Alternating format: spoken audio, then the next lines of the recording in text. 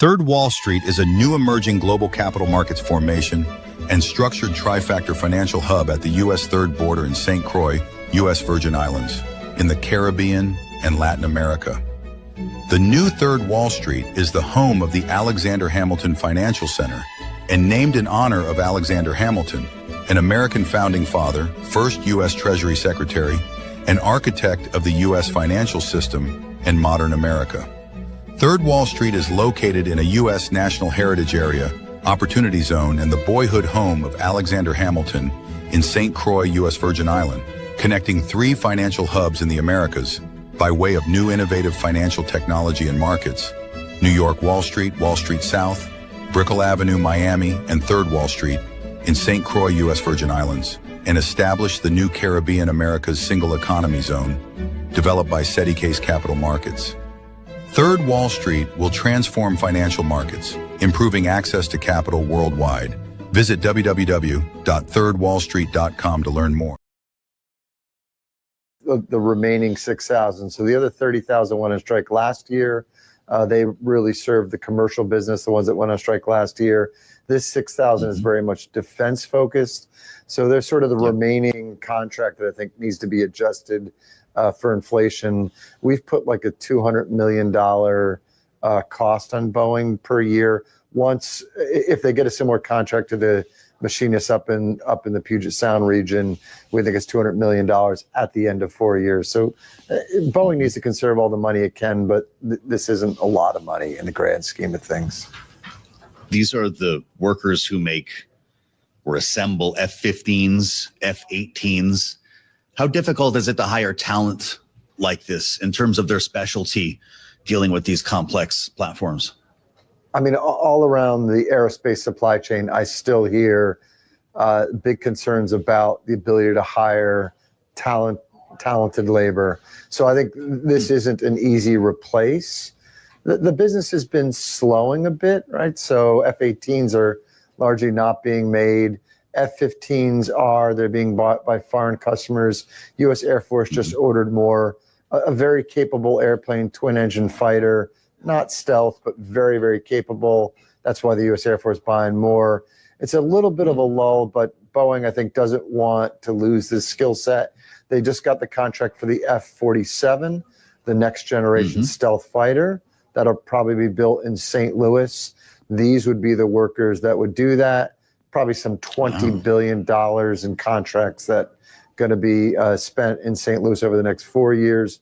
Cost plus contracts, so they probably can pass on some of the costs of increased labor through that contract. So they don't want to lose the talent. I think they'll come to an agreement. Yeah, stock's been on a tear lately, certainly since Liberation Day. It's been almost straight up with a couple of interruptions, looking a lot better than it was last year. George, we only have about 30 seconds. Does the Pentagon shrug this off too, the way Wall Street is?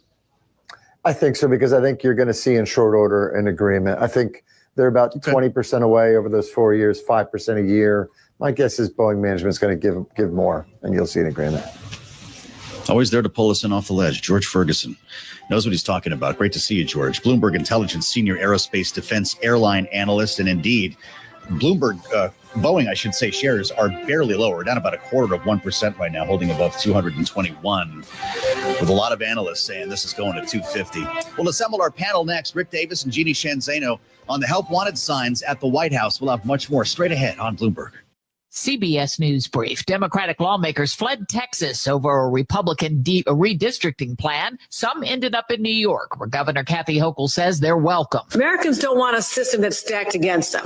They believe in fairness. It's fundamental. Israeli Prime Minister Benjamin Netanyahu says he will convene a cabinet meeting to decide on how to proceed in Gaza. The BBC's Yolande Knell. The Prime Minister is said to have come to the conclusion that Hamas is not interested in agreeing a ceasefire and hostage release deal, as has been discussed through these indirect talks that have been going on in Qatar. They seem to have reached some kind of an impasse in the past week or so. The massive Gifford fire in Central California has grown to 50,000 acres. CBS's Jason Allen. This is not an area where there are high population centers, but there are homes, there are ranches. Firefighters, 1,000 that are working on this right now, have been trying to protect more than 400 structures, and there are evacuation orders in place.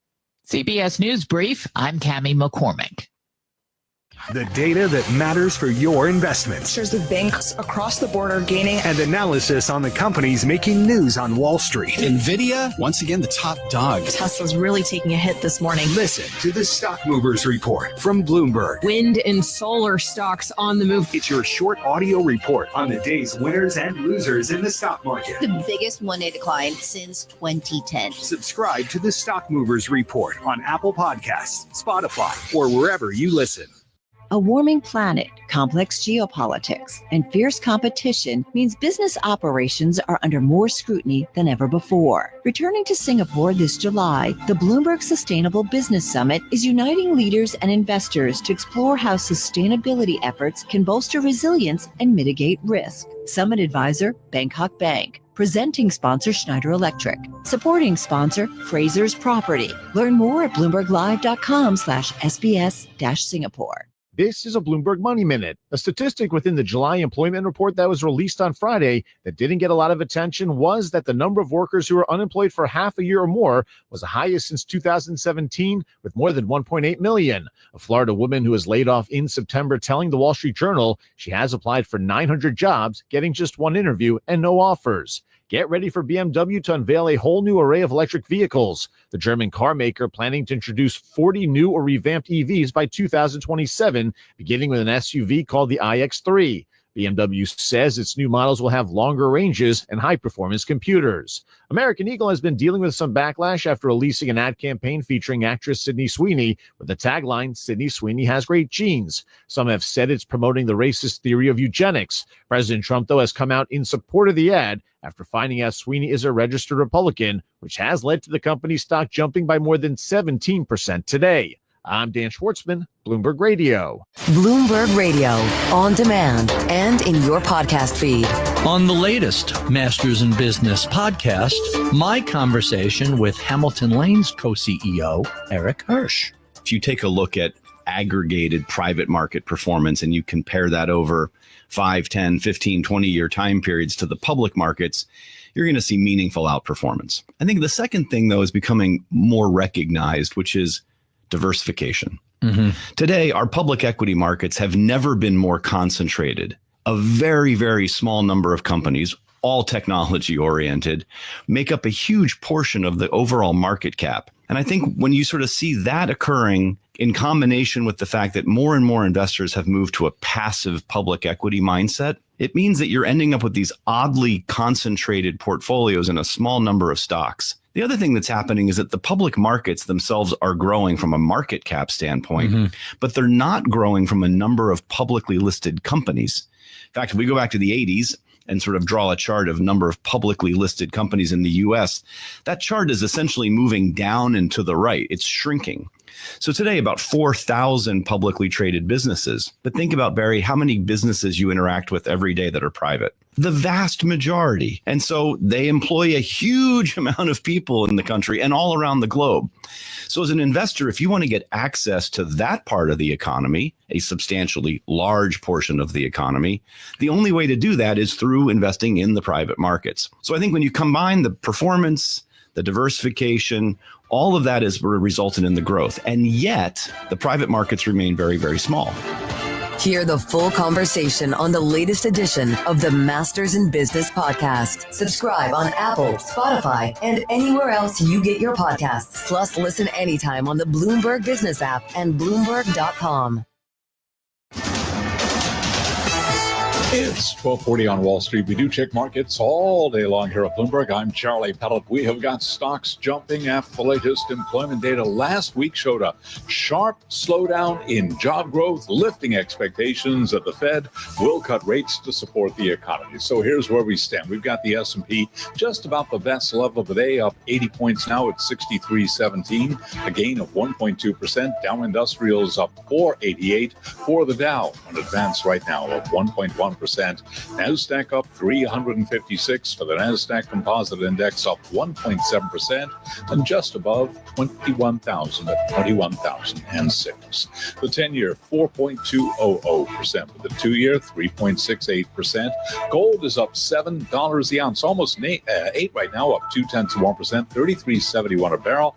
And West Texas Intermediate crude, we're seeing a retreat there, down 1.4%, 66.41 for a barrel of WTI. The Swiss government says it is determined to win over the U.S. on trade after the announcement of 39% tariffs on exports to America. Switzerland's trade surplus in goods with the U.S., partly due to its gold exports, is seen as a factor in the U.S. decision to impose tariffs. And certainly tariffs has economists expressing concerns about the health of the American consumer. Michelle Meyer is chief economist at MasterCard International. If you look at the last inflation report, it's starting to show in certain categories. A lot of the durable goods, discretionary goods, whether you're looking at appliances or auto tires or even into apparel, it's starting to show up. So I would argue that consumers are already starting to face some of those higher prices. It's happening gradually and it's happening uneven. Michelle Meyer of MasterCard interviewed this morning on surveillance. Workers at Boeing's St. Louis area defense factories are striking for the first time in almost 3 decades after union members rejected the company's modified contract offer, a stock we were just talking about with our George Ferguson. Shares lower now, little changed, down by about 0.2%. For on-demand news 24 hours a day, subscribe to Bloomberg News Now wherever you get your podcasts, and Balance of Power continues right now. Back we go to Washington. Once again, your host, here he is, Joe Matthew. Many thanks to you, Charlie. We'll get back to Charlie at the top of the hour for another look at Wall Street, a market that just wants to go higher. The news be damned. We're keying off of earnings here and paying very little attention, it seems, to the concerns that are being expressed by some in Washington when it comes to a Fed governor stepping down, when it comes to the firing of the BLS commissioner. But we've got some time to think about it to ourselves. Everyone has left town. The president is back from Bedminster after winning the club championship yesterday. I just don't know how he continues to do it. But everybody else is out of here. The House and Senate are now on recess, both until September 2nd. There was a bit of a meltdown in the Senate on Saturday night as John Thune and Chuck Schumer failed to reach a deal on nominations in exchange for dropping the idea of another rescissions package and, in fact, unlocking money that's already been allocated for a couple of matters.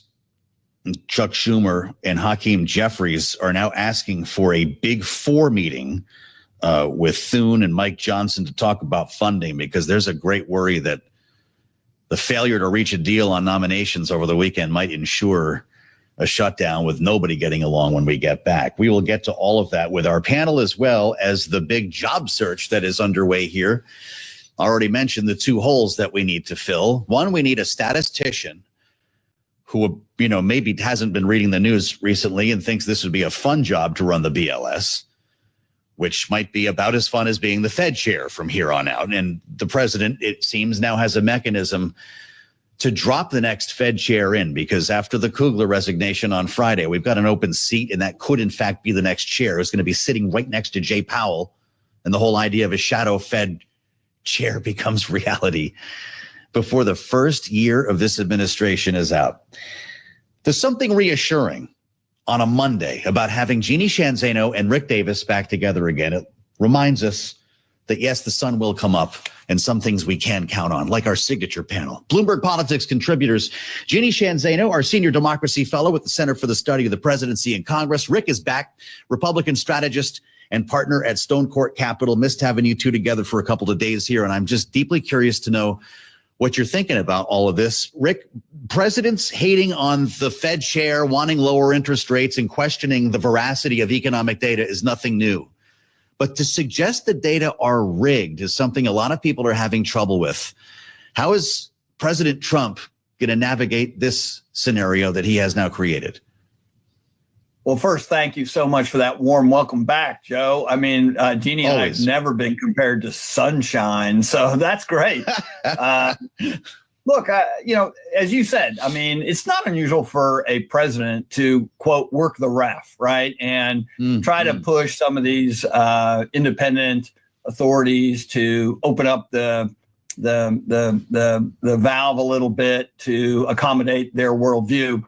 What's interesting about this one is the irony of it is that the bad jobs report actually helps facilitate a lower interest rate at the Fed level. I mean, they're supposed to protect the employment security of America, and this would have actually been interesting news for them to have had before the last open market meeting. And so, I don't think he's putting 1 and 1 together to get 3 here for a win, but you're right. He has an enormous potential right now to affect all that. Either we're going to get more confidence in the ability for the government to produce these numbers that we'll have confidence in, and at the same time, a potential view of the next Fed chairman by appointing Kugel's replacement. So again, I mean, I think it's advantage Donald Trump here.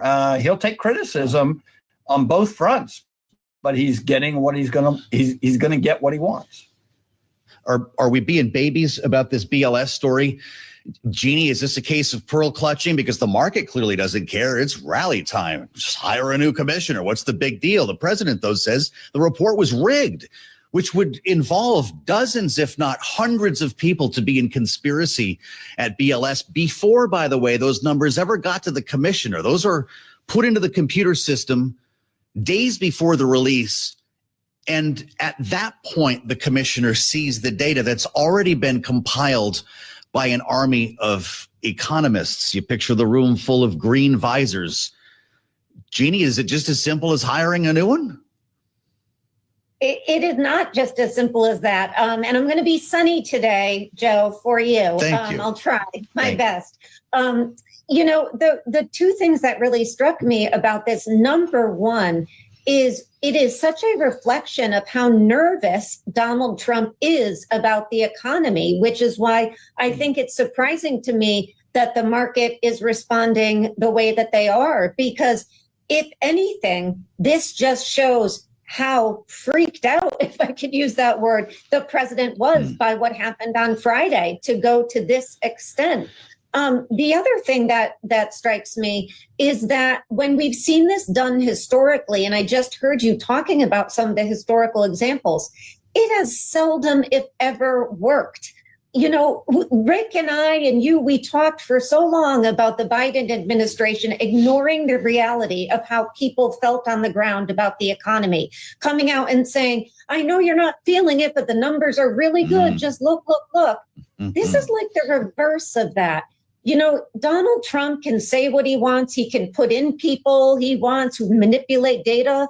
But the reality is people know how they feel about the economy when they go to the grocery store, when they can't find a job. And that's why this doesn't work long term. And so just like Rick made a great point about the fact that the president doesn't seem to be able to see how this could help him with his interest rate crusade, he doesn't see long term the fact that the numbers are what they are, but people know how they feel about the economy and about jobs and everything else. And nothing he says or does is going to change that. Rick, do you worry about a longer term corrosion in the credibility of not only the data, but the future Fed chair, where a year or two down the road, they're both handpicked by President Trump and the market doesn't always know what to believe or whether something was in fact politically motivated or done to, quote unquote, make the boss happy? Yeah, for sure. And I worry, as you say, in a macro sense, institutions have been under siege for a long time. Our government institutions, our religious institutions, our economic institutions, and we're not going to see an improvement in that, right? I mean, this is a classic declaration of war against an embedded institution of government that has provided credible and stable information for both the public and the private sector to make policy decisions that relate to business. And the reality is, without these kinds of institutions, it is melee. It is, the private sector creating their own options to be able to make proper investment decisions, and the public sector playing by guesswork. And neither one of those serve the public in a positive way. So yes, I would worry more from a macro sense. There are plenty of good statisticians and economists working at the Bureau of Labor Statistics to ensure that numbers get out in a fashion that should be credible. But this attack on this institution, like many others, is just eroding public confidence in government. And that is something we hope to be able to reverse at some point in the future. Well, that's true. Look no further, Jeannie, than Kevin Hassett, the president's National Economic Council director. I mention him because a lot of folks think that he is not only in the running, but might be in the lead to be the next Fed chair. It's part of his job to go defend what the president did. He was on Sunday morning television. He was back on the cable nets this morning. Quote, on Meet the Press, the revisions are the hard evidence, unquote. When asked, where's the evidence of this being rigged? The revisions are the hard evidence. But Jeannie, the revisions are literally part of the process. This is part of the process of making the data more reliable when more responses from the survey come in. So if that's what Kevin Hassett thinks, and this tape will be out there forever, what happens if he does become the next Fed chair? Yeah, I mean, it's deeply troubling. And we've seen this throughout the administration in this second Trump term, is that their loyalty is above all else. And so Kevin Hassett certainly knows better. There have been examples about the labor secretary. Early morning Friday, she's on Bloomberg talking about the numbers as positive. Hours later, she goes out and talks about them as rigged. They know, I suppose, the reality, the writing on the wall. If they don't go along with Donald Trump, they won't have their jobs. But at some point, people need to put in the administration their expertise and their professionalism and what's best for the country above trying to do the work of Donald Trump and trying to appease Donald Trump. And we just haven't seen that. And that goes for Congress, too. A lot of people since this firing have been calling on Congress to act. And, you know, don't hold your breath. They're simply not going to act. And how do you make public policy decisions without agreed upon numbers that we can trust? The decline of expertise in this country under this administration, quite frankly, around the world, has been deeply troubling because none of us are experts in everything. We have to rely on experts. And the commissioner of the Bureau of Labor Statistics is an expert. She was an expert. She'll still be. And she didn't have to be and shouldn't have been fired because there's no evidence of politicking that they have pointed to. I still come back to the markets, though, Rick. And you do tend to think as a forecasting mechanism, if something was truly at risk here, when it comes to the credibility of our data, when it comes to the trajectory of interest rates, the independence of the Fed, would we be up 500 points on the Dow right now? The VIX is falling. Stocks are rallying. Should we pay attention to this? Yeah, there's obviously a Trump swoon going on, you know, for the first 6 months of this year since he took office. And sometimes it has betrayed what you would have thought would be rocky economic news. I mean, you know, we're not even talking about the significant tariffs that are going into effect this week and what the market reaction was to that on Friday when they were announced. You know, it was a bad day, then turned into a good day. So I don't know. I mean, maybe the market isn't the best judge of where we're headed as a country. It never has been in the past. But remember, too, in the 1920s, everyone thought the markets were the indicator of U.S. wealth, as Donald Trump likes to say, make America wealthy again. And that turned out to be a disaster for the financial markets. So I'm not painting a drab picture that, you know, we're in some kind of a bubble and it's all going to burst at some point. But it is confounding how the markets have reacted to these, you know, political decisions by the White House. God knows it. Rick Davis and Jeannie Sheehan Zaino with us on the Monday edition of Balance of Power. Great to see you both. And they'll be back in our second hour here as we welcome our global television audience to the conversation. We'll be deeply curious to hear from Rick and Jeannie on redistricting that is now underway in Texas and Democrats' decision to flee the state to avoid a quorum. They are on ice, but only for now. And we'll have much more on that ahead as long as you're with us. We'll also be joined by Congressman Brian Stile following his wild town hall last week. The breaking news out of Washington is constant. Trump unleashes flurry of trade surprises. President moving 2 nuclear submarines. And Bloomberg has the experts to bring you every angle. The president turning up the heat on Jay Powell. The firing of the Bureau of Labor Statistics Commissioner. Breaking political headlines from the team that knows D.C. I'm joined by Treasury Secretary Scott Bessent. Listen on Apple CarPlay or Android Auto with the Bloomberg Business app. And always on Bloomberg Radio. Context changes everything.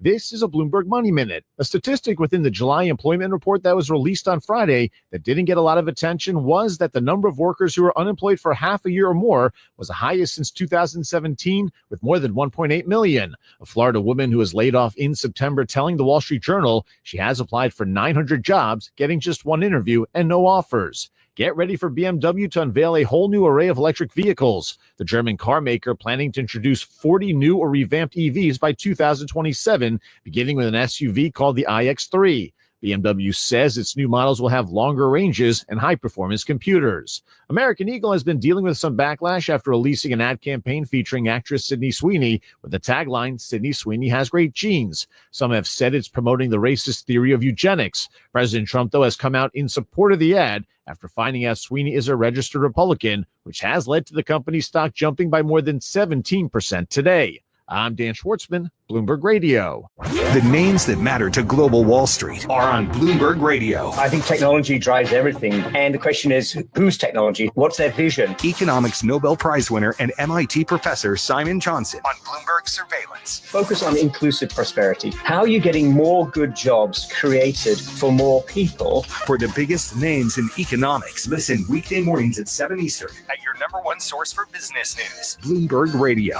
Context changes everything.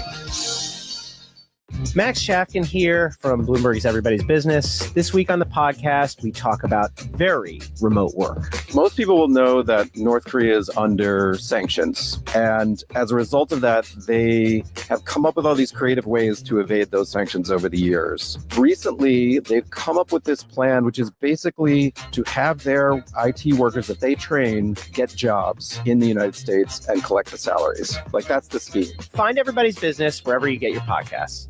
Get instant access to the financial and political news of Europe every business day. We watch sterling now shooting up. Wake up with Bloomberg Daybreak Europe Edition. The European Central Bank's fight to tame inflation isn't over. Available now on your podcast feed each weekday morning by 7 a.m. in London.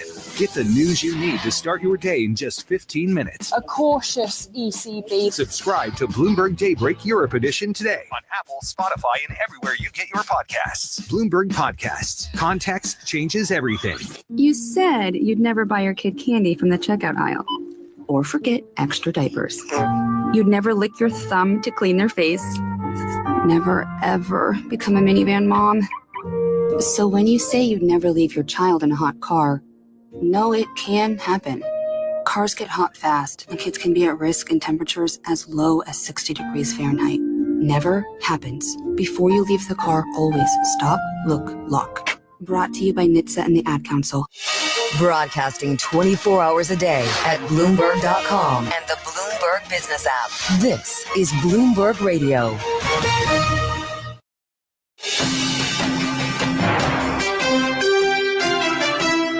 Live from Washington, D.C., this is Balance of Power with Joe Matthew and Kaylee Lines. President Trump is hiring. Welcome to the Monday edition of Balance of Power, as the president says he will announce a new Fed governor and a new BLS commissioner in the next couple of days.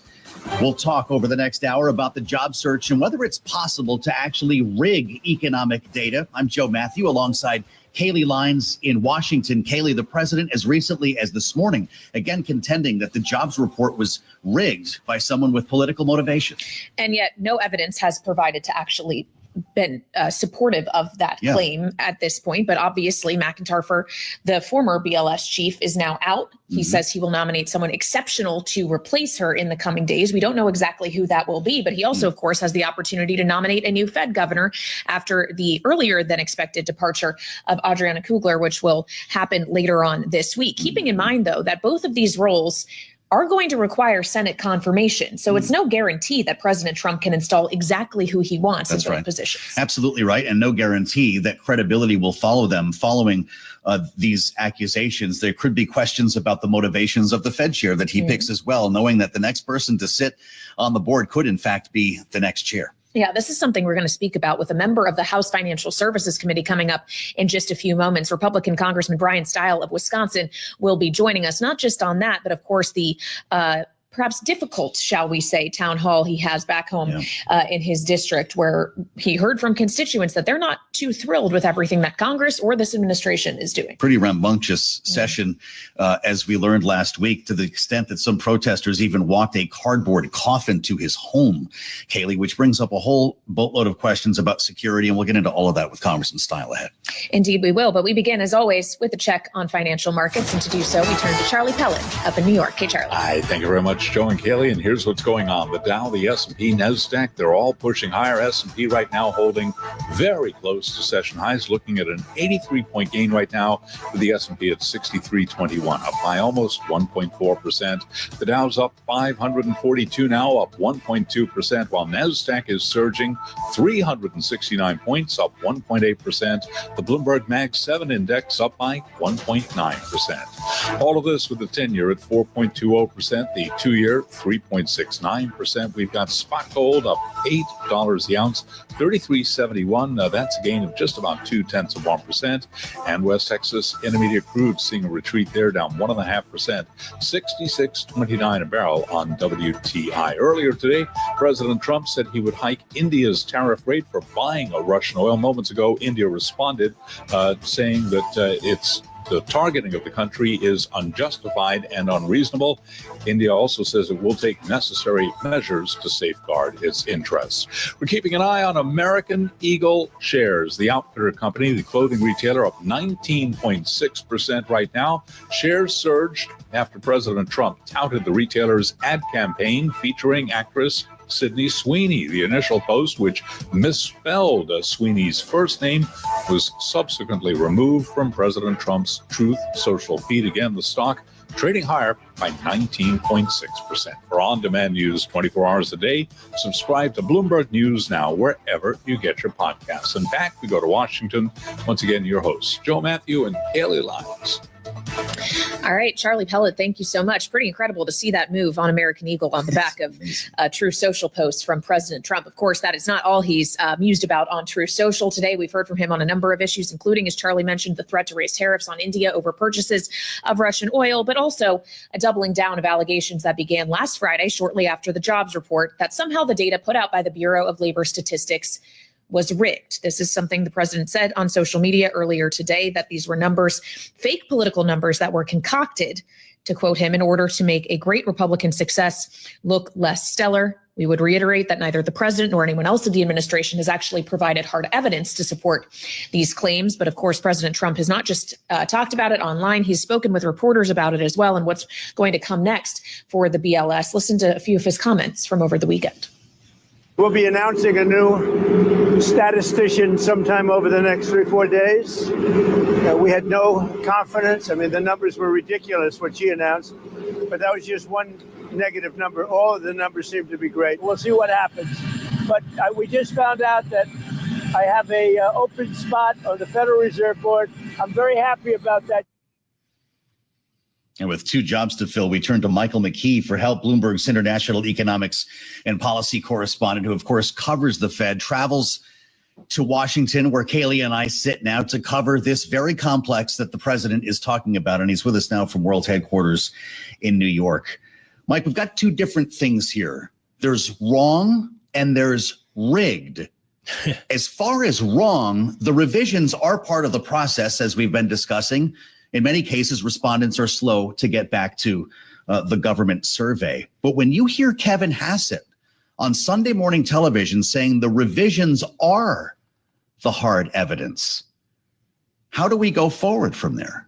Well, it's an interesting question, because I'm sure that Kevin knows better, and he's just saying it because he works for Donald Trump. the revisions are revisions, and there's a reason for the revisions, and that is that statistics is imperfect. One of the problems that the BLS has, along with the other statistical agencies, is that since the pandemic, response rates from businesses have been falling a lot. So they don't get as much information into the first release as they do into the later releases. And they also have to do some statistical abstraction, but that doesn't mean that the numbers are false. It's the best statistically that one could do. They also have a problem in that there are fewer people working at these agencies because Congress for years has starved the statistical agencies of cash. And so it all comes together in this situation where we had a couple of months that were revised significantly downward. But when I looked at the data, the response rate for the first May survey, which was revised down significantly by the third one in July, was 42%. So less than half of the businesses that are supposed to respond. So the Labor Department probably did some extrapolation and came up with a larger number that then when they got more data, was pushed back down. I think the final data number was 89% response rate. The president also I don't know whether he's lying deliberately or whether he doesn't even know what he's talking about. But when he said that the BLS released data to make the Harris campaign look good right before the election, the BLS actually on November 1st, 4 days before the election, announced that in October there had been only 12,000 jobs created. So if anybody was favored by that, it would have been the Trump campaign. So it's kind of hard to know where you go from that when they're living at the White House in such a fantasy world. Well, and of course, that more than 800,000 revision number we talked about from 2024 actually happened during the Democratic National Convention. Joe and I were in Chicago. It was well before the election. So, Mike, that's on the BLS side. Of course, President Trump is talking about not just filling that role, but a new role on the Federal Reserve Board of Governors as well. How should we be reading into who ultimately he names potentially as soon as this week, and what it will mean to who ultimately is going to succeed Jerome Powell as Fed chair? He said he'd be naming somebody in a few days. I tend to doubt that based on his history and also based on the thinking that has to go into this. Scott Bessent has started a process. I'm not sure how far along he is in vetting somebody to replace Jay Powell as chair and in theory at the same time replace Adriana Kugler in her governor's spot. And the Kugler vacancy may be the only one that the president gets, because Jay Powell, in theory, could stay on as governor until 2028. His term as chair is over in 2026, but he could stay on as governor even if he were not chair. So if there's no opening, he can't appoint anyone else, which sets up a kind of a musical chairs game. Does he want to put in somebody to Kugler's seat who's going to be seen as the chair in waiting and create that shadow chair situation that we have talked about? The markets would probably assume whoever is chosen would be that. Or does he put somebody in and then say, I'll decide later who's going to be chair? Even if Powell stays around, I'll pick somebody like, I could pick somebody like Chris Waller or Mickey Bowman or this person I'm just naming now and set up, as somebody put it today, an apprentice-like situation where you have three people for 6 months competing with each other to not be fired. So it is kind of an unusual situation that will be interesting to watch, and it might be a little painful for the markets. All right, Michael McKee, Bloomberg International Economics and Policy Correspondent, here with us on Balance of Power. Thank you so much. And we want to add the voice now as we consider both of these vacancies that will have to be filled. Of a member of the House Financial Services Committee, also chair of the House Administration Committee, Republican Congressman Brian Stile of Wisconsin is back with us on Bloomberg TV and radio. Congressman, welcome back to the show. It's good to have you. If we could just begin with the Bureau of Labor Statistics chief being fired over the jobs data. Have you, as a member of the Financial Services Committee, seen evidence to support the president's claims? And in the absence of that evidence, do you think this firing was justified? I don't have evidence of those claims, but I do believe that the president has a right to make sure that he has a man or woman in that position that he has full faith and confidence in. The job market has been very difficult to analyze at a period of time as the gig economy has dramatically ticked up, as we have seen a shift in jobs as it relates to foreign-born or natural-born citizens. And so making sure the president has someone in that position that he has full faith and confidence in is his prerogative. Do you think that when he goes to fill the vacancy on the Fed board here following Governor Kugler's resignation on Friday, Congressman, that person, in fact, will be the Fed chair, the new Fed chair in waiting?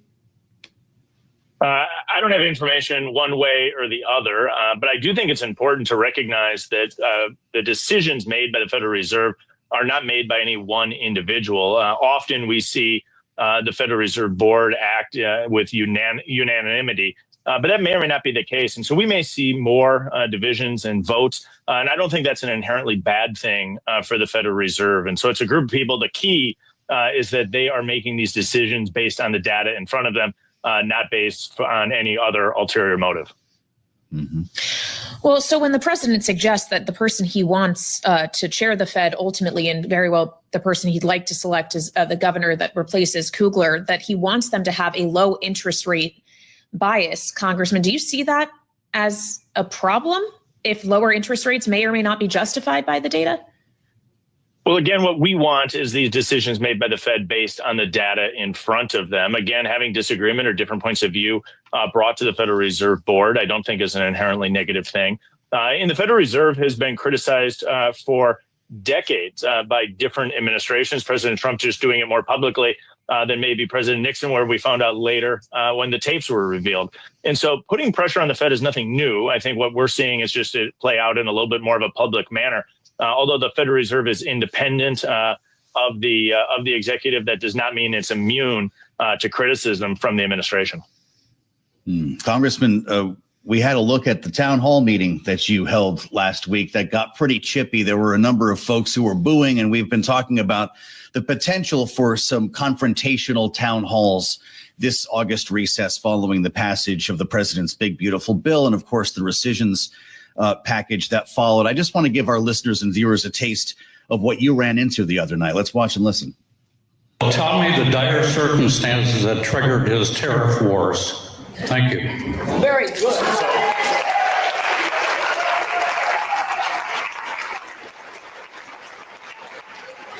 Tom, you got veterans hats out of the gates. I just want to say thank you for your service to our country. As we look at the broader tariff back and forth that's going on with the administration, this really, at its core, needs to be an opportunity to make sure that other countries are treating the United States fairly.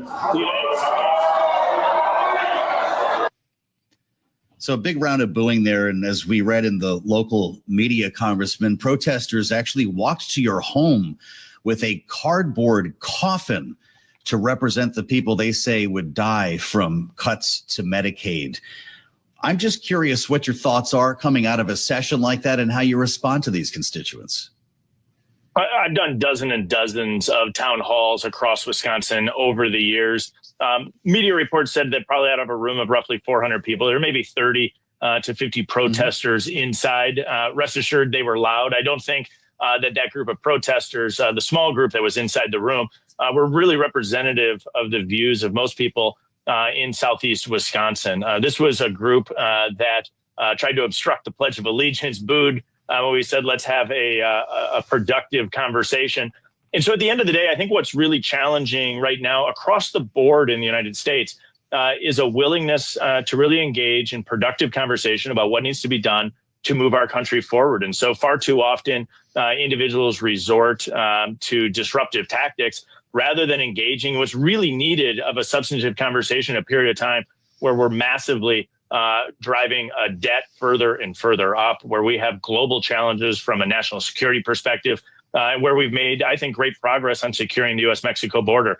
And so maybe it's a point in time of reflection for the whole country to reflect and analyze how we can have a much more productive dialogue, which is going to be really essential based on the challenges that are in front of us. Well, have you had any productive engagement around issues constituents may have around the way in which this one big beautiful bill threatens to affect them, or they're worried will affect them? Does it give you pause about any elements of the piece of legislation that you voted for?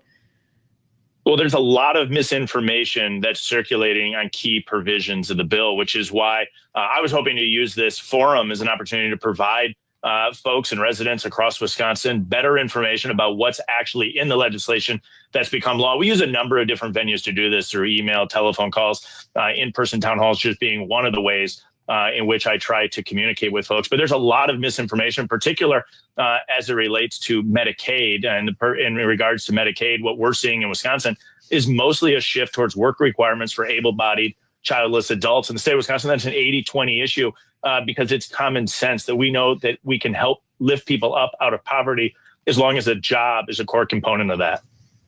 Yeah. Well, look, I think that everyone deserves a lot of credit for being at that town hall on both sides of this, including you, Congressman, as a lawmaker. Making a decision to interact with constituents has not been terribly popular from what we've seen lately. And I wonder if you actually can hear from the voters who are upset about debt and deficits, seeing some $4 trillion added to ours in the so-called big, beautiful bill. There has been, I know, a conversation about coming back around to lower the debt impact of this legislation. Is that what the next move should be? We had questions on that exact topic, and I think it's important to know that as the Washington, D.C. accountants analyze that cost, large chunks of that, or the overwhelming majority of that, is actually just simply making the 2017 tax cuts permanent. We simply built on that by providing tax relief to seniors on Social Security, those individuals working overtime or earning tips. And so the bulk of the cost is really shown up by simply doubling down and making sure that we're making permanent the 2017 tax cuts that had a real substantive positive impact on real wages for families across the state. And so it's reasonable that people can have different views on any given policy, but this is where making sure individuals have the information they need to be able to make their decisions is so absolutely essential, and why a small group of individuals who protested the town hall was a bit disappointing for the countless individuals that wanted to hear what I was trying to provide. Congressman, we just have 30 seconds left, but when you return to Washington come September, what odds do you put around a government shutdown? We can't allow a government shutdown to occur. I know there's a lot of my Democratic colleagues that are actually hoping that we do shut down. I don't view that as productive. I'd rather make sure that we come together, address the spending challenges we face, and do what we need to do to avoid a shutdown at the end of September. Appreciate you joining us here from what looks like a beautiful day in Wisconsin, by the way, Congressman. We'll do this again soon, I'm sure. And certainly when you're back in the Capitol. It's Brian Stile, Republican Congressman from Wisconsin's 1st District. I'm Joe Matthew alongside Kaylee Lyons in Washington. We'll assemble our panel next as Democrats in the state of Texas flee the Lone Star State to avoid reaching a quorum that could prompt a redrawing of congressional maps. We'll have the story next on Bloomberg. Make sure to subscribe to the Balance of Power podcast. Go to Apple, Spotify, anywhere else you get your podcasts, and subscribe. You'll listen anytime as well at our website. It's Bloomberg.com. Live business news, breaking global headlines, and conversations with the names that move markets. Listen to Bloomberg Radio on command anywhere you have an Amazon Alexa device. Just say, Alexa, play Bloomberg Radio. This is Caroline Hyde. And I'm Ed Ludlow. Join us for Bloomberg Tech, a daily podcast focusing exclusively on technology, innovation, and the future of business. We bring you the latest headlines from Silicon Valley and conversations with tech's biggest decision makers. You have to have a pro-innovation mindset. We were partnered with OpenAI. We've all experienced this incredible revolution. Bloomberg Tech. Listen on Apple CarPlay and Android Auto with the Bloomberg Business app and anywhere you get your podcasts. Bloomberg Podcasts. Context changes everything. One question. Here's why Iran is losing its influence. One topic. Here's why ESG isn't dead yet. One succinct explanation. Here's why trade wars are easier to start than finish. Join Stephen Carroll for Here's Why, the podcast that takes one news story. Here's why DeepSeek is a wake-up call. And explains it in just a few minutes. Here's why governments keep piling up debt. Subscribe to Here's Why on Apple, Spotify, the Bloomberg Business app, or wherever you get your podcasts. On a recent edition of the Big Take podcast, is President Trump's trade war strategy working? host Sarah Holder sits down with Bloomberg's global trade editor Brendan Murray to discuss where things stand and how Trump has dramatically shifted America's approach to trade deals. It can be challenging to keep up with the shifting terms of Trump's trade war and all the deals his administration is trying to broker. Brendan, how have you been making sense of this? Do you have a big whiteboard up in the office or something? Yeah, I guess you could say it's a whiteboard, but it's more like an Excel spreadsheet, a timeline, some Post-it notes, and a bunch of sort of random things that you have to move around. This is a very fast-moving story. President Trump will say he's doing well in trade negotiations with big economies, and then the next day he might say, deal's off. You're facing a tariff of 20% or whatever. You've been overseeing Bloomberg's trade coverage since 2019. I'm wondering how this negotiation process has been different than ones you've seen before. I think it's been very different. The first way it's been different is that trade negotiations are notoriously long, grueling. They go back and forth. They go between governments, and then governments go back to their industries, and they go line by line. And that takes time. And the biggest difference with President Trump's trade deals are they're in warp speed. They're moving in weeks and a couple of months rather than a couple of years. So that's just the way President Trump operates and did so in the private sector. And he's taken that style to governing in the White House and using tariffs as kind of the big point of leverage that he can use over countries in these discussions. That's what's on a recent edition of the Big Take podcast. Listen to the full episode on Apple, Spotify, the Bloomberg Business app, or anywhere you get your podcasts. It's 121 on Wall Street. We do check markets all day long here at Bloomberg. Best level of the day right now on the S&P 500 index, up another 84 points to 6322, gaining 1.4% in the Back to Work Monday session. The Dow up 558 right now for the Dow, up 1.3%. The NASDAQ Composite Index up 371 for NASDAQ. That is a gain of 1.8%. Our Mag 7 Index up 1.9%. Equities halting a 4-day slide. S&P again up by 1.4%. The 10-year currently yielding 4.20%. The 2-year 3.69%. Gold little change, up $8 the ounce, $33.72 right now, while West Texas Intermediate crude is down 1.5%, $66.31 on WTI. Bitcoin right now up 0.9%. Bitcoin at 115,483. Tesla has approved an interim stock award worth about $30 billion for CEO Elon Musk. It is a massive payout that is designed to keep the billionaire's attention on the automaker as a legal fight over a 2018 pay package drags on. Tesla shares, they're climbing by 1.9%. Again, recapping, S&P up 84, up 1.4% for on-demand news 24 hours a day. Subscribe to Bloomberg News now wherever you get your podcasts. And Balance of Power continues right now. Back we go to Washington. Once again, your hosts, Joe Matthew and Kaylee Lyons. All right, Charlie Pellet in New York, thank you so much. I'm Kaylee Lyons alongside Joe Matthew here in Washington, where the town has been abuzz for weeks now about the potential of redistricting wars heading into the 2026 midterm. The talk, of course, of which began a few weeks ago when President Trump openly suggested that Texas should redraw its congressional map in order to carve out 5 more Republican seats to give the Republicans a better chance of retaining the majority in the House of Representatives. Texas, of course, began a special legislative session a few weeks ago to undertake that effort, as well as others, including the relief for the devastating floods that hit the state last month. But to take forward action on any of them, you need a quorum. 2/3 of the Texas legislature needs to actually be present in order to vote on these matters, redistricting included.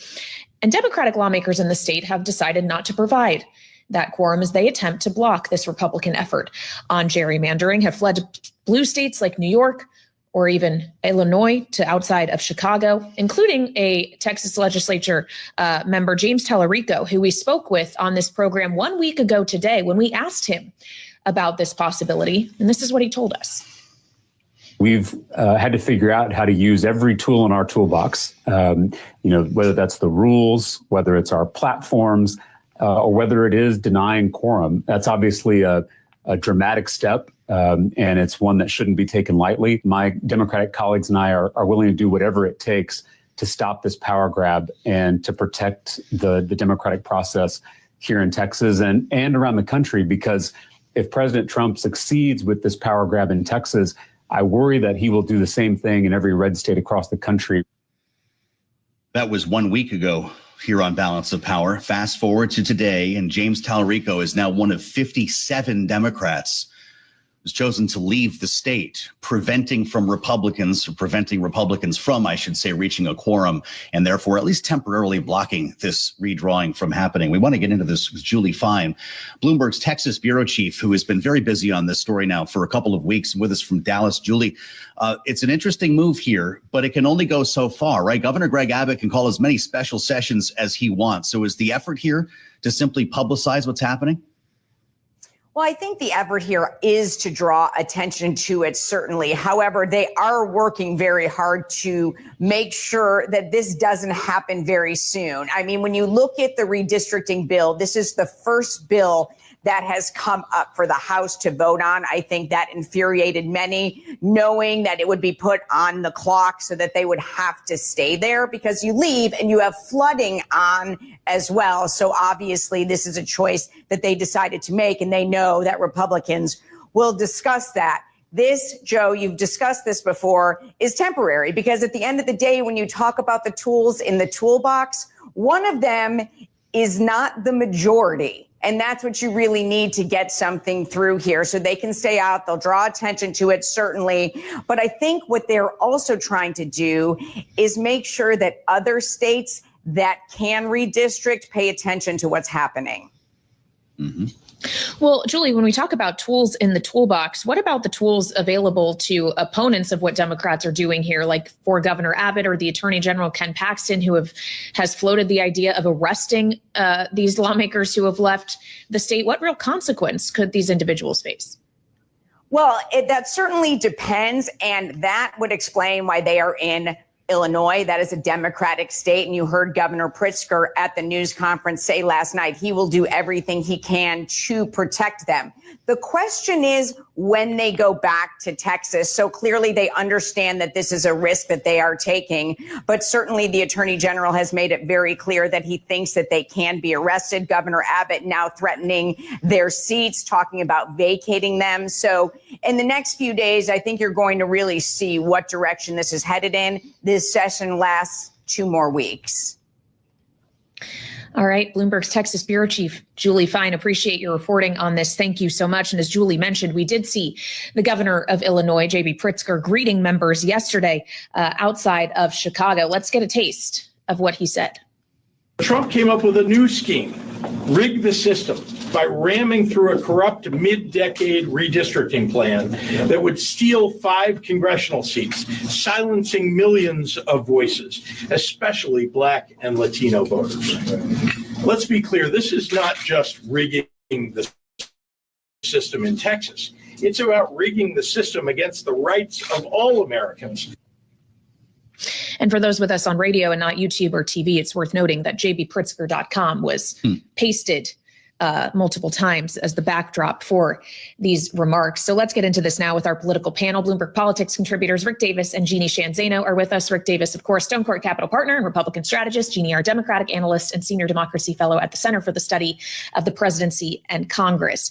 Jeannie, we've talked about, or we were just talking about with Julie, how all of this is a chance for Democrats to publicize what's going on in Texas. But is it also a chance for the likes of J.B. Pritzker, a potential 2028 candidate?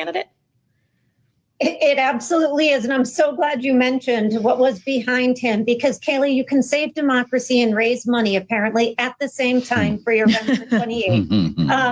But this is really a precursor, not just to the midterms, but to 28. And you're giving a lot of state and local Democrats the chance to show Americans that they are willing to fight for them. And that is what many Democrats on the ground want. I think one of the ironies of this entire story is the fact that this is allowed because the Supreme Court said it is constitutional to politically gerrymander. And that has gotten us into this position where you now have Texas and sure to follow other states, whether California, New York, Illinois, they will try to gerrymander. And the losers here are the American public, Republican and Democrat, because what you're doing is denying people a choice at the ballot box, making our House districts less competitive. And that is anti-democratic with a small d. I know we've seen this move before, Rick, but what kind of strategy is this here? You go to hang out with Pritzker in Chicago, Kathy Hochul in Albany. I guess some of the others are in Boston right now, but you have to come home eventually. Might have to pay fines when you do it. And then the governor simply schedules another special session. This doesn't keep anything from happening, does it? Yeah, it's not a winning formula from what I can tell. And I don't know, but most Texans, I would think, hanging out with those Democratic leaders in Yankee states is probably not exactly a positive for them coming back to their home district. So, I mean, I can't believe that's going to work. And then on the top of it, you've got another liberal Democratic governor, Gavin Newsom, saying he's going to do the same thing they're doing in Texas. So, like, I'm sorry, sounds like you've adopted the same strategy. So why are these people hiding? I honestly don't think it's a winning issue for Democrats. Nobody's ever won an election that I can recall, decrying the negative state of redistricting. I mean, even the Supreme Court says, you know what?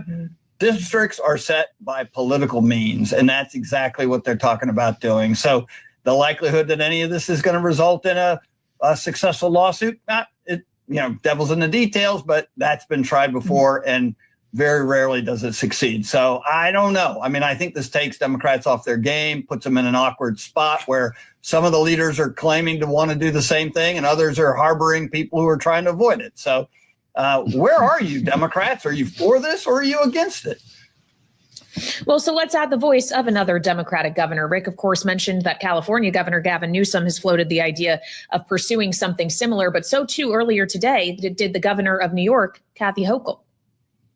To refuse to stand up and fight for our democracy as we are joining in solidarity with our friends from Texas means one thing. You won't fight for democracy, you're doomed to lose it. Republicans are willing to rewrite these rules to give themselves an advantage, then they're leaving us no choice. We must do the same. There's a phrase, you have to fight fire with fire. That is a true statement of how we're feeling right now. Jeannie, is the more fire strategy the right one here? Yeah, and we're hearing that strategy. You mentioned Newsom, Hochul, Pritzker, also people like Holder, who famously has been against this strategy until he is for it now. The party has no choice as they see it. Once one party goes down this direction, the other one is going to follow, whether you like it or not.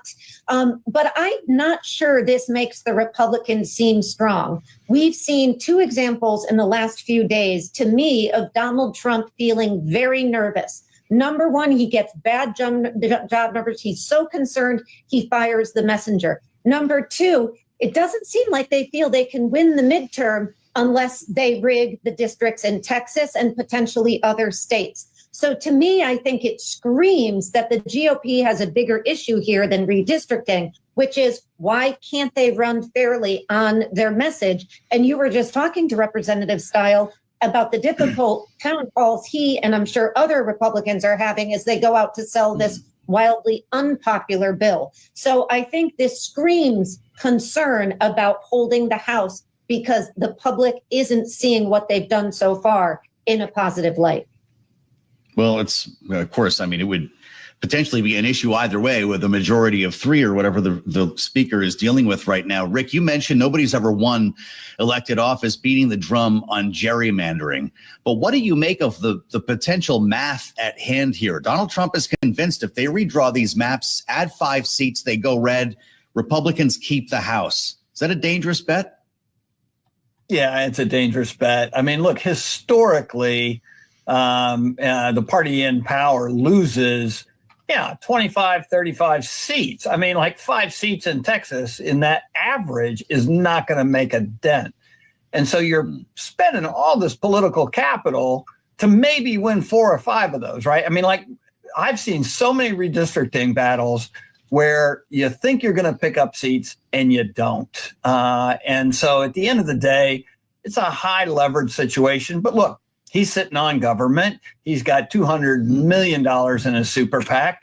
And he's got all these options. And so why not trigger a few of these options? It's not the first out-of-cycle redistricting Texas has done. And arguably they picked up Republican seats. Rick Davis and Jeannie Shanzano, Bloomberg Politics contributors. Many thanks to both of you for a great conversation here on the Monday edition of Balance of Power. We have breaking news coming from NATO. In fact, the U.S. ambassador to NATO is going to join us ahead on providing weapons to Ukraine. It's next on Bloomberg. CBS News Brief. Dozens of Democrats in the Texas legislature face threats of legal action. It's after they fled the state to block a redrawing of districts in Republicans' favor ahead of the 2026 midterm elections. Legal analyst Jessica Levinson on what Texas's governor is doing. What Greg Abbott is relying on is a essentially advisory opinion from the Texas Attorney General's office. That's not binding. President Trump is threatening to hike U.S. tariffs on Indian goods over its purchases of Russian oil. Correspondent Weijia Jiang. The president said that India is not only buying massive amounts of oil from Russia, they are then for much of the oil purchased, he says, selling it on the open market for big profits. Republican Congresswoman Nancy Mace has launched a campaign for South Carolina governor. She made the announcement at the Citadel today, a military college where she became the first woman to graduate from the Corps of Cadets program in 1999. CBS News Brief, I'm Matt Piper.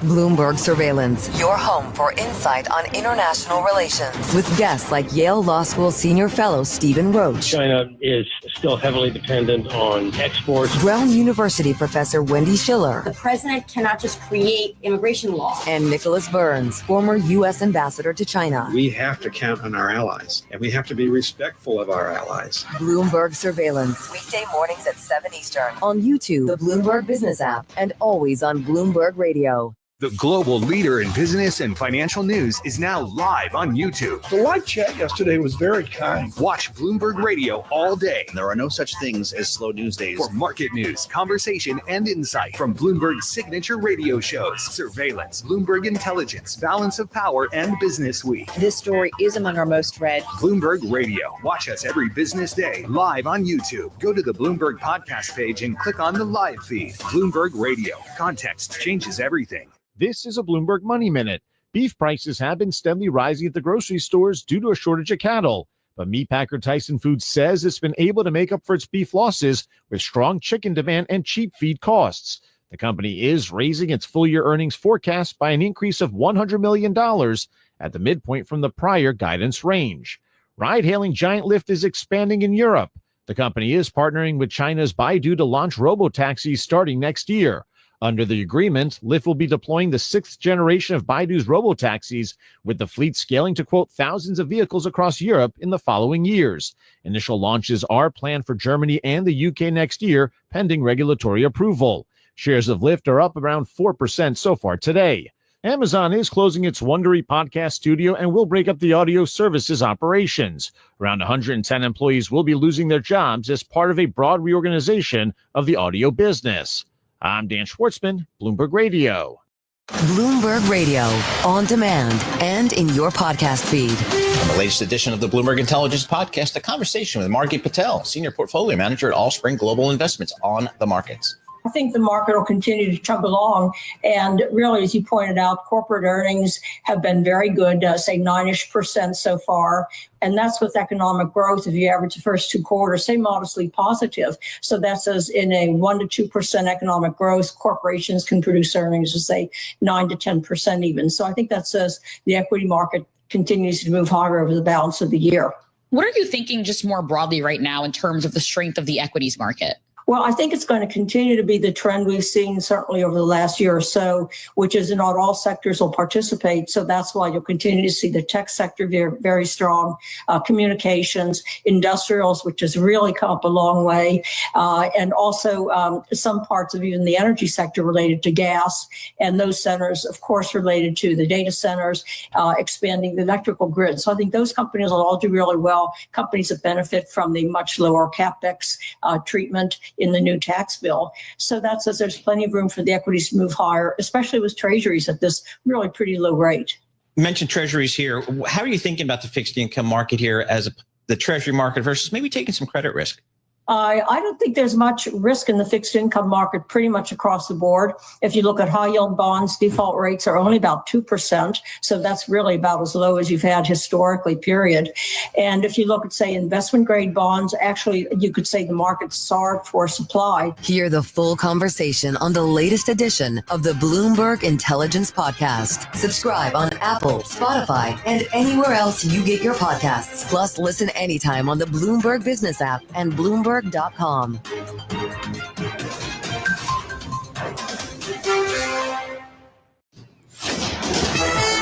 It's 1:40 on Wall Street. We do check markets all day long here at Bloomberg. We have got the Dow, the S&P, NASDAQ all advancing. Stocks holding very close to session highs. S&P right now up 84, 63.22 where we stand. That is a gain of 1.3%. The Dow's up 542 points for the Dow Industrials, an advance of 1.2%. While the NASDAQ Composite Index is up 376 for NASDAQ, a gain of 1.8%. The Mag 7 index up right now by 1.9%, the 10-year 4.20%, with a 2-year currently yielding 3.69%. Spot gold is up $9 the ounce, higher by 0.3%. The spot gold at $33.73 the ounce. West Texas Intermediate crude down 1.5% right now. WTI 66.32 a barrel. Workers at Boeing's St. Louis area defense factories are striking for the first time in almost 3 decades after the union rejected the company's modified contract offer. Boeing shares little changed on the day, up less than 0.1%.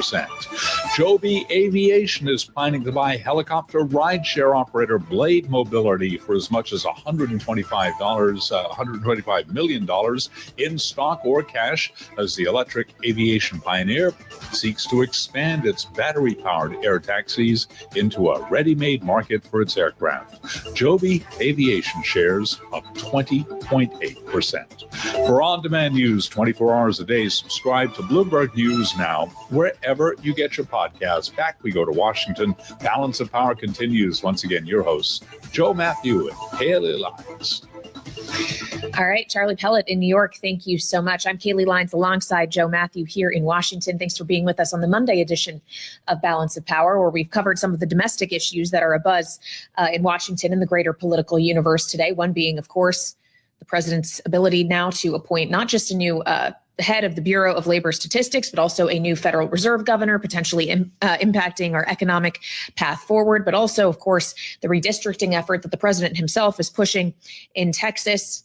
President Trump also weighed in on American Eagle and the Sydney Sweeney ad earlier today. We don't need to get into that, though. President Trump, though, not stopping there, as he threatens today to raise tariffs on India for purchases they continue to make of Russian oil. Of course, the threat to impose things like higher tariffs or secondary sanctions on countries that purchase Russian energy, part of what has been a bit of a tone shift from President Trump when it comes to Russia's ongoing war with Ukraine. That, of course, was further evidenced last month as well by an announcement that was made that the U.S. would be providing more weaponry to Ukraine, but that distribution would actually be handled by NATO and that NATO countries, Joe, would pay for it. And today we got the announcement of the first country that is making such a purchase. It's the Netherlands. That's right. We had a lot of questions at the time about how exactly this would work, but it's being laid out before our eyes. They're calling it PEARL, I believe is the acronym, Priority Ukraine Requirements List, a financing mechanism worth about 500 million euros, about $578 million. Indeed, the Dutch are stepping up first here, and we're lucky to have the U.S. ambassador to NATO to help us understand a little bit more about this. Matthew Whitaker is with us live from Brussels. And Ambassador, it's great to have you back on Bloomberg TV and radio. There was a reference here to Patriot missiles. Will these be essentially defensive weapons in this first tranche for Ukraine? Yeah, well, it's good to be with you. This is obviously exciting news, something we've been working on since the announcement last month in the Oval Office, where I was there with President Trump and Secretary General Rutte.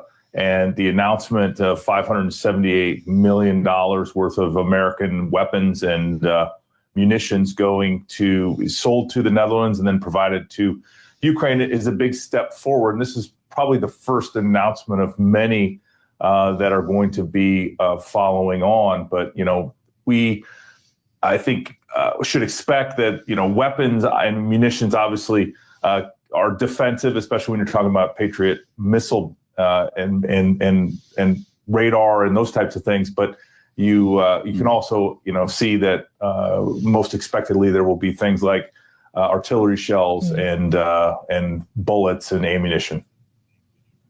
And how quickly will all of that, Ambassador, be in the hands of Ukraine now that this purchase has been announced? Well, obviously, we're moving out very fast, in expectation of this. And after the announcement, the folks that are doing the logistics have already had some of this material in process.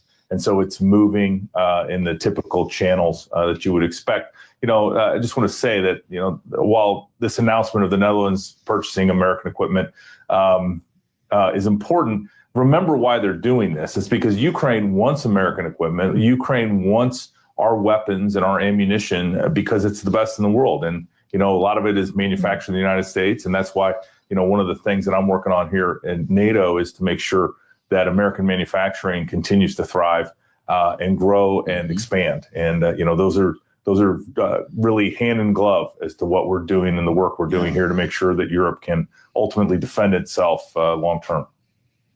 Well, let's talk more about that, because there was a concern about our own stockpiles here, which is why at one point, at least that was the justification by the Pentagon for halting temporarily weapons shipments to Ukraine, because we were getting down to concerning levels.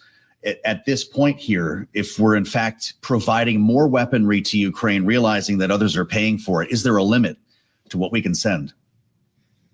Well, yes, there is. And we want to make sure that the United States is never at a strategic disadvantage or puts ourselves in a vulnerable position. And so what we're providing is what would be considered excess in addition to what we need to defend ourselves strategically. But at the same time, we're still manufacturing, whether it's missiles that go with the Patriot system, or whether it's artillery shells or everything in between. All of these armaments are continue to be manufactured in the United States and, quite frankly, all across the NATO alliance. And so we see the need in Ukraine. We've then, the people at the Pentagon, especially the generals that manage a lot of these important programs, looked and determined what we could sell to our NATO allies, and then they could provide them to Ukraine.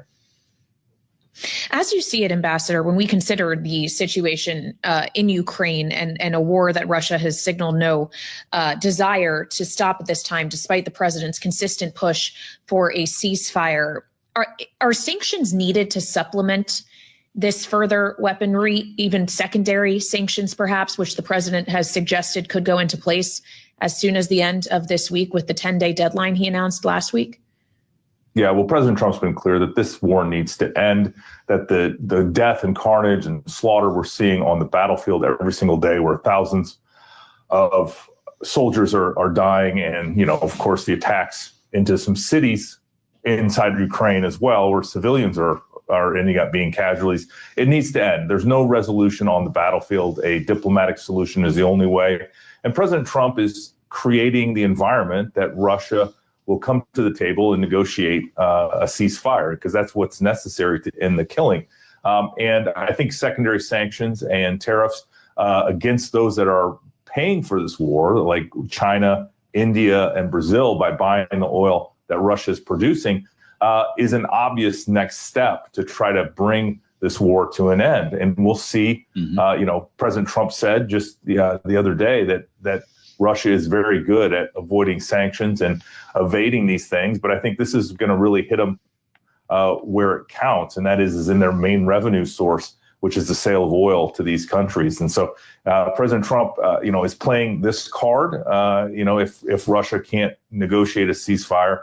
But at the same time, Russia just needs to end this war. They're not going to win it on the battlefield. They're making marginal, if any, gains.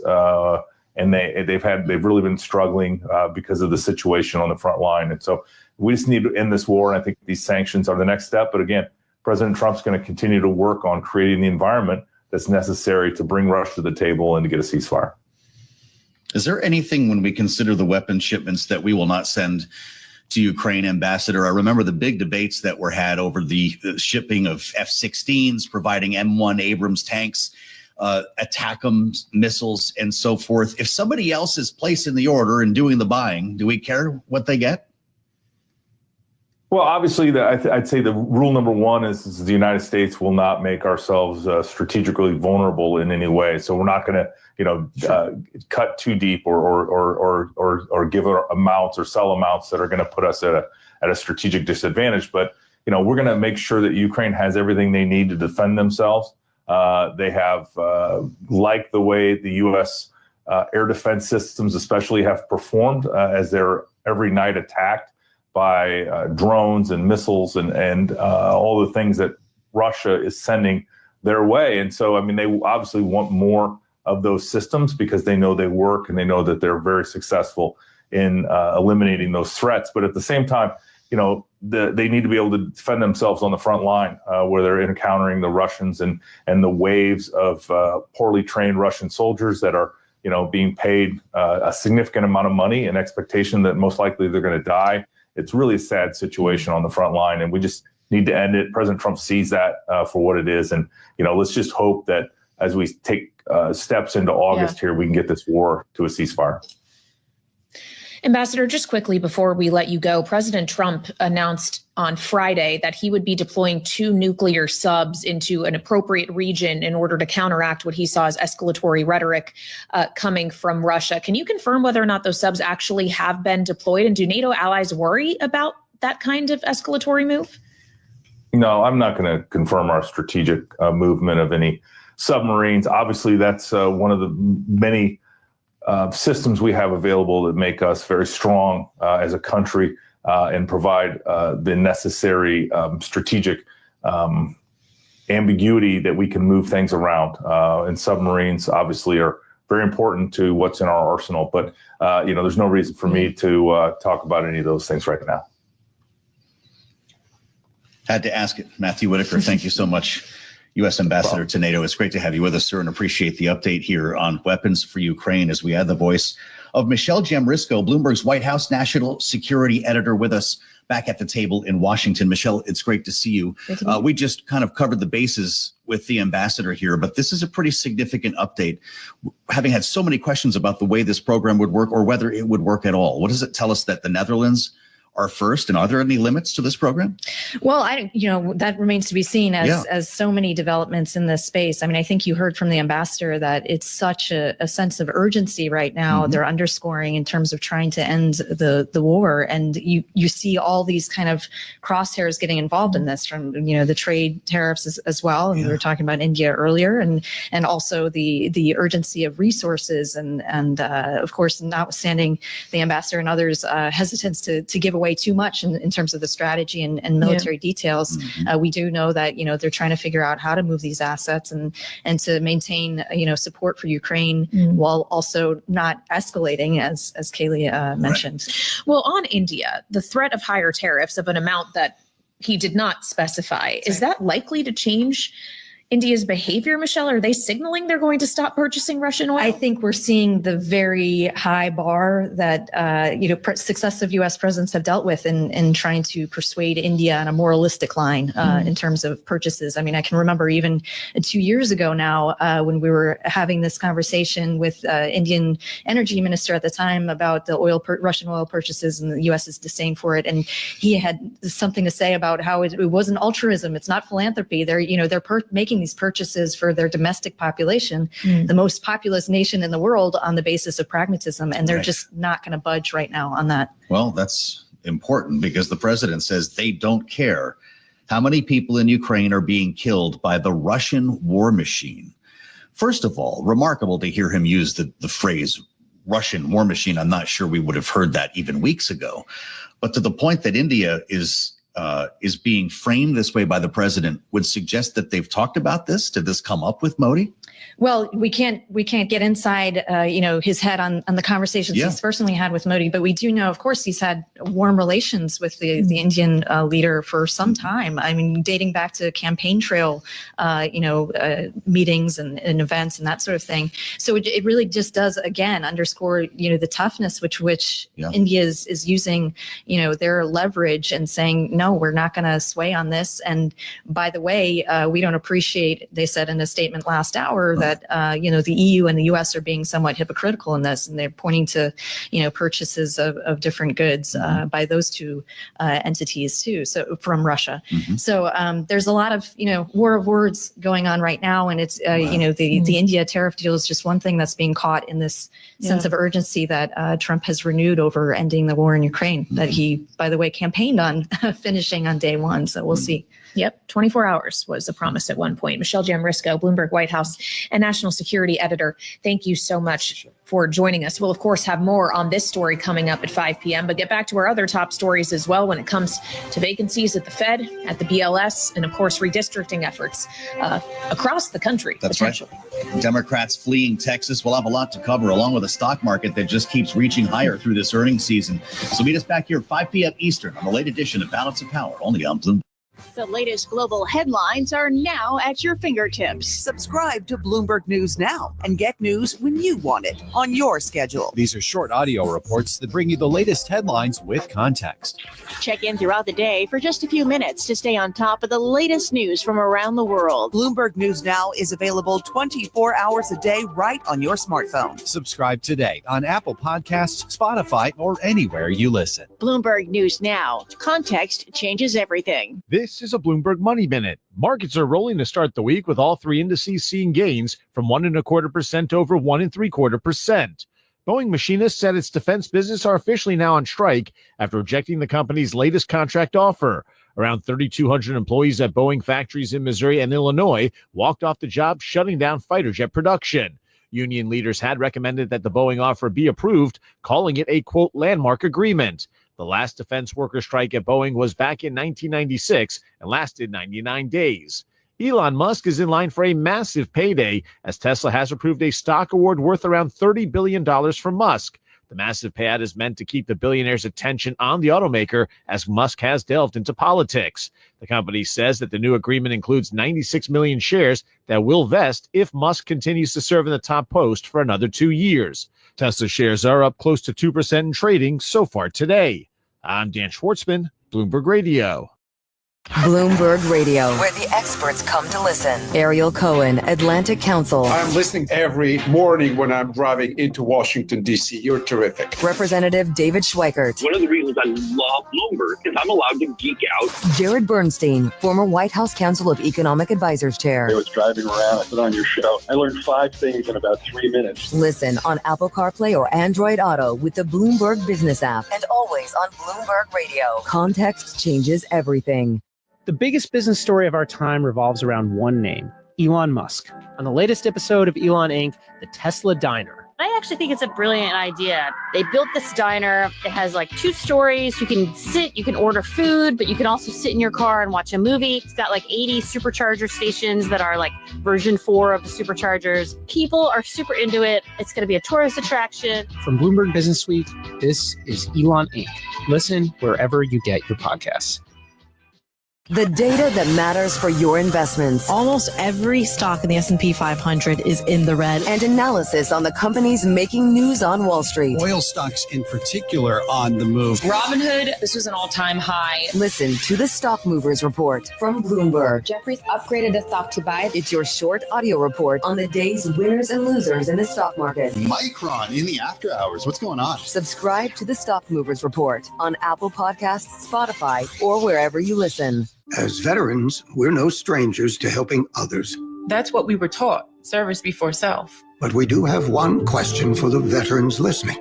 When was the last time you reached out for help? If you or someone you know needs resources, whether it's for stress, finances, employment, or mental health, don't wait. reach out. Find more information at va.gov/reach. That's va.gov/reach. Brought to you by the United States Department of Veterans Affairs and the Ad Council. Broadcasting 24 hours a day at Bloomberg.com and the Bloomberg Business app. This is Bloomberg Radio.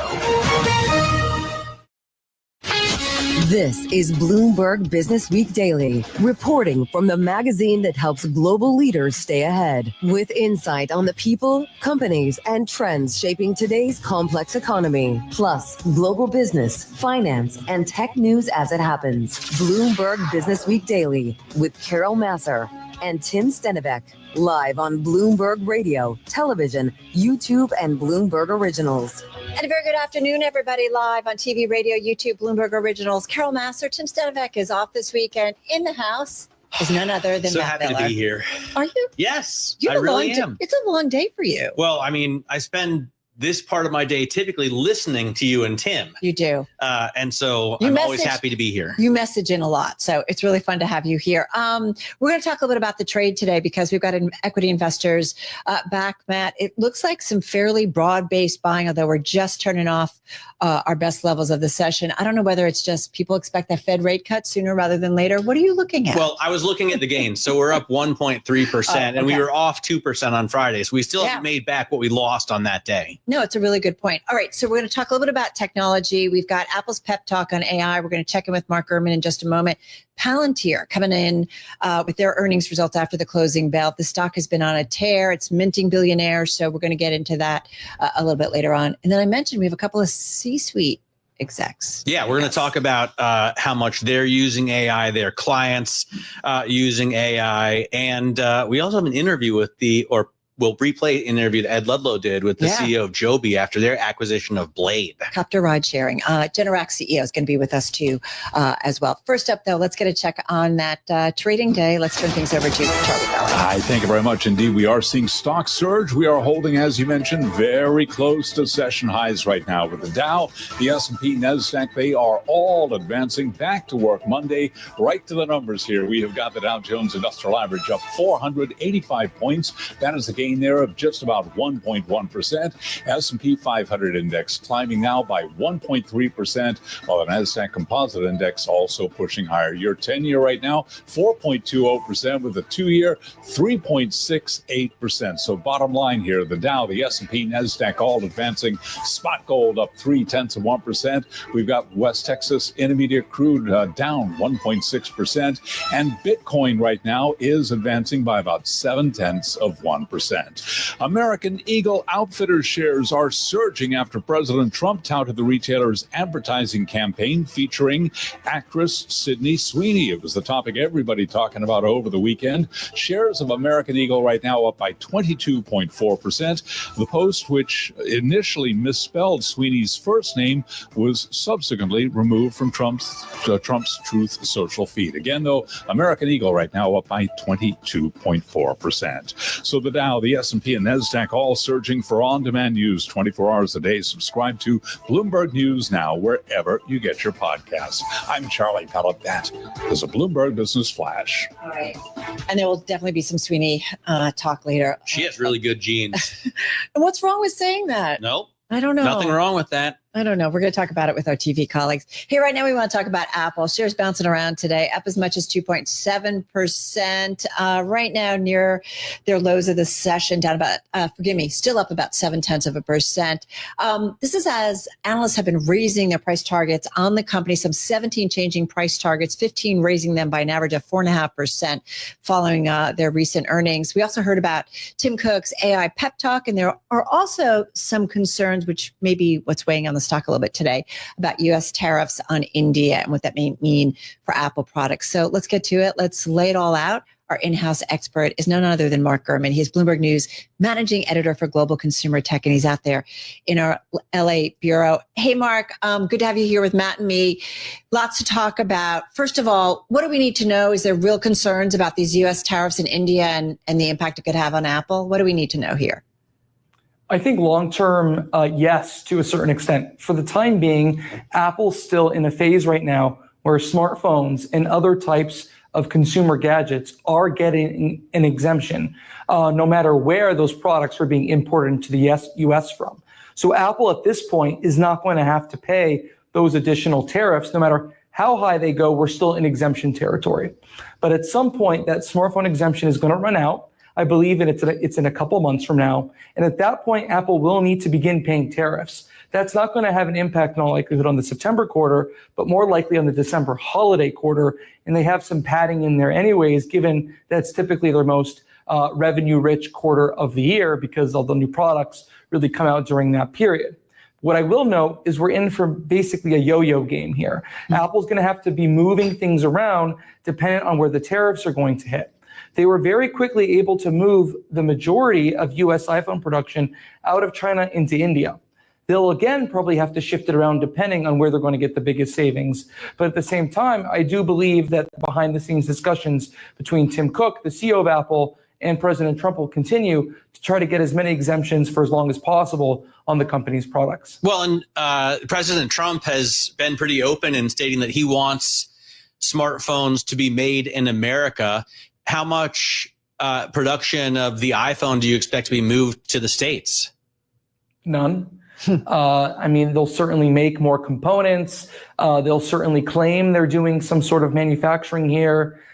Maybe small items, maybe things like packaging, maybe the final component manufacturing here. But in terms of the large scale mass manufacturing that you see happening in China and India, at this point, that's simply not replicable in the United States. Even if Apple were to claim that they can do it in the United States on a logical level, I wouldn't anticipate that being able to happen at any mainstream quantity as long as Trump is president, if his term runs out in the beginning of 2029. All right, I want to switch gears because you've got some great stuff, Mark, on the Bloomberg and out at Bloomberg.com, your Power On newsletter. You talk about Tim Cook talking to his staff and really giving them an AI pep talk. What did you learn? What are you hearing? So Tim Cook held a rare company-wide meeting. This was for all employees in Cupertino. The fact is earnings was a huge beat. Tim Cook wanted to come out and celebrate. Hardly anyone was anticipating 10% annual growth. I don't think that's a long-term thing. I think it's a short-lived thing because of people wanting to buy the phones before anticipated price increases. You saw a lot of people coming on TV and lying that the phones are going to go up to $3,000 or $25,000. People got scared. They ran to the stores and they bought them. Who wants to pay $3,000 for a phone anyways? That's why you saw that 10% hike. He focused on a lot of things, but my big takeaway was artificial intelligence, talking about how this is something Apple needs to be a major player in. They need to grab it. They need to own it. They need to innovate. They need to invest in. My big take from that is this was a pep talk that Tim Cook should have given 3 years ago, right? We're at the end of 2025 here. The ship has sailed on AI, and Apple is not going to be able to make a meaningful impact at this point unless they make a major acquisition or a significant partnership. Well, don't you expect them to do one of those two things? I mean, there's so much talk about, well, I guess I read Dan Ives' notes all the time. So at least he talks about Perplexity a lot and the fact that he thinks they should buy them. And they have made partnerships, most notably with OpenAI, right? Mm-hmm. I think what Dan Ives is writing about was my story from 2 months ago saying that Apple's having serious internal discussions about buying Perplexity.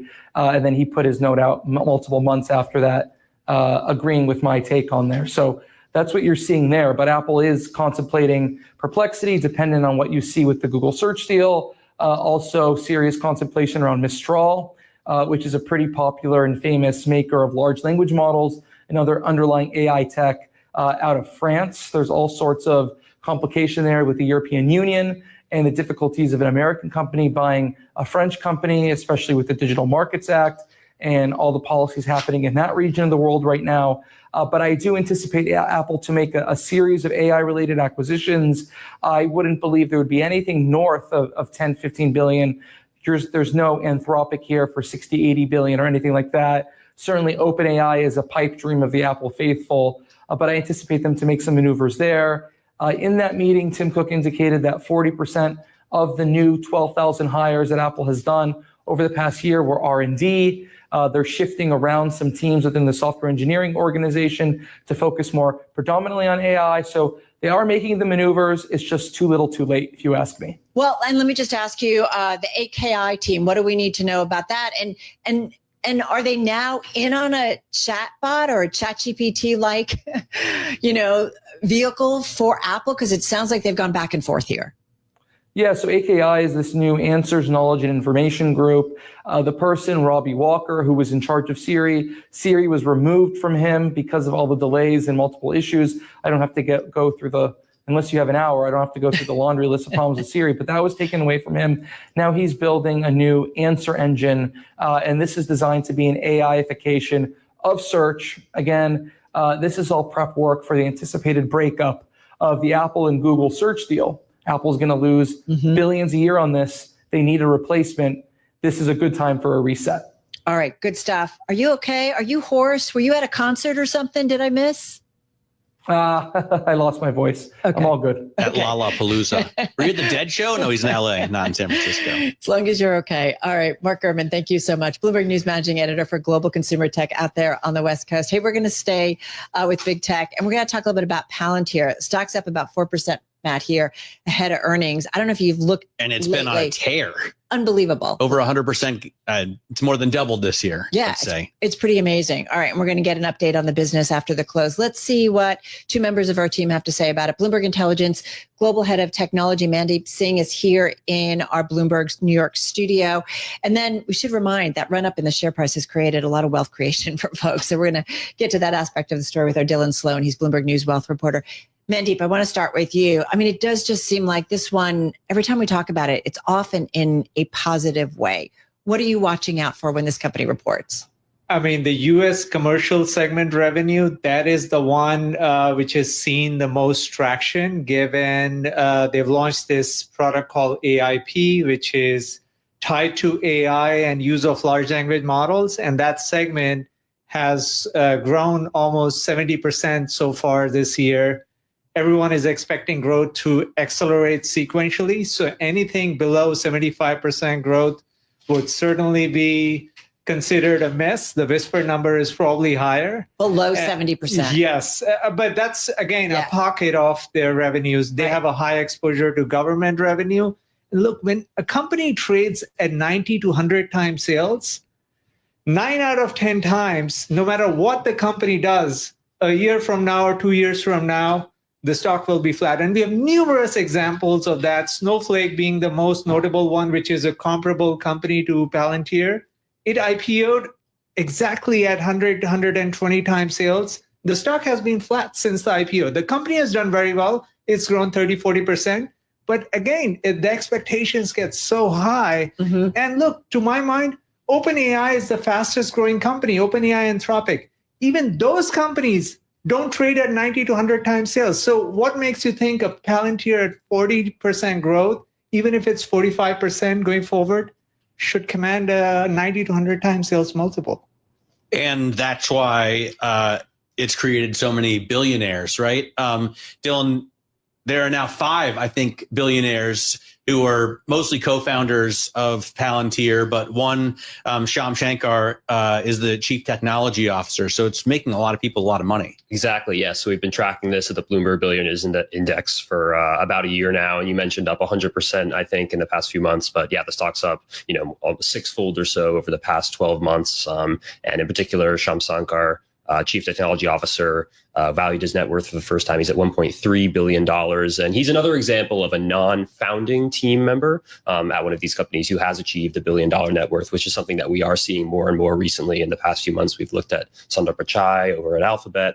We've looked at a number of board members and executives at NVIDIA who have joined that club too. So certainly a ton of wealth creation at Palantir up in the C-suite. Well, and you also, it's not just, billionaires being created, but just investors in general. And you guys include that. It's the 3rd highest volume of net retail purchases for any stock, Palantir. So you see retail investors also buying in. Exactly. Yeah. Really top to bottom. And in particular, it's interesting, looking at the senior leadership. Shankar himself is at, just over $1 billion, but some of the founders are significantly more wealthy as well. We're looking at Alex Karp, who's the CEO of the company, who, he joined the Bloomberg Billionaires Index a few months ago and is now, in the top 200 in the world. So it's really creating some serious. Makes me want to watch and see if insiders are selling. I mean, Mandeep, when you see the enthusiasm as you put out, you look at the fundamentals, you talk about price to sales, and it just kind of doesn't make sense. So any disappointment, would you anticipate? I mean, it's not like short interest is high on this one either. I mean, investors seem to be all in. Well, the investor base is quite interesting. In the case of Palantir, there is a big retail investor base that really loves this company. And look, software businesses are very sticky. So all their companies that are using the product, the U.S. Army, $10 billion contract with Palantir. Now, there is no finite contract duration. It's not as if the 10 billion will show up in revenue over the next 5 years. It could go beyond, but still it's a very sticky business. So that's why software business models are so good. At the same time, it is a very expensive product. So if you're an enterprise spending $40 to $50 million on Palantir, your other option is to go on Microsoft Azure, use OpenAI and Anthropic and build it yourself for maybe less than 20 billion. So a company that is technical enough to do it on their own probably won't go for the expensive Palantir option. But still, if you're a non-tech company, Palantir gives you a very good choice in terms of a product that kind of hits the ground running out of the box. It gives you the functionality you're looking for. It makes sense of the data. So you may be willing to pay a premium price for it. You might also be willing to pay a premium price if you've got connections to this company through the government, through the military, through the Department of Defense, right? Shankar joined the U.S. Army Reserve's Innovation Corps. So they're getting pretty cozy with the U.S. military. Yeah, and that's a big endorsement, right? So if the U.S. military is endorsing your product, I mean, it helps you sell to large enterprises because everyone knows their product is good enough to be used by the US military. So look, there are positives and negatives. My only kind of focus right now is the valuation. And I know historically, when things trade at this multiple, it doesn't end well, no matter how good the fundamentals are. I want to come back to the CTO in just a moment, but we did see the stock take a bit of a hit last week. The information reported that the U.S. Department of Defense has been testing AI models from Microsoft and OpenAI. Yeah. So there is exposure where some of the enthusiasm, the guarantee of government contracts may not always be there. Well, and also, you have to look at the competition. Now that everything is being reimagined in the world of large language models, Palantir is not a company that is native AI. They found a good pivot with AIP and they've been able to sell better, but there are a lot of native companies that are building on AI-based frameworks. And that's why I compare to OpenAI and Anthropic. I mean, these are some of the fastest growing companies. Even they are not trading at that valuation. So I go back to valuation because to me, there's nothing wrong with how good Palantir is doing. It's just the expectations are so high that they may not be able to satisfy them all. Did you ever type GPTR on a given security? I don't know that I did. Why? You've done it, right, Dylan? Absolutely. Because you said you want to see if there's insider buying or selling. And I thought, the Bloomberg could show you that. If you do it with Palantir, you can see maximum shares sold or bought in a single transaction. They include Shyam Shankar, Peter Thiel, and $4 billion of stock was sold last year. Yes, just last year alone, which is a really big year for insider selling. As we were covering that, it's interesting, the timing wasn't really great, to be honest. We were looking at doing some math on if these executives and board members had held on, they would be they're worth a lot more these days. But Shankar himself, personally, last year, he had been a long-term holder. He joined the company way back in 2006. They're just their 13th employee. So he's really been there a long time and held on to most of his equity. But last year, he sold, I think, around $370 million in one transaction in December. So he started unloading some of his holdings. And we know execs do this. Sometimes it's just part of managing their portfolio. Yeah. I know. Well, sometimes you need a Rolls Royce. Sometimes you need a Rolls Royce. Yachts can get expensive. Matt's here, everybody. Mandeep Singh, thank you so much, along with Bloomberg's Dylan Sloan. When we come back, we're talking with the CEO of Insight Enterprises.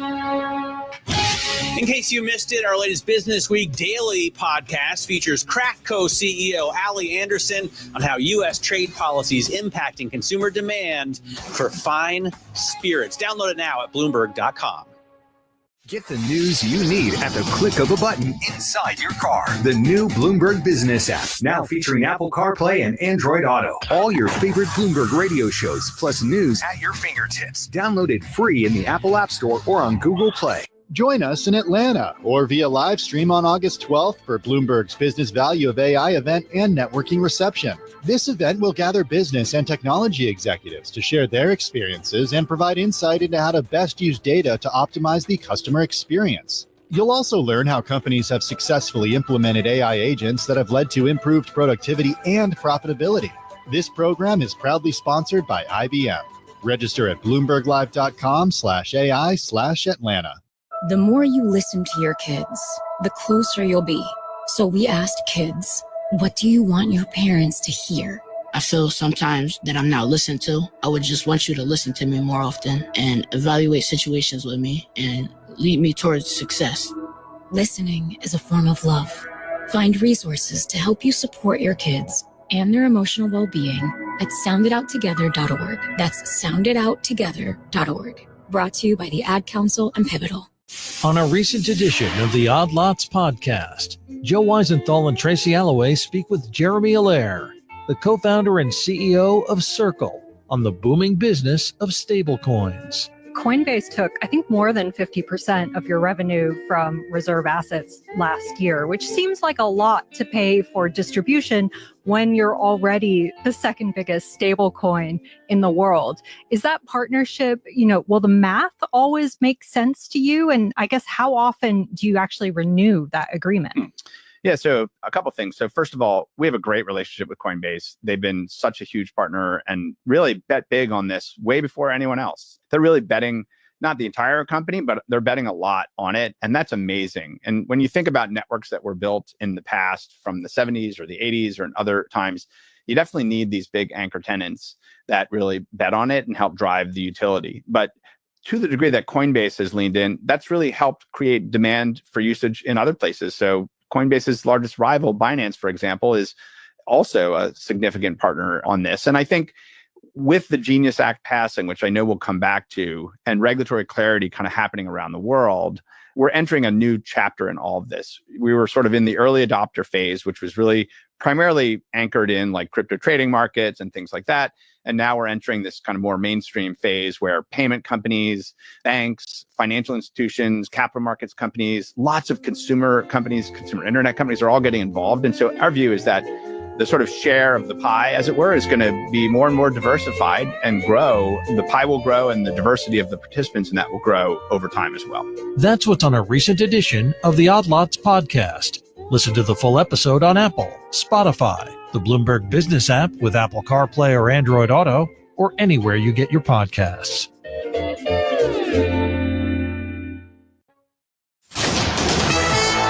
It's 2:21 on Wall Street. We do check markets all day long here at Bloomberg. We have got the Dow, the S&P, NASDAQ. They're holding close to session highs, off session highs, but still gains on this back to work Monday.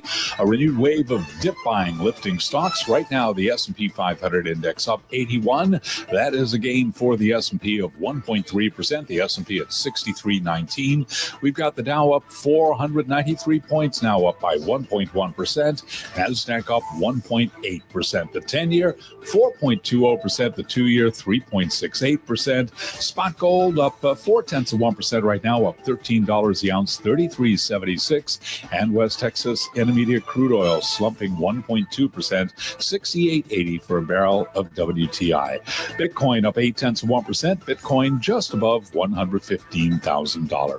Spotify shares surging after the company announced it is raising premium subscription prices across many markets outside of the United States. Spotify up right now by 6.1%. And Amazon says it is closing its Wondery podcast studio and will break up the audio services operations as part of a broad reorganization of its business. Amazon down by 0.9%. For on-demand news 24 hours a day, subscribe to Bloomberg News now wherever you get your podcasts. I'm Charlie Pellet. That is a Bloomberg Business Flash. All right, Matt, I know you like to read in over the weekend, and there was a Bloomberg News story that broke over the weekend. Did you know about this? the Joby story that Ed Ludlow put out? Yes. Yeah, I saw that. Okay. For one thing, because I'm kind of into these air taxi companies. So Joby is a plane taxi, right? Yeah. But Blade, which has really cool marketing, is a helicopter taxi. So I thought it was kind of cool that they did a Have you combo. done this yet? I have not ridden on either one of them. It's very expensive, so I drive cars and take ferry boats, but someday. TBD. Well, as we mentioned, we did get the confirmation, something that Bloomberg News did report over the weekend. Joby Aviation planning to buy the helicopter rideshare business of Blade Air Mobility for as much as $125 million in stock or cash, as the electric aviation pioneer seeks to expand its battery-powered air taxis into a ready-made market for its aircraft. Shares of Joby soaring on the news. Bloomberg Tech co-host Ed Ludlow and Caroline Hyde, the two hosts of that broadcast, caught up with JoeBen Bevirt. He is Joby CEO, earlier on Bloomberg TV. The first piece is that we're seeing unprecedented levels of regulatory support from the White House, from the DOT, from the FAA, really leaning in. You also have regulators around the world so excited about this new age of aviation. Second is where the Joby team is. We've been knocking out of the park on certification and really delivering on manufacturing, where we're doubling our manufacturing rate. And all of this sets the stage for commercialization. Of eVTOL. Exactly. And the key piece is the work that Blade has done, where they've built out an incredible network of takeoff and landing locations, exclusive lounges, and an attention to detail and attention to customer service that are really unparalleled in vertical aviation. And so this is the right moment for us to partner, and both by acquiring the passenger business, but also partnering on the medical business. JoeBen, when we broke this story over the weekend, and thank you for your time and coming on the show, the question I kept asking myself was, does this accelerate the eVTOL bit to market in the United States? Absolutely. And one of the things that's so exciting, as I mentioned, on the regulatory support that we're seeing from the administration with the recent executive order, we really see the potential where that pulls forward the timeline. And that's one of the big catalysts for why we decided to pull the trigger here on the Blade acquisition. In the interim, will you continue operating the helicopter rideshare bit? Does that business continue, or you just buy the assets and start planning from there? Absolutely. We're looking to not only operate it, but to grow it and turn it into a much bigger business. And then we think that with the quiet aircraft that we're building, that we're going to see an explosion in the number of takeoff and landing locations that we can operate from.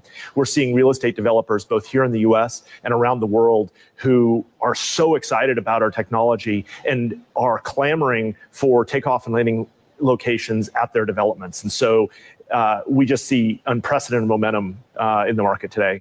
All right, that again is JoeBen Bevirt, Joby CEO, talking earlier with the co-hosts of Bloomberg Technology on Bloomberg TV, Ed Ludlow and Caroline Hyde. Check out the full conversation on the Bloomberg and at Bloomberg.com. We're going to stay with technology, Matt and myself. The tech solutions provider, we're talking about Insight Enterprises, reported earnings last week. Shares did come under pressure, down as much as 18% intraday, the largest intraday drop since 2009 after second quarter sales missed analyst estimates. The stock is down more than 20% year to date.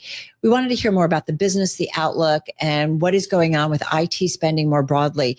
Here with us is Insight Enterprises President and CEO Joyce Mullen, joining us from Chicago. Joyce, welcome to Business Week Daily. Before we get into the results, the outlook, just remind our audience about what your company does specifically and who your customer base is. Yeah, sure. And thanks very much for having us today. Thanks for having me. Insight Enterprises has been serving enterprise customers, small and medium business customers, public sector customers for 35 years or so. And we have evolved many, many different times. We announced a couple of years ago that we were creating a new category in our industry. We're calling it Solutions Integrator, because we have invested not only in our hardware, in our software capabilities and skills with our partners from around the world, but also our services expertise. And what we know is that buying patterns are changing. Enterprises really are looking for results. And the way you deliver results with technology, now more than ever with AI, is by combining hardware, software, and services. So that's what we do, and we're proud to do it. And yeah, we delivered a pretty resilient quarter in a Q2, considering all the headwinds. We met our expectations and expanded profit, but yep, the market dropped our stock dropped for sure. And we're proud of the quarter we delivered. We just got to keep doing it, and it'll come back. So why do you think the stock dropped so drastically? Yeah, we're trying to figure that out. But, I think what we got to do is stay focused on delivering really strong results, expanding our margins like we've been doing, and then also making sure we take really good care of our customers. And our clients today are really focused on, how do I put technology to work to deliver results fast, pragmatically, and simply? And this is what we've been focused on for a long time. We're pretty proud of the margin expansion that we saw in the quarter. We're really excited that Gartner named us as an emerging visionary in terms of all things AI. It's really the first time they've published that particular grid, and we're pretty excited about that designation. But we got to do it over and over again, and we're ready to do that. You have, Joyce, the execution down. You have amazing experience at sales and supply chain orgs, massive businesses with Dell and with Cummins before that. But you've got to be able to deal with the capital side of the business too, right? So you need to know what shareholders are thinking and what they want. Or is that not, do you think it just comes if you continue to do your work? No, of course. We are working really, really hard to build out our capabilities organically and inorganically as this market changes. I think AI presents enormous opportunities and, frankly, challenges. I think the traditional channel model doesn't survive an AI world where there's automated procurement and automated selling and all sorts of agents doing all kinds of work. And we are ready for that. We have been investing heavily in our own internal AI, because if we're client zero for a bunch of our solutions that we've developed internally, we can also help our clients get those same results when we take them to them. And we've our number of AI assessments has more than quadrupled in Q2 from Q1.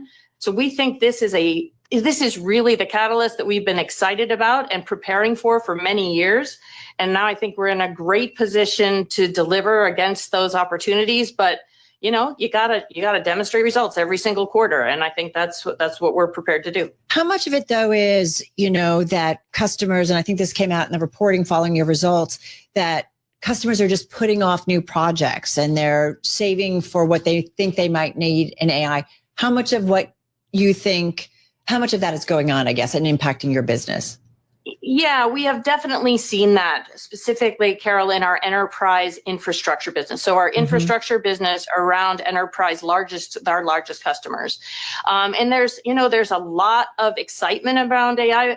There's also a whole lot of uncertainty about how to proceed. So I think our customers are looking for those no regrets moves that they can make. How do they shore up their infrastructure, but maybe don't do the data migration work quite yet because they're not sure which workloads go where? We're definitely seeing that type of hesitancy. And that's a reflection of, I don't think we're an outlier on this, but that's a reflection a little bit of just changing spending patterns in those enterprise IT budgets and making sure that people are prepared and ready to spend on the things that are going to matter most in terms of their own AI implementations. Is it because the good news is, yeah. Oh, no, please finish. Please, of course. I was just going to say, the good news is whether they decide they need a much more robust network or they decide they want to run a whole bunch of these large language models and smaller language models at the edge, we can help them, or they're multi-cloud, we can help them. And that's the idea. How do we turn their concerns into shorter term pragmatic projects, deliver results fast, and earn the right to do more? How much of this I wanted to ask you, Joyce, is because they're smaller businesses or medium-sized business? And so I know that there's been this expectation that when it comes to AI of having on-premise facilities versus, processing when it comes to AI up in the cloud. So how much of it is it that those smaller and medium-sized businesses maybe want to have it on-premise, but they want to hold off? Our commercial business has grown 5 years in a row. So that's that small and medium business space. We are really pleased with those results. And normally after we come out of a downturn, the commercial business grows first, and then we see that follow in the rest of the segments. And that follow-on work is just starting to take hold in our corporate segment, but the large enterprises are usually the last to grow as we come out of a down cycle. I do feel like there's a lot more discussion about which workloads should run on-prem, which workloads should run in public clouds, and we're ready for those discussions. And we help our clients optimize multi-cloud implementations every single day. So that's a huge opportunity for us.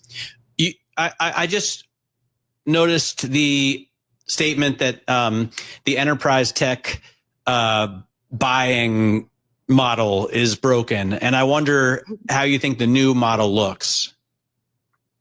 Well, I think the new model is really around those pragmatic projects that are simplified and deliver results fast is sort of the norm. That's how we buy. We don't want a big engagement that spans 7 years. We don't want $100 million contracts around our technology services and solutions. We want smaller bite-sized chunks so we understand what the ROI is.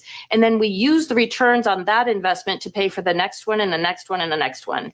And that's how our customers are buying today. That is a pretty significant departure from kind of how customers bought technology support and services maybe 5 years ago. All right. Can I just ask you 10, 15 seconds? The pullback in spending, was it across industries or certain industries, just quickly?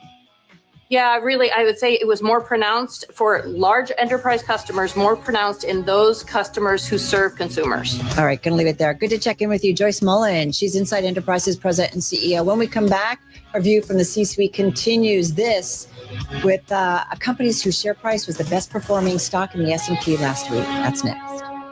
CBS News Brief. Several thousand workers at 3 Midwest manufacturing plants where Boeing develops military aircraft and weapons are on strike. I will be out here on my shift every day until the new contract is offered and we ratify a new one. The vote to strike came after they rejected an earlier proposed contract, which included a 20% wage increase over 4 years.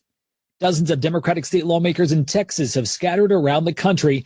It is a last-ditch effort to prevent Republicans from adopting U.S. House maps that President Trump wants in place before the 2026 midterm elections. CBS's Finn Gomez says history is repeating itself. In 2003 and 2021, when Texas Democrats did something similar, it ended up just delaying the inevitable result, but it brought attention and criticism nationally. What Democrats are saying is unconstitutional, undemocratic. A shooting during a music festival after party in downtown Los Angeles leaves 2 people dead, 6 others wounded. CBS News Brief, I'm Matt Piper. From the state courts Tell us a little about the facts of the case. to the Supreme Court, Can Congress force a judicial code on the justices? June Grosso delivers your legal intelligence. Multiple lawsuits were filed against the emergency rule. The Bloomberg Law Podcast. Is the toughest hurdle for prosecutors proving Trump's intent? Listen live weeknights at 6 Eastern on Apple CarPlay or Android Auto with the Bloomberg Business app or anywhere you get your podcasts. Bloomberg Podcasts. Context changes everything. Donald Trump has already changed the way we think about the U.S. economy. Now he's back in the White House, and Bloomberg's Trumponomics podcast is here to help. I'm Stephanie Flanders, head of government and economics at Bloomberg. Whatever the big question of the week is, we'll have something interesting to tell you about it in a lively conversation with the reporters and analysts closest to the action. Listen to new episodes every Wednesday and follow Trumponomics on Apple Podcasts, Spotify, or wherever you listen. This is a Bloomberg Money Minute. One item that's been costing more lately in grocery stores is beef due to a shortage of cattle. But Meat Packard Tyson Foods says it's been able to make up for its beef losses with strong chicken demand and cheaper feed costs. The company is now raising its full-year guidance. Machinists at Boeing's defense business have gone on strike after rejecting the company's latest contract offer. About 3,200 employees at Boeing plants in Missouri and Illinois are off the job, shutting down fighter jet production. Joby Aviation, that specializes in electric aviation, says it plans to buy the helicopter rideshare business of Blade Air Mobility for as much as $125 million in stock or cash. Joby wants to expand its battery-powered air taxis into a ready-made market, and it gets that with Blade. that flew more than 50,000 passengers last year from a network of 12 urban terminals. Stocks are up today between 1.1 and 1.8%. I'm Nancy Lyons, Bloomberg Radio. Bloomberg Radio, on demand and in your podcast feed. On the latest edition of the Bloomberg Surveillance Podcast, a conversation with Kathy Jones of Charles Schwab. Anything to do with the labor market right now is really top of mind for us because we've seen such big revisions. We've seen so much attention now to the job market.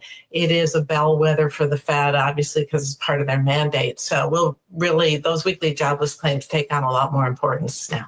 What's this weak dollar mean for you guys? I mean, we've seen the stocks bounce back. A lot of other risk assets have bounced back after the sell-off earlier in the year from Liberation Day, but the dollar really hasn't. Still down. The Bloomberg Dollar Index is still down about 8.5% this year. What does that mean for bond investors? Well, I think it's a good indication that the market expects those interest rate differentials to narrow vis-a-vis, say, Europe and some of the other major countries.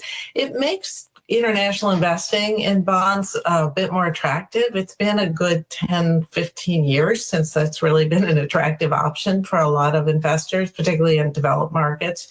But now if we're going to see the dollar go down, that's a big component of return when you invest in international developed market bonds. So it means diversification actually is an opportunity now. You still get a somewhat lower yield, but the play on the currency side, if we're right that it continues to go down, can give you pretty good returns. And actually, year to date, the strongest performing sub-asset class in fixed income is international developed market bonds because of that drop in the dollar.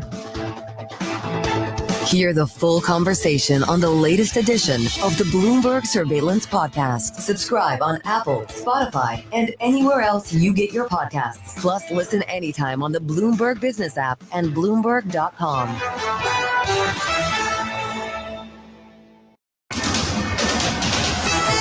It's 2:40 on Wall Street. We do check markets all day long here at Bloomberg. We have got equities pushing higher, equities halting a 4-day slide. S&P 500 index right now up by 1.3%.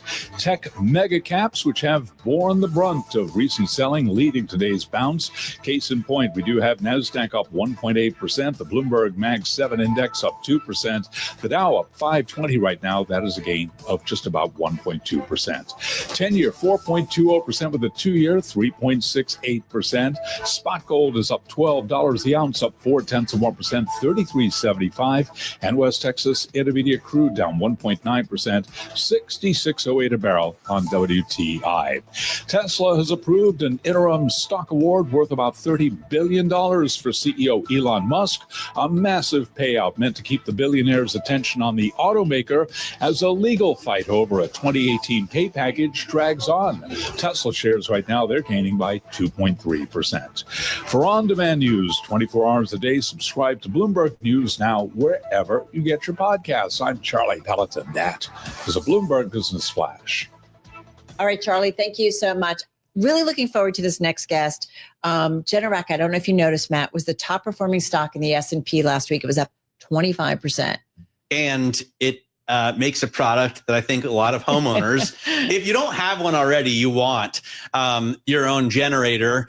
And I guess with these climate issues that we have, more and more people are pushed to buy one. Let's bring in the chairman, president, and CEO of Generac, Aaron Yachtfeld. He joins us after second quarter earnings. And I guess, power gen has never been as exciting. You must be the most popular person at a cocktail party now, because it's not just a generator that people want at home, but because of the data centers and AI, everyone is talking about generating power. How's it working on your company?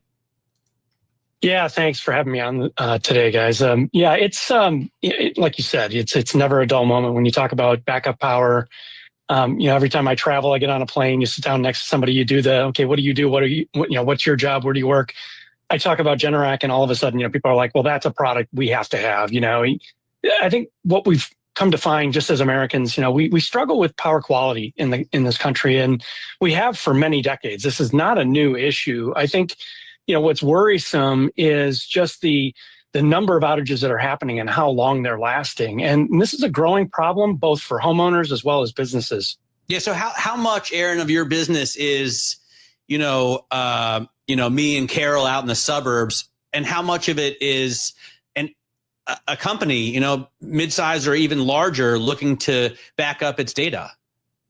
Yeah, about 60% of what we do is in the residential market. So that would be, out in the suburbs, for homeowners who are looking for a solution for their family, for their property, protect those things.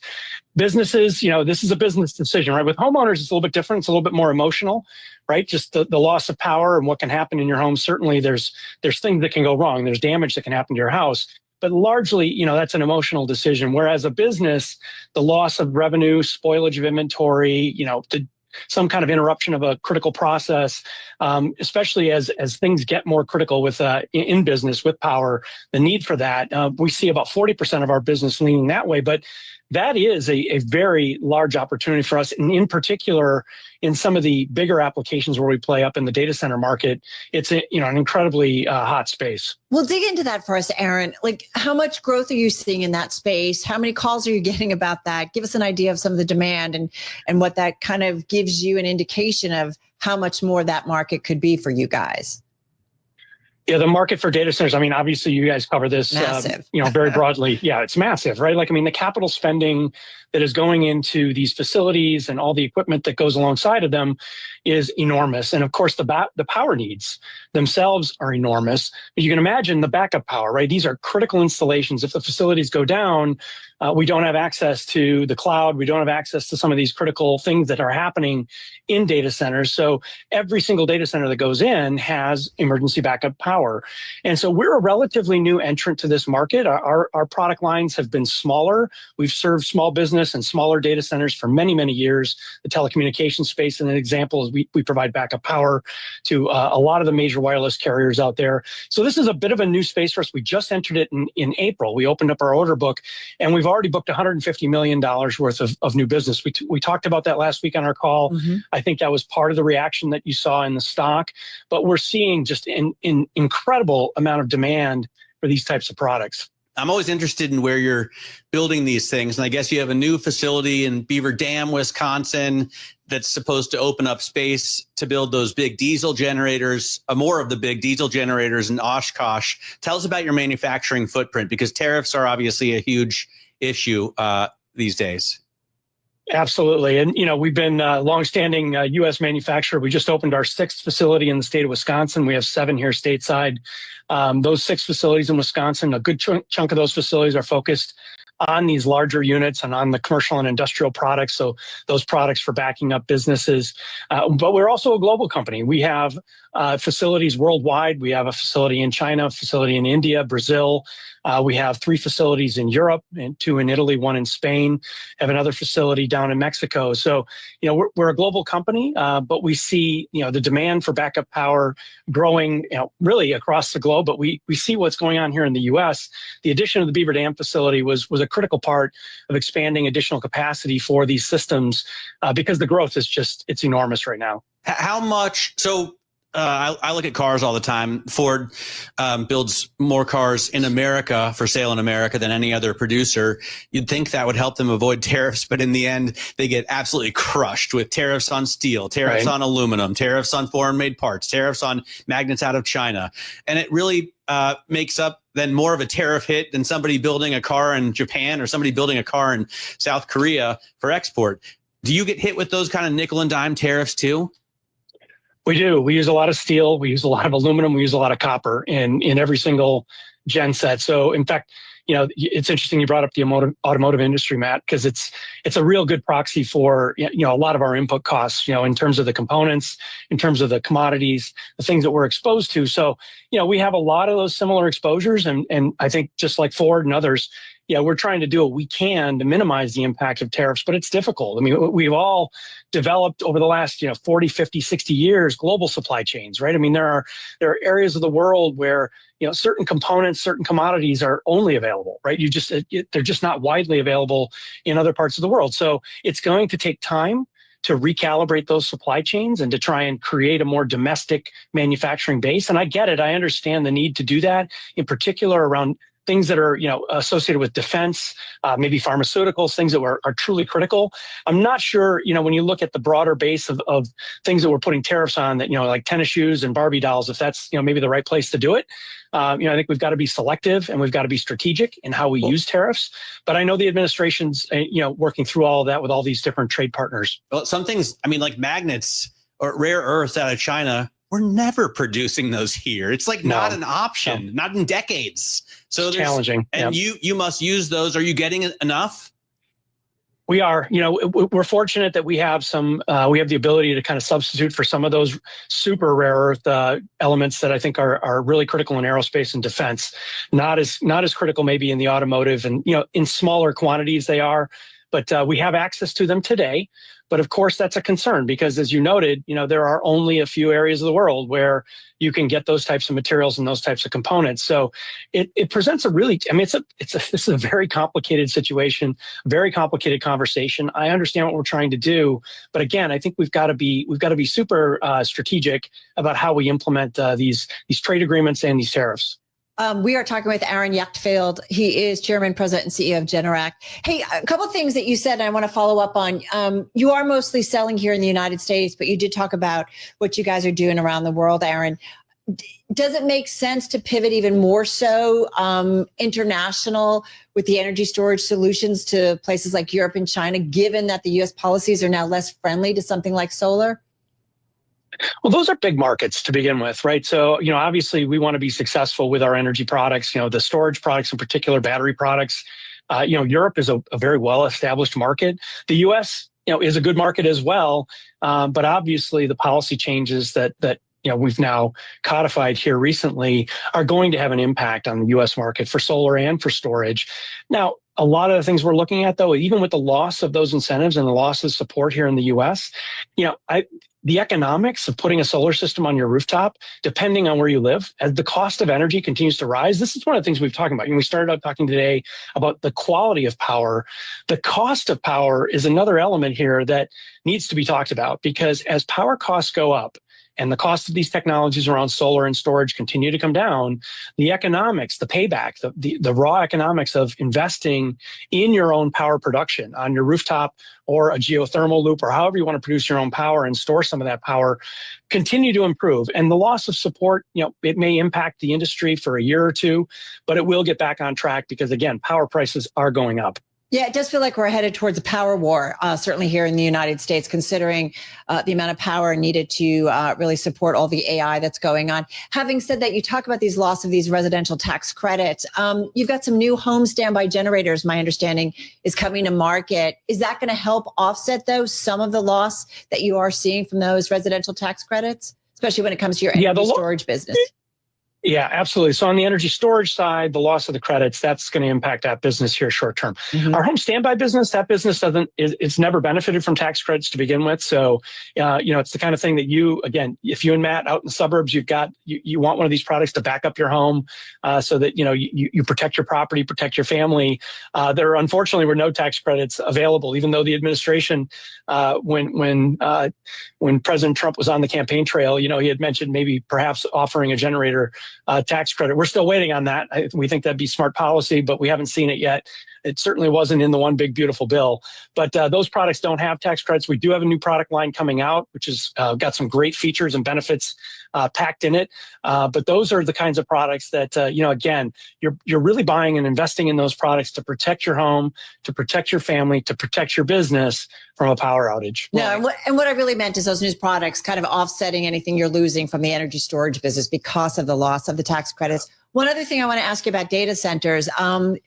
What about the imminent launch that you guys are expecting of large diesel generations for data centers? What can you tell us about capacity? How much do you guys have for that? And are you investing to boost that capacity? And what is the pipeline of new orders looking like? Yeah, so the pipeline's very strong. Again, about 150 million already booked in backlog. Okay. In terms of capacity, just raw capacity here, kind of globally, about a $500 million capacity number for 2026.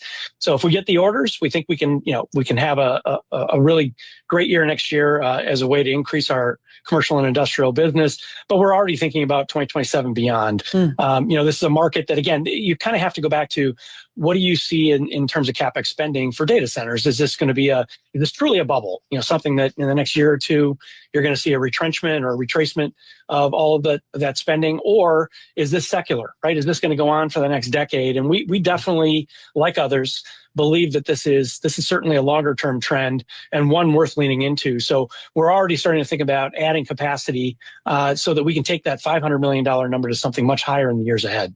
For me, it's the residential products, because this is like Matt just wants a diesel generator. It's like Aaron. a I'm just going to lay it out for you. Well, if you're, what we It's do helpful. here is You gotta just have it. what Matt needs to buy, and that's what this it's is. not even me, but if you're like a hedge fund guy and you just made your first, couple of million, and you're putting up a place in, Millbrook, so you can be next to Mashomick, you want to have a sweet diesel generator out back. Well, I'll tell you, what people don't think about, right? Like if you think about your home today, and right, so you talk about that, the hedge fund manager or anybody else who's got a home, the amount of technology that's entered your own home, right? Think about it, like from security cameras to just from control of all of your, a lot of your audiovisual equipment, your lighting, but a lot of the safety equipment that goes in your homes, your security systems. These systems are non-operational when the power's out. We get notes from people who are like, look, I didn't even realize that my garage door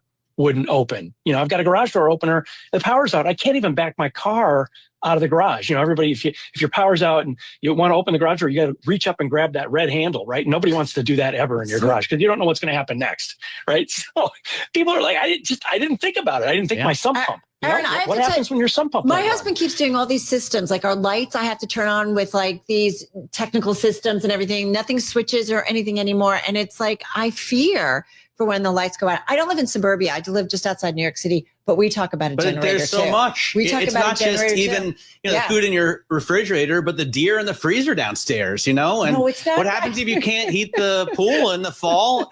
You need to have what is the hottest product, Aaron? What is the thing that the dude at the end of the cul-de-sac absolutely has to have? What are you selling out of? Well, I'll tell you, it's our 26 kilowatt home standby generator, which can cover your entire house, a good-sized home for everything you need. Basically, if the utility goes down, you don't even notice that the utility is not present, right? I mean, you see a momentary loss of power, and then the generator starts up, and you can basically run indefinitely on a natural gas pipeline, or if you have propane at your home, you're going to be able to last a long time on a generator. And I think the other thing that we're seeing, huge trend, right, is people who have home medical equipment, GLP-1 drugs. GLP-1 drugs have to be refrigerated. Yep. So if you lose refrigeration with medications, certain kinds of medications spoil very quickly. And so, these trends, these overarching trends for, again, a lot of the medical infrastructure is starting to move into the home.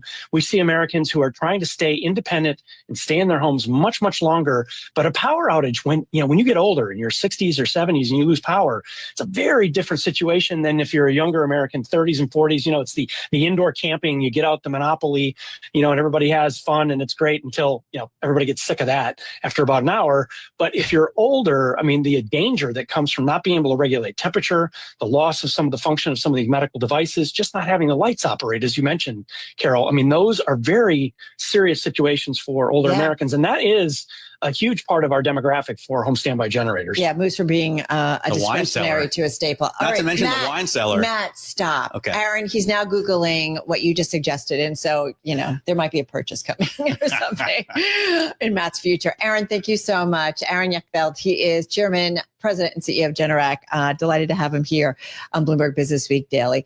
I'm Carol Massar, along with Matt Miller. Let's take a look at some stocks on the move. With us is Bloomberg News equities reporter Alexandra Semenova. Alex, everyone is talking about your first stock. Yeah, I love when things get silly in markets. And this is a really silly one, probably a sign that investors aren't really paying attention to fundamentals right now. American Eagle shares are up 24% right now. I'm seeing that's the most since the biggest intraday move since August 2000. This is after President Donald Trump came out in support of the controversial ad with Sydney Sweeney in it. He said in a social media post that American Eagle jeans are flying off of the shelves. The ad is the hottest one out there. He also told reporters that he was very happy that she's a Republican. It seemed like this was the first time that he was hearing about the ad. So nothing fundamentally changed in the company. I have to say, it's not the first time he's hearing about the ad, because I was listening to his press conference on Joint Base Andrews yesterday, and what happened is a reporter yelled out, "Did you know Sydney Sweeney is a registered Republican?" And he said, "I did not know that, but that makes me very happy, and now I love the ad." Right, and now he's a big proponent of it. He was undecided on the ad before, which I have to say I think is just a fantastic advertisement. It is, but there's some people who've been upset with it. Yeah, I mean, they talk about genes in reference to genes as in like your DNA, and a lot of people have pushed back against that. Sometimes a clever ad is just a clever ad, people. Yeah, I mean, it's done well to bring attention to the company. Also, look at the girl. She has great genes. Okay, let's move on because we're running out of time. Joby, ticker JOBY, also soaring. Yeah, so that stock right now is up a little over 20%. This is after it said it plans to buy the helicopter rideshare business of Blade Air Mobility. Blade is also up today, about 24%. The purchase is going to be $125 million in stocks or cash. This is as the electric aviation firm seeks to expand its battery-powered air taxis into ready-made market for its aircraft. The acquisition includes all of Blade's passenger business, including operations both in the U.S. and Europe. Its CEO, the CEO of Joby, said, "With the quiet aircraft we're building, we see an explosion in the number of takeoff and landing locations." All right, good stuff. We're going to have to leave it there. Alex, thank you as always. Stock Movers Podcast. They are 5-minute episodes. Biggest winners and losers in the market. Find it on Apple, Spotify, or anywhere you get your podcast. All right, that's going to do it with the first hour of Bloomberg Business Week Daily. Coming up next, we're going to count you down to some earnings after the close. Also talk to the CFO of Wayfair. The breaking news out of Washington is constant. Trump unleashes flurry of trade surprises. President moving 2 nuclear submarines. And Bloomberg has the experts to bring you every angle. The president turning up the heat on Jay Powell. The firing of the Bureau of Labor Statistics Commissioner. Breaking political headlines from the team that knows DC. I'm joined by Treasury Secretary Scott Bessent. Listen on Apple CarPlay or Android Auto with the Bloomberg Business app. And always on Bloomberg Radio. Context changes everything. Broadcasting 24 hours a day at Bloomberg.com and the Bloomberg Business app. This is Bloomberg Radio. This is CBS News on the Hour, sponsored by Knockbox. I'm Matt Piper. Another day of unhealthy air in the U.S. It's all because of wildfires from Canada. There are air quality alerts in 13 states from the Midwest up into the Northeast. CBS News meteorologist Grant Gilmore says the worst air in the world right now is in the U.S. The smoke coming in from over 700 wildfires burning in south central Canada, being picked up by the upper level winds, blowing that smoke across the Midwestern states and then into the Northeast, where we once again have air quality concerns. In fact, the worst of the air quality, not just in the United States, but in the world, is right in Detroit, but still some reduced air quality across the Northeast today. A manhunt is underway in Tennessee for a man accused of killing 4 of his family members. Authorities in West Tennessee have now charged 3 people in the ongoing search for a 28-year-old man who's wanted in connection for the murders of 4 people a week ago. This man lives in Jackson, Tennessee, where Austin Drummond's car was found last Friday. I thought that was crazy how you could harbor somebody, that just basically, I guess, killed his family or whatever that case was. State and federal authorities now think Drummond may have fled West Tennessee. Jim Crisula, CBS News. And that's not the only manhunt. The search continues now for a 4th day for the man who police say walked into a bar Friday morning, killing 3 patrons and a bartender. It happened in Anaconda, Montana, near Butte, where Jim Van Boston lives. This will momentarily knock us back on our heels, but this community has so many good people. Many Texas state lawmakers have scattered nationwide in an effort to prevent a vote on new redistricting maps that would favor Republicans ahead of the 2026 midterm elections. CBS's Nadia Cavazos says it could pave the way for the other side of the political aisle to do the same thing in other states. This isn't just a Texas matter, but this is a situation that does have national implications. And we've seen that Democrats in other states like California and New York are now saying that they're willing to fight fire with fire. Governor Gavin Newsom in California has promised that he will be redrawing the congressional lines here that will benefit Democrats. And we heard this morning from New York's governor saying she is willing to do the exact same thing. If you think you've heard this one before, it's because you have. Thousands of Boeing workers are on strike because they did not like a new contract offer that included a 20% wage increase. It's nerve-wracking because I don't know where my income's going to come in for the time being. I mean, some of us are going to have to go find second jobs, and hopefully you can find second jobs. There was a similar walkout just last year. For the first time in its 90-year history, all major casinos along the Las Vegas Strip are now unionized. This is CBS News. If you've got a household, you need a knockbox. Just head over to theknockbox.com and use promo code CBS16 to save 16% off. Get organized and save. Hi, it's CBS health and wellness expert Cooper Lawrence. Where do you keep your birth certificate, passport, social security card, and vehicle title? Do you know where to find your loan details or the deed to your property? And wouldn't it be nice to easily pull up all of your usernames, passwords, PINs, and codes? A Knockbox makes organizing your important documents simple. You'll feel great knowing where everything is and that your next of kin will have no problems handling your estate down the road. Each Knockbox comes with a comprehensive checklist that ensures you add everything they'll need to manage your estate when you're gone. From plans for your beloved pets to the login details for credit cards and subscriptions. If you've got a household, you need a Knockbox. Just head over to theknockbox.com and use promo code CBS16 to save 16% off. That's the knockbox.com. Promo code CBS16 to save 16% off theknockbox.com. Get organized and save. Aid or CVS. Artificial intelligence is being used at car dealerships to spot safety and maintenance issues. At Earnhardt Chevrolet, just outside Phoenix. It's like an MRI for the vehicle. The dealership is utilizing artificial intelligence with a high-tech scanner to catch every angle of a vehicle. Sales manager Dave Flores. What we're looking for is any oil leaks, oil seepage, any broken shields. The system got its start far from the automotive industry. It actually started in Israel and made for bomb detection. Hertz is using the technology to scan returned car rentals. Stephen Kaufman, CBS News, Prescott, Arizona. A zoo in Denmark is asking the public for donations of unwanted small pets or horses to feed its captive predators. The zoo says chickens, rabbits, and guinea pigs are an important part of the diet of its predators, which they say need whole prey as if they were hunting in the wild. Matt Piper, CBS News. This is Bloomberg Business Week Daily, reporting from the magazine that helps global leaders stay ahead, with insight on the people, companies, and trends shaping today's complex economy, plus global business, finance, and tech news as it happens. Bloomberg Business Week Daily with Carol Masser and Tim Stenovec, live on Bloomberg Radio, television, YouTube, and Bloomberg Originals. All right, everybody, we are just under 55 minutes away from the closing bell on this Monday, August 4th, 2025. Carol Masser along with Matt Miller. Tim is off this week, getting a nice little summer break here. Yeah, I'm excited to be filling in for Tim. And then I also found out Because that Matt is usually emailing. I'm usually listening and I write in all the A time. lot. We have a group chat that Carol doesn't pay attention to, but Tim reads. But no, next week I'm going to take a couple It's of so days, true. go out to the lake, and I need Tim to fill in for me. Oh. On my program, which is Tim, weekdays from 9 a.m. if to you're 11 listening- a.m. Bloomberg Open Interest. Little plug there.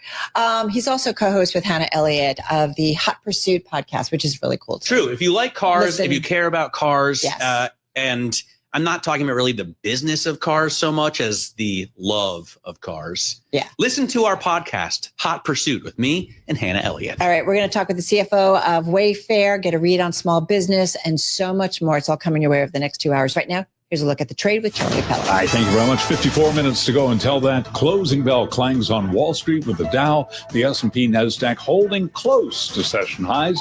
79-point gain this Monday in the S&P 500 index at 63.17. That is an advance of 1.3%. The Dow up 519 now, higher by just about 1.2%, while NASDAQ is up 1.75%, and the Bloomberg Mag 7 index up 1.9%. Our Russell 2000 index climbing by 1.8%. Spot gold up $13 the ounce, up by about 0.4%. The 10-year, by the way, 4.19%. The 2-year, 3.67%. West Texas Intermediate crude is retreating 1.7%, 66.21 a barrel on WTI. Bottom line here, we've got equities halting a 4-day slide, a wave of dip buying lifting stocks. As for the overall market backdrop, Rayanne Mitrione is a partner at Callan Family Office. She was interviewed this morning on Bloomberg Surveillance. It hasn't been a market where everything has been moving up the same. So even though we're seeing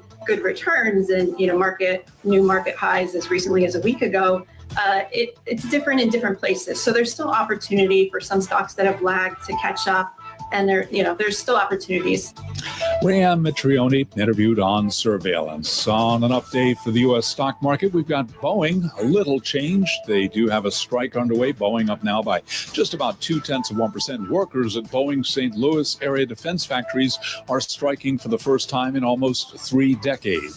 And as we have been reporting, Joby Aviation planning to buy helicopter rideshare operator Blade Mobility for as much as $125 million in stock or cash. Right now, Joby higher by 20.2%. For on-demand news 24 hours a day, subscribe to Bloomberg News Now wherever you get your podcasts. I'm Charlie Pellet. That is a Bloomberg Business Flash. All right, Charlie, thank you so much. I want to get straight to our next guest, whose company is based in Wellington, New Zealand. We, though, head to San Francisco and to Sukhinder Singh Cassidy, CEO of the global small business platform Xero. She, by the way, former president of StubHub and has worked at various technology companies and media companies. We're talking about Google, Amazon, also News Corp, and so much more. Sukhinder, so great to have you here with Matt and myself. How are you? Good to be with you both again. How are you? We're doing okay, trying to keep up with the news flow out of Washington and just in general. So let's start macro with you. Give us your take on what you are seeing in terms of the global economy and also the U.S. tariff trade war. What impact, if any, is it having on your business? Well, as you know, we service over 4.4 million small business subscribers globally across Australia, New Zealand, the US, the UK, South Africa, Canada, and more. And I'd say what we're seeing is a continued, cautious, resilient small business economy despite the macro uncertainty. And so, as you can appreciate, we see across the board continued concerns about inflation, taxes, tariffs, and yet we have chronically low still unemployment in this sector, and I would say slow wage growth and sales growth sort of low to flat. So overall, we see a relatively resilient small business player despite the macro uncertainty. Now, that doesn't mean we don't need to, as kind of vendors to this market, make sure that they thrive, and that is always what we seek to do at Xero.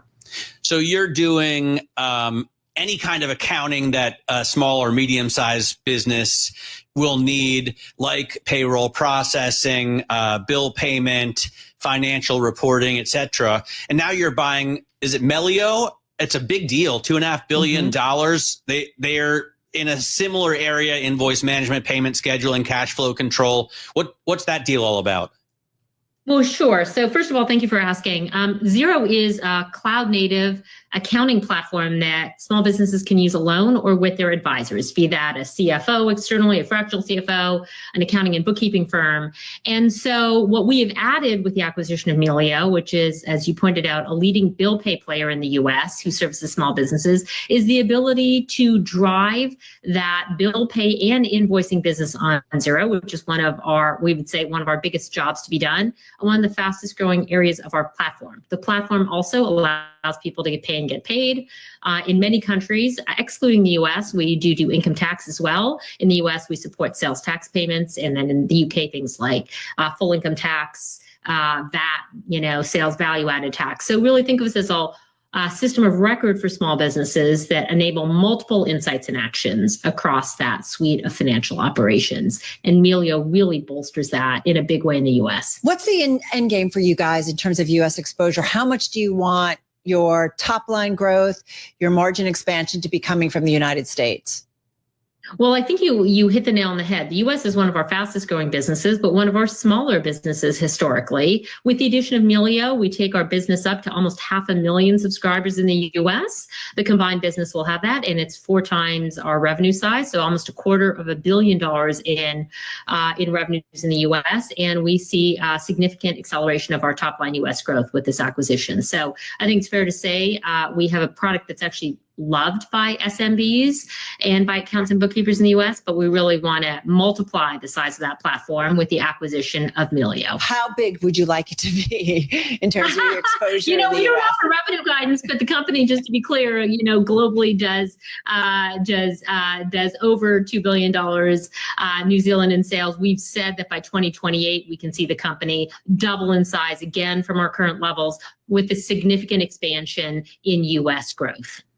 Sorry for the dog round. Welcome to hybrid. Well, so Sukhinder, just so people know, and Carol mentioned, you were president of StubHub. You oversaw a big sale there. I think it was like a $4 billion sale at the time. You massively scaled before that Google's Asia Pac operations, right? And I think up to 2,000 employees. What's the goal for you at this company? I mean, sure. Where do you think you can get, having had that stellar experience?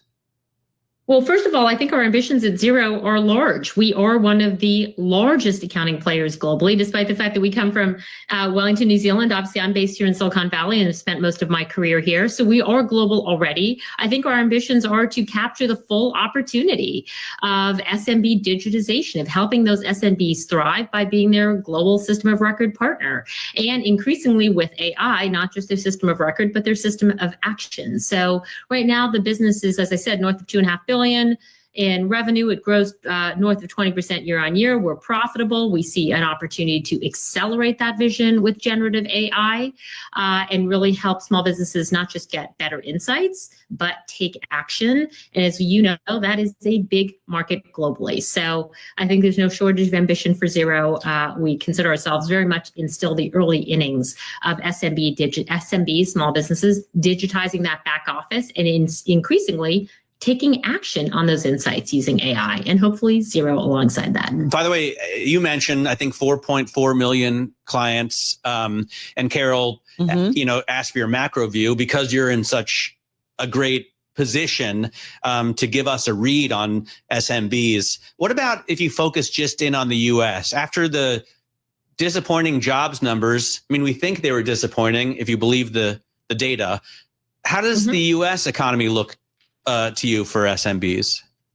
Well, even in the U.S., believe it or not, all the indications are that resilient but uncertain. So if you look at the National Federation of Small Business Optimism Index from June 2025, the index was sitting just at about 98.6, so pretty short of its 51-year average, or just slightly short of its 51-year average. And you see kind of owners citing taxes, inflation, labor, and yet sales are holding okay. So I think this U.S. small business is definitely, I'd say, concerned about the effects of tariffs, inflation, taxes, and what the administration might do, but holding steady. Now, I can tell you one thing every small business needs, whether in the U.S. or elsewhere, is they need to be paid on time. The chronic issue in times of uncertainty is not just how you manage prices and inflations on one side and supply chain disruption on the other. It's how you manage cash flow, which is really about getting paid on time. So the one thing every one of the big businesses listening to this call can do is help manage their supplier payments to small businesses, because that is the chronic issue, which is particularly heightened in times of uncertainty when they might be putting the brakes also or slowing down on investment in CapEx. We do see that, by the way, being cautious on investments. Any signs that it looks like they're so concerned in terms of maybe a recession or stagflation?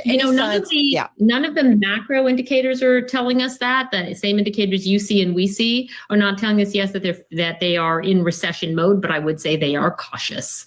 And I think, if you think about the lifeblood of any small business, it's managing, this month's cash flow, this quarter's cash flow, this quarter's investment decisions, making sure you're not extended on inventory or so on. So I think the first thing you see is, as I say, cautiousness with regard to long-term investments. But I think it is a relatively resilient SMB market right now, though uncertain. One thing I wanted to ask you, your stock doesn't trade in the United States. Are there plans as you increase your exposure in the US that you have a listing here?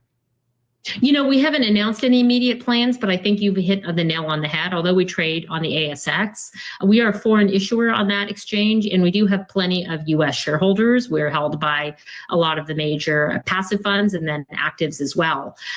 So, of course, we're going to keep growing that global footprint. We would roll out at some point, considering whether or not we need to also list elsewhere, but no plans currently, and very happy with where we trade today.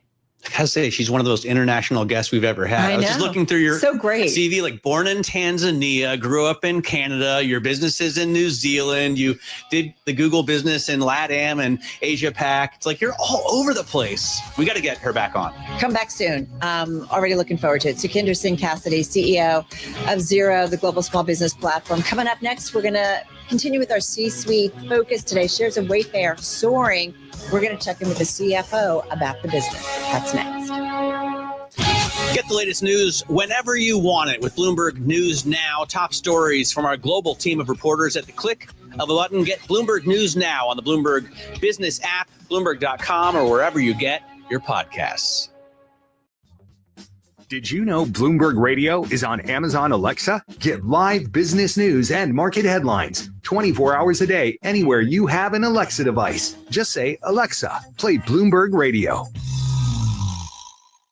The business news of Australia is more important than ever.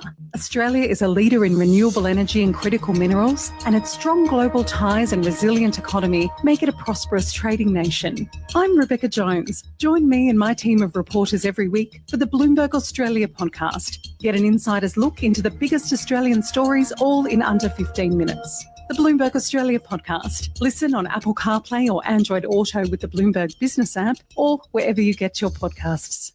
What is dedication? The thing that drives me every day as a dad is Dariana. We call him Day for short. Every day he's hungry for something, whether it's attention, affection, knowledge. And there's this huge responsibility in making sure that when he's no longer under my wing, that he's a good person. I want him to be able to sit back one day and go, we worked together, we did a good job. That's dedication. Find out more at fatherhood.gov. Brought to you by the U.S. Department of Health and Human Services and the Ad Council. On a recent edition of the Big Take podcast, is President Trump's trade war strategy working? Host Sarah Holder sits down with Bloomberg's global trade editor Brendan Murray to discuss where things stand and how Trump has dramatically shifted America's approach to trade deals. It can be challenging to keep up with the shifting terms of Trump's trade war and all the deals his administration is trying to broker. Brendan, how have you been making sense of this? Do you have a big whiteboard up in the office or something? Yeah, I guess you could say it's a whiteboard, but it's more like an Excel spreadsheet, a timeline, some Post-it notes, and a bunch of sort of random things that you have to move around. This is a very fast-moving story. President Trump will say he's doing well in trade negotiations with big economies, and then the next day he might say, deals off, you're facing a tariff of 20% or whatever. You've been overseeing Bloomberg's trade coverage since 2019. I'm wondering how this negotiation process has been different than ones you've seen before. I think it's been very different. The first way it's been different is that trade negotiations are notoriously long, grueling. They go back and forth. They go between governments, and then governments go back to their industries, and they go line by line.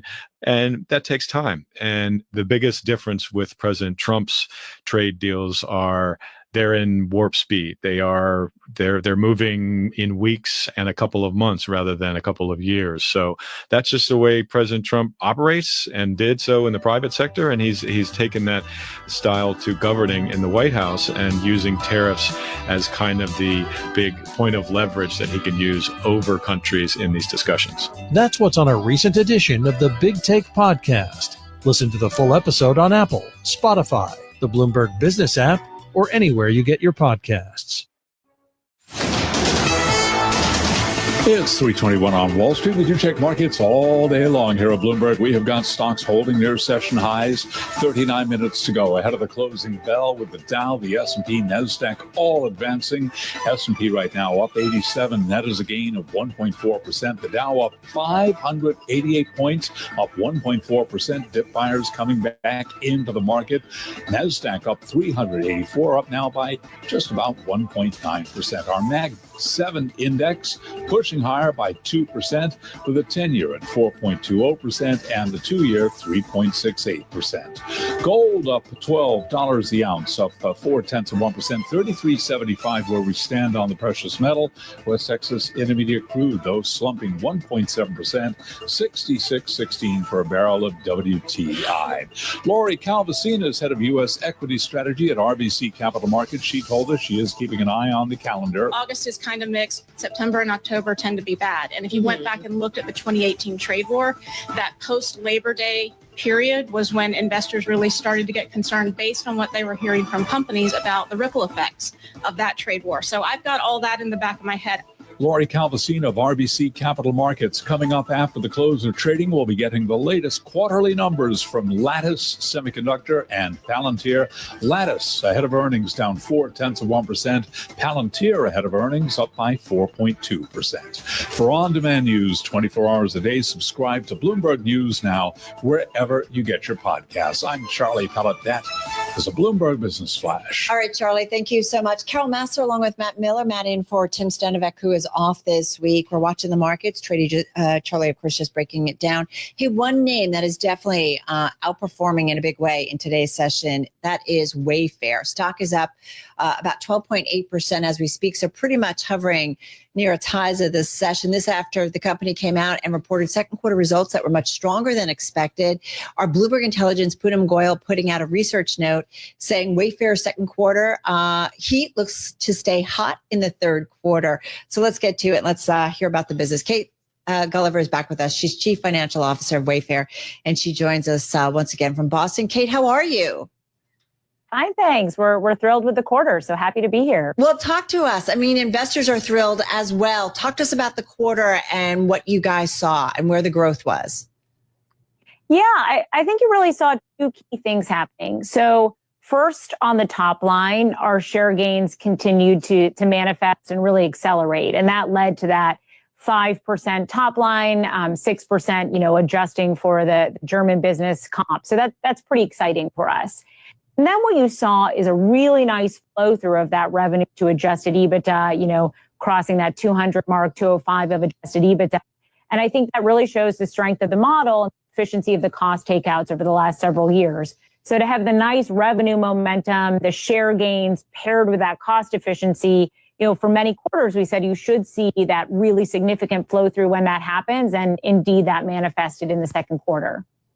Kate, whenever I ask someone about the stock price and it doesn't look great, they always say, well, we're focused on doing business here and we don't care about the shares. But you got to care about them on some level, especially as a CFO. So, you've had an incredible year to date. You're up like 66%. But if I bring the chart out to, the COVID highs, you still have a long way to get back there. I think you're down 70 some percent from your 2021 highs.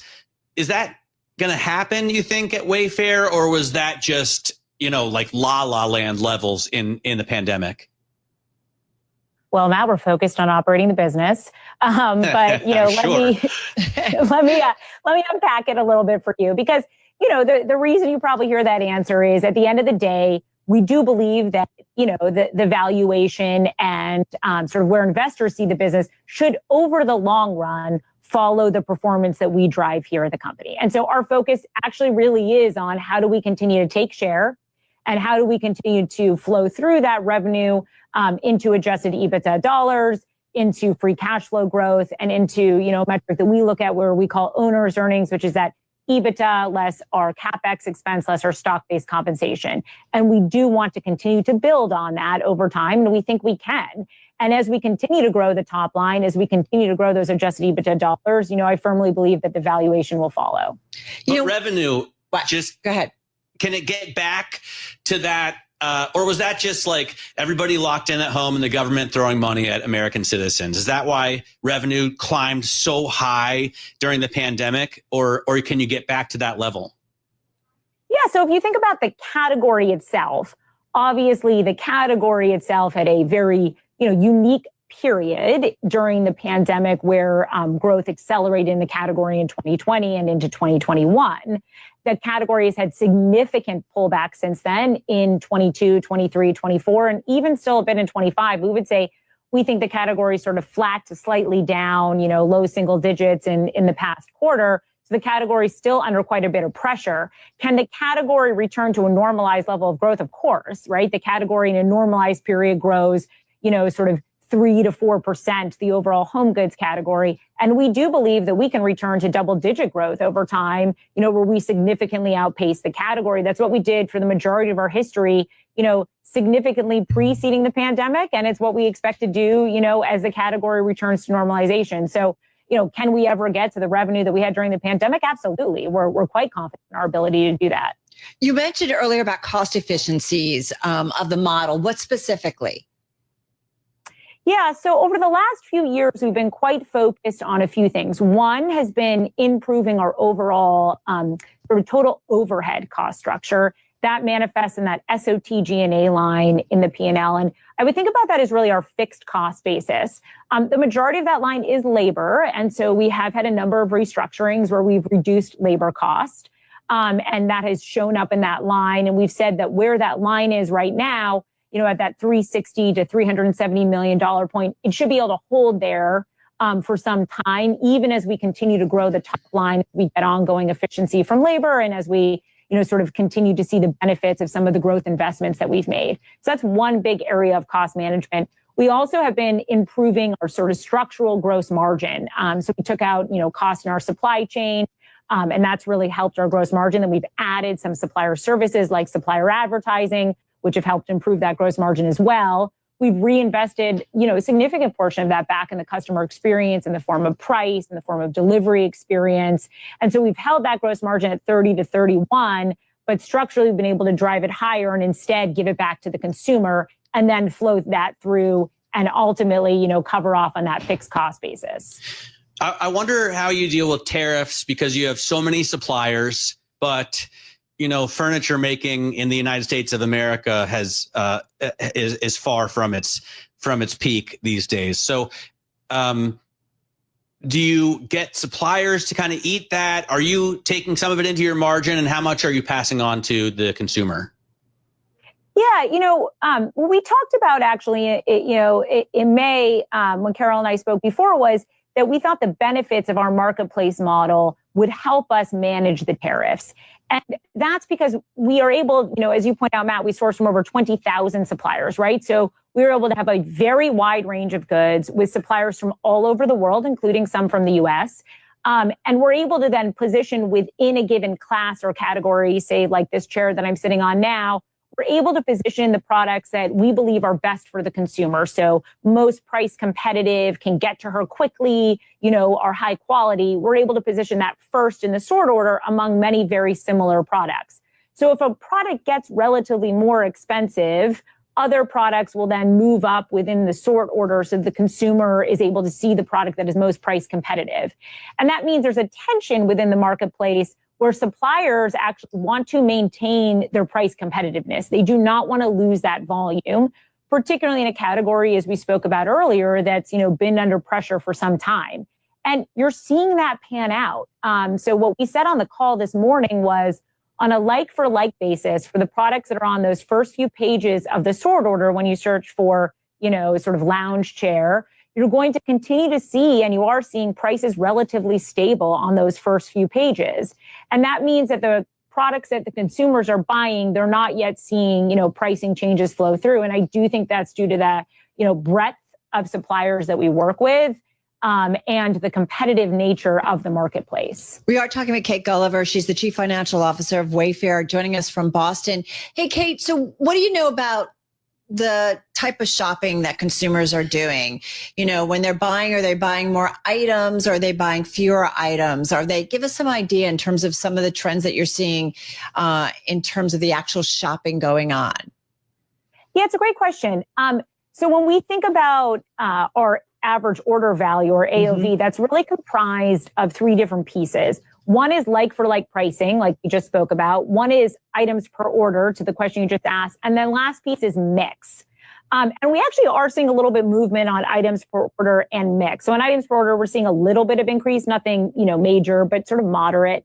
But where we're really seeing momentum is on mix. And what we mean there is that we're seeing mixing in brands of ours that are actually sort of higher value. So Perigold, which is our highest end, our luxury brand, we're seeing ongoing really nice momentum there.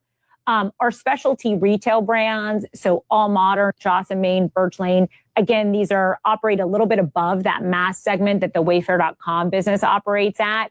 Those are also seeing nice momentum. And then our B2B business, where we sell, to professionals and the trade, we're seeing nice momentum there. All of these are much higher ticket values than the sort of core Wayfair.com business. The other thing I'd add is, we're obviously newer to the physical retail game. We have our first sort of large format Wayfair store opened a little over a year ago.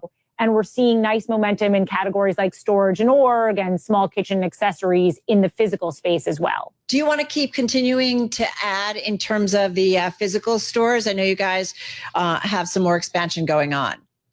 Yeah, no, great question. We're thrilled with the performance of that Chicago store. Really two key things that we see there. One is the halo effect. So the sales that we get in the surrounding region from having the store there. And then two, within the store, we're seeing nice momentum in categories that, maybe sort of underpunch a little bit online, like storage and org, kitchen accessories, small appliances, that kind of thing. And so as we look at it, we see significant opportunity from a growth perspective in expanding stores. We've actually announced 3 additional leases.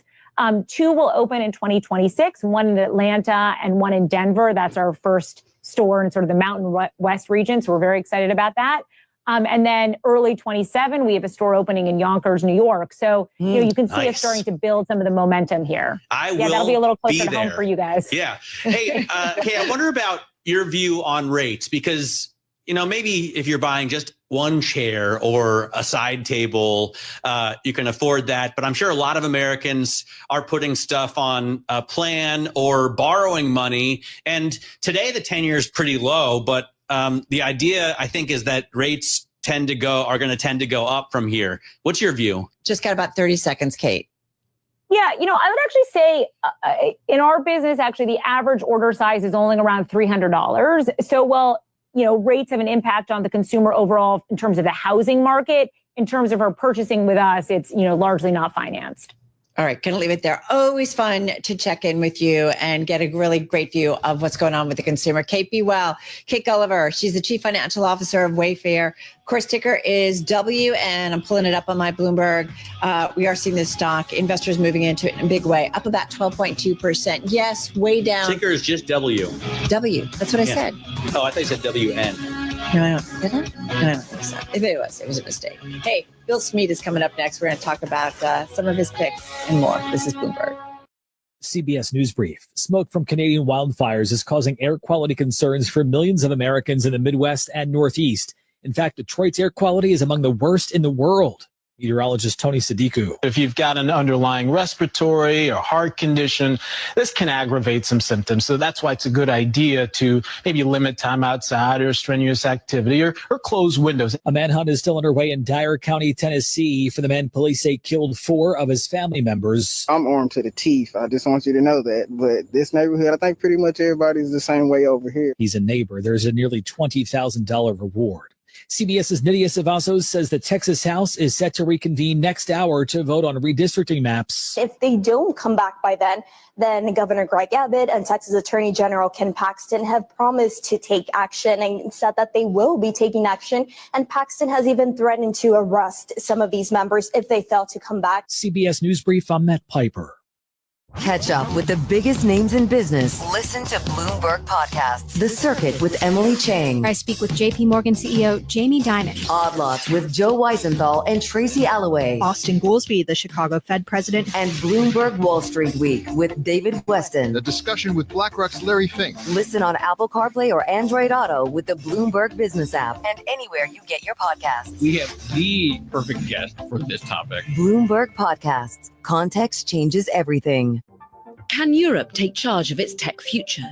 The global tech race is intensifying, and Europe's position is anything but guaranteed. Who will control the tech, platforms, and algorithms that shape our world? At Bloomberg Tech London this October 21st, we'll ask and answer the hard questions about Europe's tech sovereignty. Thank you to our presenting sponsor, PwC. Learn more at bloomberg.com/techlondon.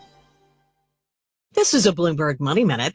Investors are buying the dip today, with stocks now up between 1.2 and 1.7%. Tech stocks are leading the gains.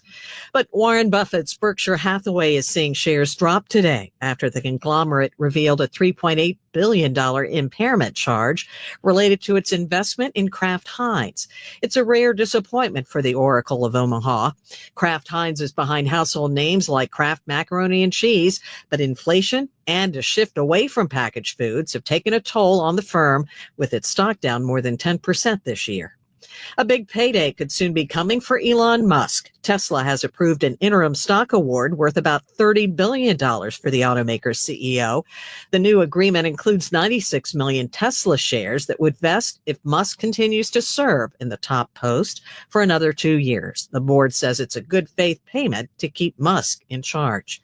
I'm Nancy Lyons, Bloomberg Radio. Bloomberg Radio, on demand and in your podcast feed. On the latest edition of the Bloomberg Intelligence Podcast, a conversation with Margit Patel, Senior Portfolio Manager at Allspring Global Investments, on the markets. I think the market will continue to chug along. And really, as you pointed out, corporate earnings have been very good, say 9-ish% so far. And that's with economic growth. If you average the first 2 quarters, say modestly positive. So that says in a 1 to 2% economic growth, corporations can produce earnings of say 9 to 10% even. So I think that says the equity market continues to move higher over the balance of the year. What are you thinking just more broadly right now in terms of the strength of the equities market? Well, I think it's going to continue to be the trend we've seen certainly over the last year or so, which is not all sectors will participate. So that's why you'll continue to see the tech sector very, very strong, communications, industrials, which has really come up a long way, and also some parts of even the energy sector related to gas, and those centers, of course, related to the data centers, expanding the electrical grid. So I think those companies will all do really well. Companies that benefit from the much lower capex treatment in the new tax bill. So that says there's plenty of room for the equities to move higher, especially with treasuries at this really pretty low rate. You mentioned treasuries here. How are you thinking about the fixed income market here as the treasury market versus maybe taking some credit risk? I don't think there's much risk in the fixed income market pretty much across the board. If you look at high yield bonds, default rates are only about 2%. So that's really about as low as you've had historically, period. And if you look at, say, investment grade bonds, actually, you could say the market's starved for supply. Hear the full conversation on the latest edition of the Bloomberg Intelligence Podcast. Subscribe on Apple, Spotify, and anywhere else you get your podcasts. Plus, listen anytime on the Bloomberg Business app and Bloomberg.com.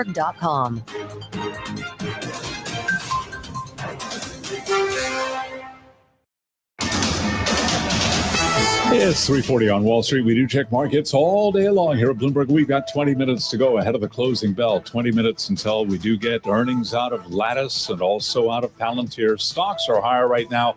Let's head right over to the First Word breaking news desk for today's afternoon call. Here he is, Bill Maloney. Good afternoon, Shai. That's right. U.S. stocks with an aggressive bounce after Friday's sell-off, with the Dow currently up 557 points. The S&Ps are higher by 83, while the NASDAQ is up by 1.7%. 0.7%.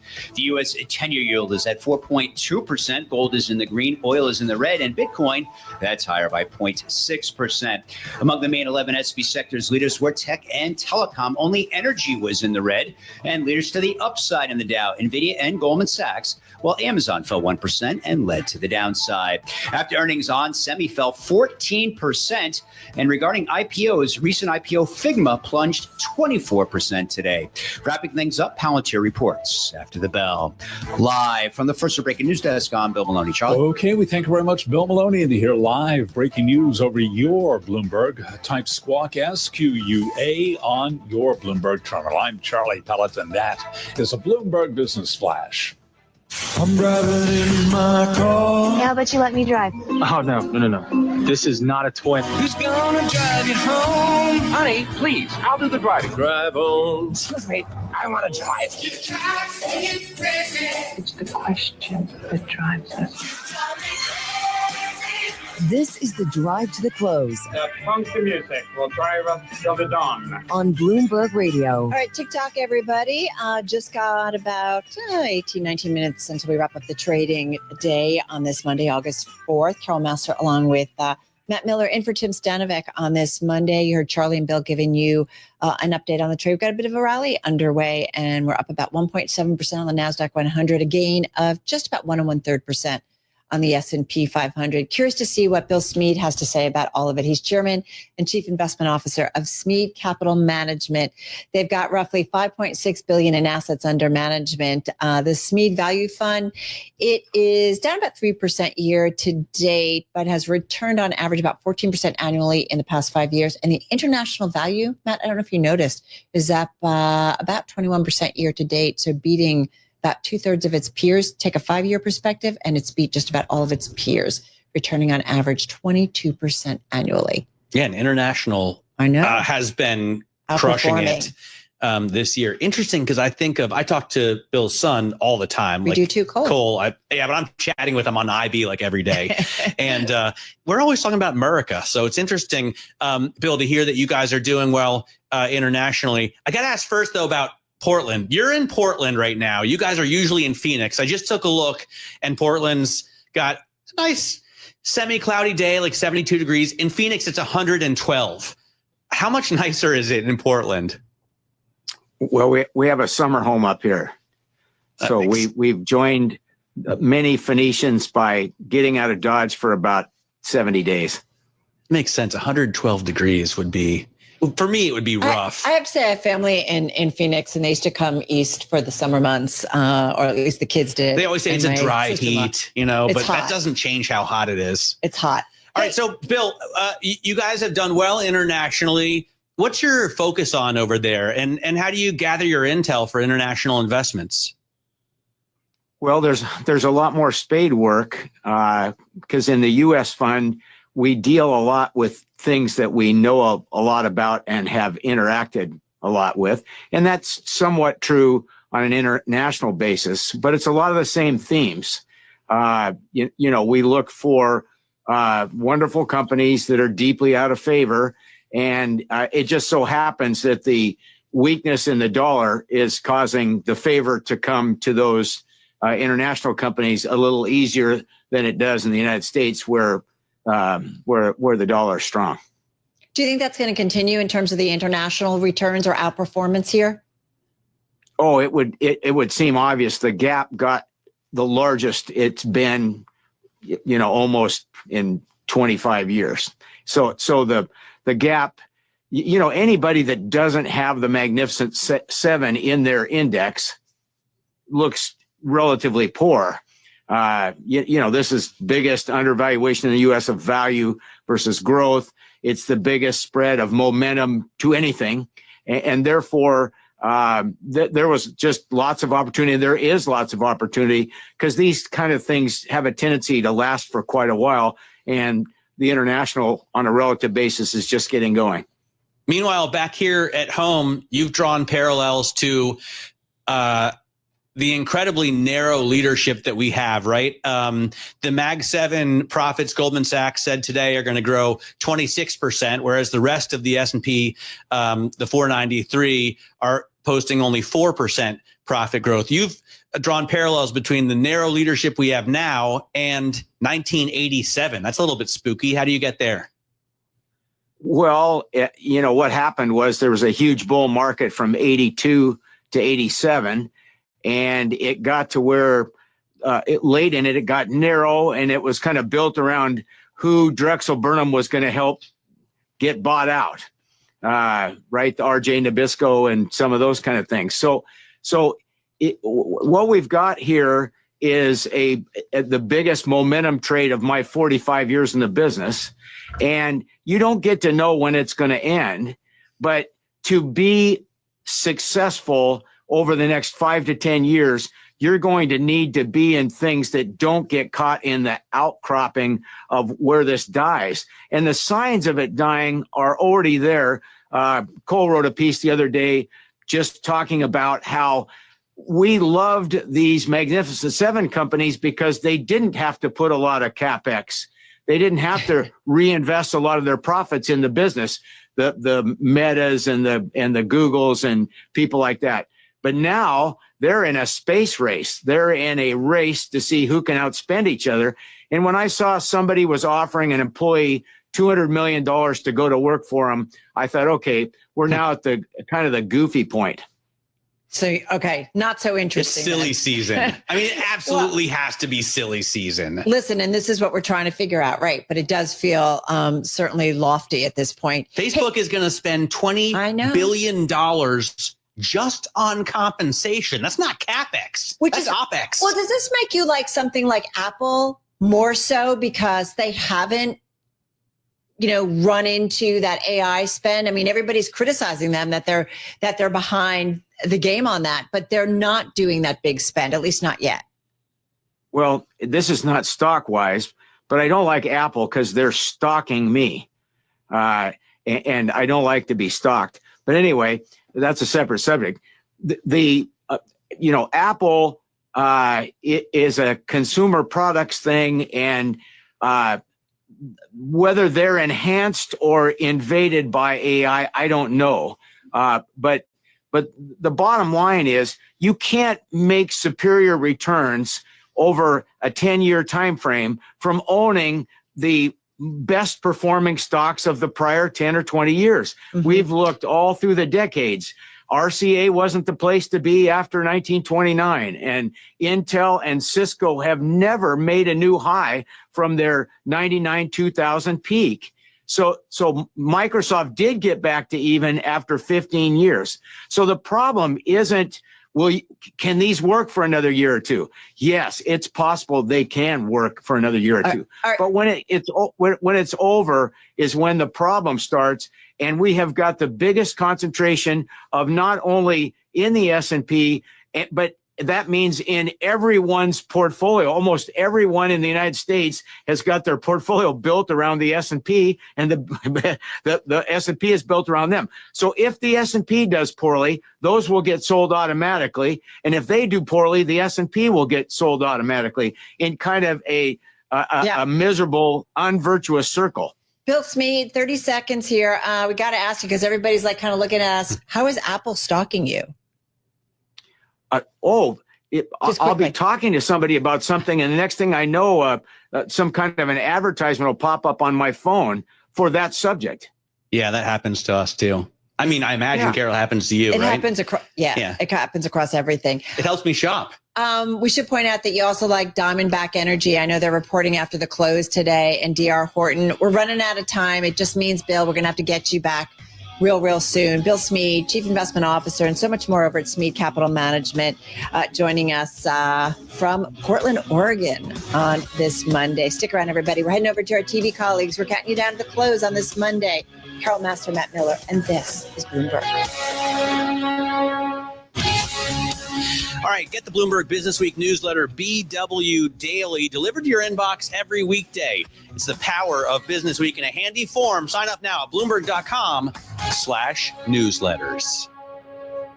Everything you love about Bloomberg Radio is now inside your car. The new Bloomberg Business app, featuring Apple CarPlay and Android Auto. All your favorite Bloomberg radio shows right on your dashboard. Download it free in the Apple App Store or on Google Play.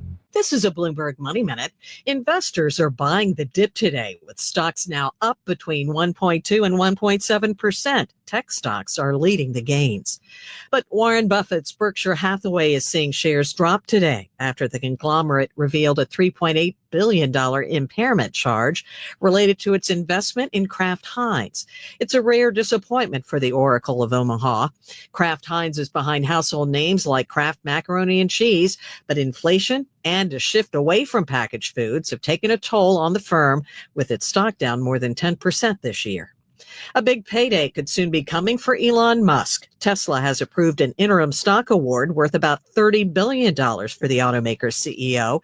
The new agreement includes 96 million Tesla shares that would vest if Musk continues to serve in the top post for another 2 years. The board says it's a good faith payment to keep Musk in charge. I'm Nancy Lyons, Bloomberg Radio. When news breaks across the globe, Bloomberg Radio is there. From the Middle East, a ceasefire declared between Israel and Iran, to Europe, the US-UK trade deal comes into effect, and anywhere in the world news happens. We go to Ethan Browner in Tel Aviv. We get more from Bloomberg's Minmin Low in Hong Kong. Jumana Bersachi continues our team coverage in Dubai. Listen on Apple CarPlay or Android Auto with the Bloomberg Business app, and always on Bloomberg Radio. Context changes everything. I'm Barry Ritholtz, inviting you to join me for At the Money, a weekly dive into money, earning it, spending it, and investing it. From portfolio construction to taxes and cutting down on fees, you'll learn the best ways to put your money to work. Listen to At the Money every week on my Masters in Business podcast feed. It's available on Apple CarPlay or Android Auto with the Bloomberg Business app, Apple Podcasts, Spotify, or wherever you listen. Every Bloomberg radio show. This is Bloomberg Surveillance. You're listening to Bloomberg Business Week. Every Bloomberg podcast. Welcome to the Odd Lots podcast. This is The Big Take. Every Bloomberg news headline. A Bloomberg News exclusive. Historic moves in the Treasury market. Catch every moment of Bloomberg Radio inside your car. This is a joy. The Bloomberg Business app, now on Apple CarPlay and Android Auto. Download it free in the Apple App Store or on Google Play. Bloomberg Radio. Context changes everything. This is Bloomberg Business Week Daily with Carol Massar and Tim Stenovec on Bloomberg Radio. All right, everybody, we've got just under 7 minutes to go until we wrap up the trade on this Monday. Tim, as you know, is off. Matt's in the house with me, and we're going to head over to our TV colleagues, and we'll talk about some earnings as well. What do you want to talk about? You know, there's a most read story in the Bloomberg we did not get to. Anytime we talk about Tesla and Elon, I kind of want to.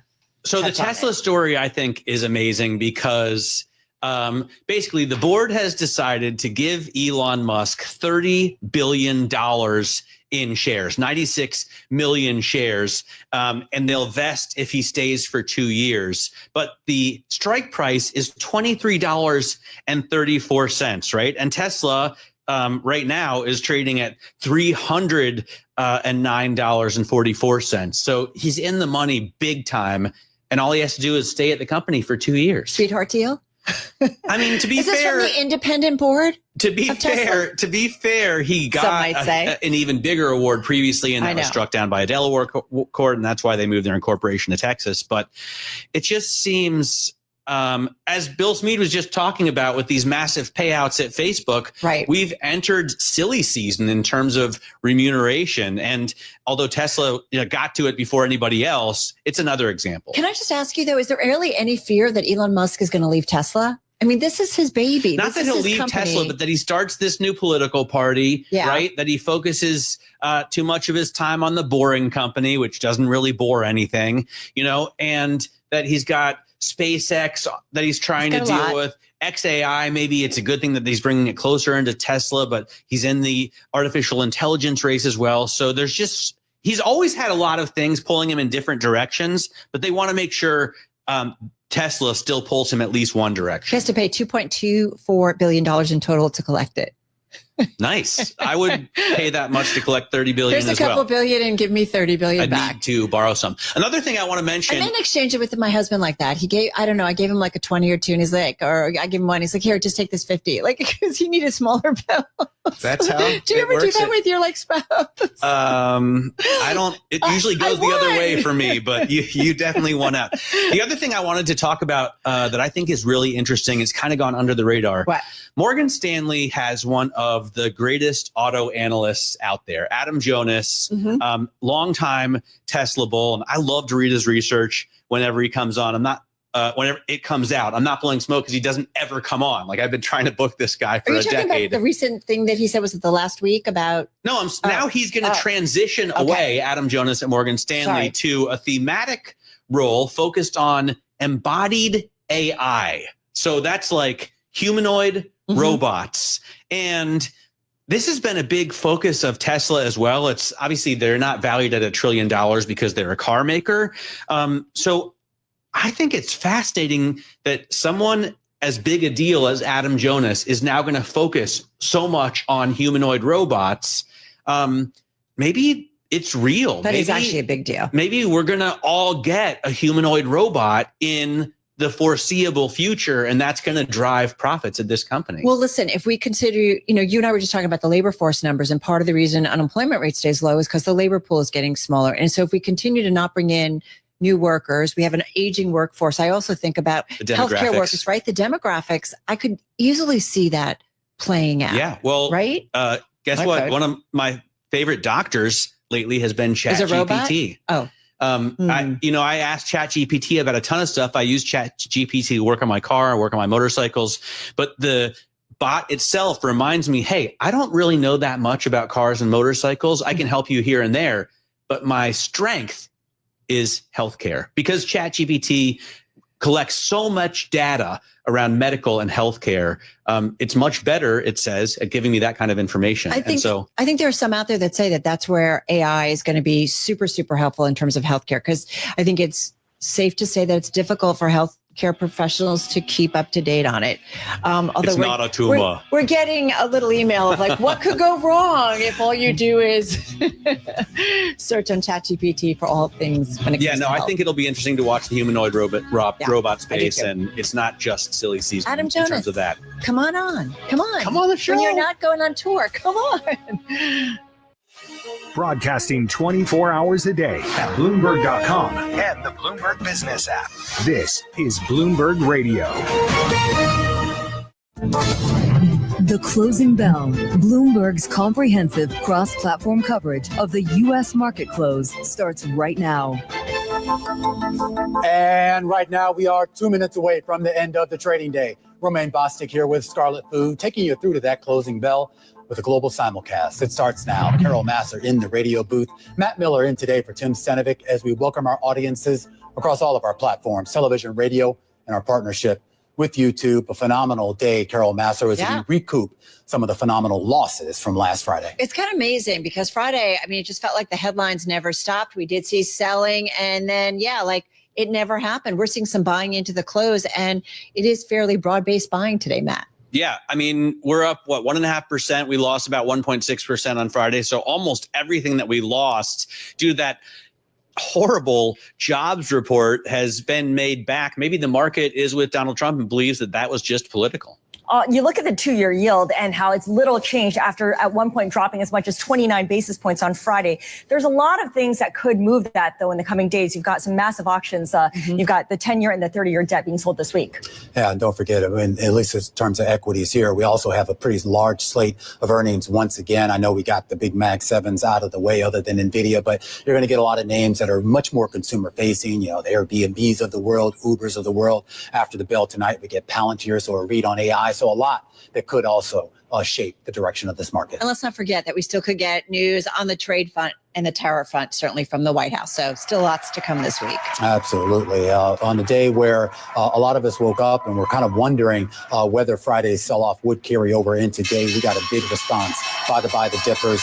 saying, Anytime we've seen these drops in the past, we've seen those people come in pretty quickly here to buy that dip, and they did it in a big way, a way that pushed the Dow Jones Industrial Average up by almost 600 points, or about 1.4% on the day. The S&P 500 pushed up by more than 90 points, or 1.5% on the day. The NASDAQ Composite pushed up 400 points, or 1.9% on the day. And the Russell 2000, that's your outperformer, 46 points higher than where it was on Friday, closing out up 2.1%. All right, guys, as we said, pretty much broad-based buying in today's session. Scarlett, we've got 430 names gaining ground on this Monday, 71 to the downside, 2 unchanged. Yeah, pretty lopsided there. And that's what you'll see in the IMAP as well. There is one sector that did finish in the red, and that is energy, down about 0.4% as crude oil declines about 1.5%. Certainly Brent did, at least. In terms of the gainers, communication services and tech each gaining more than 2%. Utilities also finishing up by 1.75%. All right, guys, let's get to some of the individual gainers. This one, in fact, the number one gainer in both the S&P 500, the NASDAQ 100, ticker is IDXX. We're talking about IDEX Labs, soaring the most intraday ever after posting a beat and raising the quarter outlook, fueled by demand at the company's companion animal division. So basically, it's got these instruments. They do cellular analysis at vet clinics, checks blood, checks some other things. But anyway, that seemed to be some outperformance. This companion animal division. We call them pets. Sorry. This is what happens when you read the press release. Stock's up about 64% year to date, but again, up 27%, Matt, in today's session.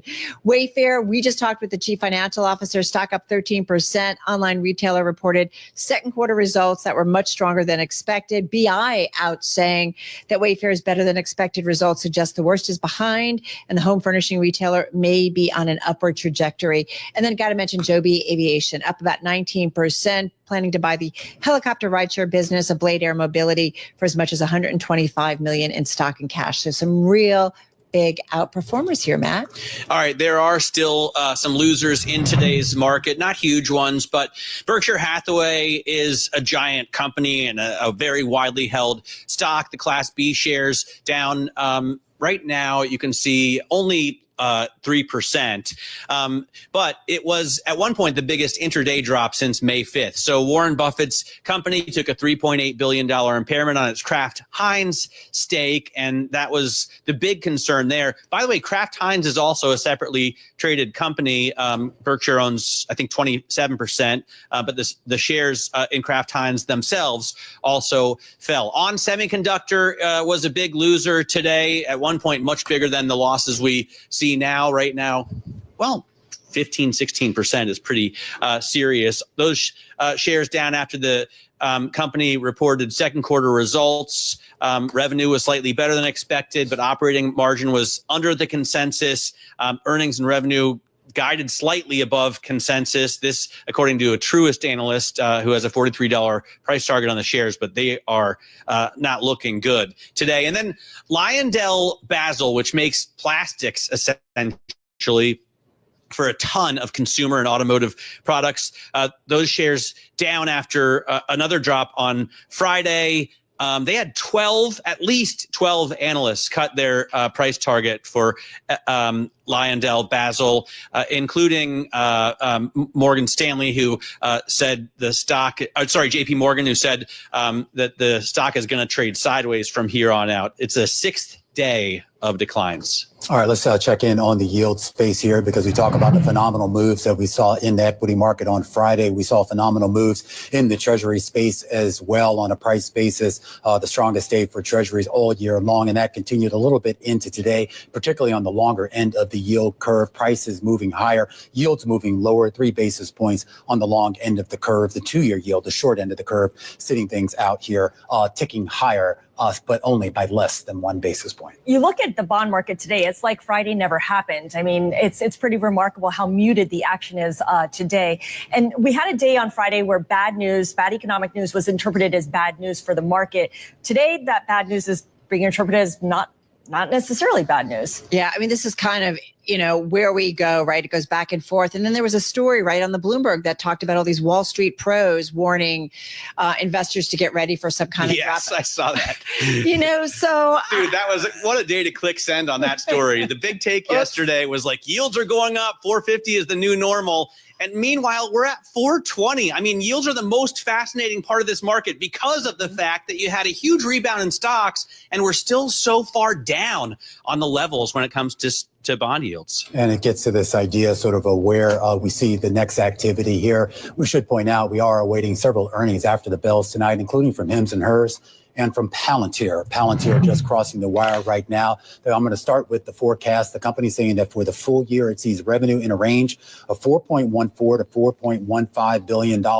That's an increase over the previous guidance that it had given of about $3.9 billion on average. On adjusted operating profit, $1.91 billion to $1.92 billion. Again, raising the profit forecast up from about $1.72 billion. I'm going to go back to the quarter that just passed. That was the second quarter. The company did beat on both the top and the bottom line in that realm as well. $1 billion in revenue. Street was looking for $939 million. And on the EPS side, the company, Scarlett, posting 16 cents a share adjusted EPS. The Street, on average, was looking for 14. All right, let's take a look at the earnings release. The company talking about how this was a phenomenal quarter. They're seeing the astonishing impact of AI leverage. And in terms of the commercial business, revenue growth of 93% year over year, revenue growth of 48% year over year as well. And they're looking at third quarter revenue they're guiding it to 50% growth year over year as well. I mean, these are massive numbers when you look at it. Is it massive enough to justify the gains that we've seen so far? And the initial answer, at least, seems to be yes, given that the stock is up about 1.5% after hours trade. You know, it's interesting. We talked with our Mandeep Singh, Matt and I did earlier, and said he was focusing on that commercial segment. He said anything below 70% would be a miss. So they easily beat and when it comes to that. But he also just talked about, you know, this one in terms of price to sales and what we are seeing in terms of the ratio, some real overvaluation. But at least initially, it seems like investors are okay with it. And the stock is up about 2.8% here in the aftermarket. Yeah. For the first time, U.S. commercial revenue grew faster than government revenue at 93% year over year compared to 53%. So massive number, massive release there from Palantir. We're also getting, as Romaine said, Hims and Hers earning right now. Revenue in the second quarter was $545 million. The estimate was for $552 million. So missing on the revenue line. EPS in the second quarter was 17 cents versus 6 cents.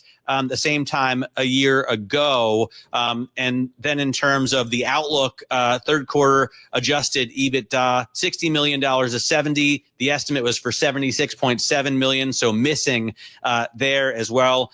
It's looking like it's going to be a down arrow story if the outlook doesn't match what the Street had. And indeed, the stock is getting decimated in the after hours. Yeah, you see Hims down about 10% here. One of the biggest decliners in the after hours trade. To the upside, though, Palantir and BioMarin, which just reported earnings. Those are your two biggest gainers. The third biggest gainer, that actually belongs to Axon. This, of course, is the maker of tasers and other defense products for the police systems here. The company did report that net sales did come in ahead of estimates. It does look like the EPS came in a little bit light, but the company guiding higher for its full year revenue forecast and its full year EBITDA forecast. And that might be a big part of the reason you're seeing a 4% jump in the stock in the after hours trade. And just a quick mention here of Tanger as well, the mall operator reporting, total revenue of $140.7 million. Analysts were looking for revenue of $132.9 million. So that is a beat on that front. It has also raised its full year 2025 guidance as well. As for the FFO per share, the reported number was 58 cents. That beats the average analyst estimate by about 2 pennies. All right. In Tanger, we're seeing shares up about 0.6% here in the aftermarket. All right, folks, that's a wrap. Our cross-platform coverage, radio, TV, YouTube, Bloomberg Originals. Scarlett and Romaine, of course, continuing there on the TV side. Matt and I continuing here on Bloomberg Business Week Daily. We will see you again, same time, same place tomorrow. This is Bloomberg Business Week Daily, reporting from the magazine that helps global leaders stay ahead, with insight on the people, companies, and trends shaping today's complex economy, plus global business, finance, and tech news as it happens. Bloomberg Business Week Daily with Carol Massar and Tim Stenbeck.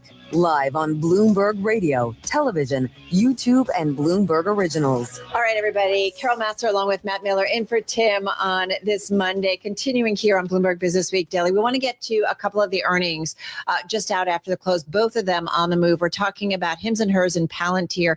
Palantir shares, they're up more than 5% here in the aftermarket. And the company with its fiscal year revenue outlook, $4.14 billion to $4.15 billion. It had seen $389, $3.89 billion to $3.9 billion. Palantir shares are up 10%. So it's a $420 billion around here, billion dollar company. I know. And they're looking at revenue for the full year of $4 billion. So they're trading at 100 times revenue. All right. So let's get to it. This is why we want to talk to Amandeep Singh. He gave us a preview earlier. He's back with us. He's Bloomberg Intelligence Global Head of Technology Research. So walk us through it. We talked about actually with our TV colleagues about the commercial segment, which seemed to be some outperformance there. There is. And look, it's by a lot. So the expected number was around 70%. They are guiding to, 85% for the full year. It was 93% for the quarter.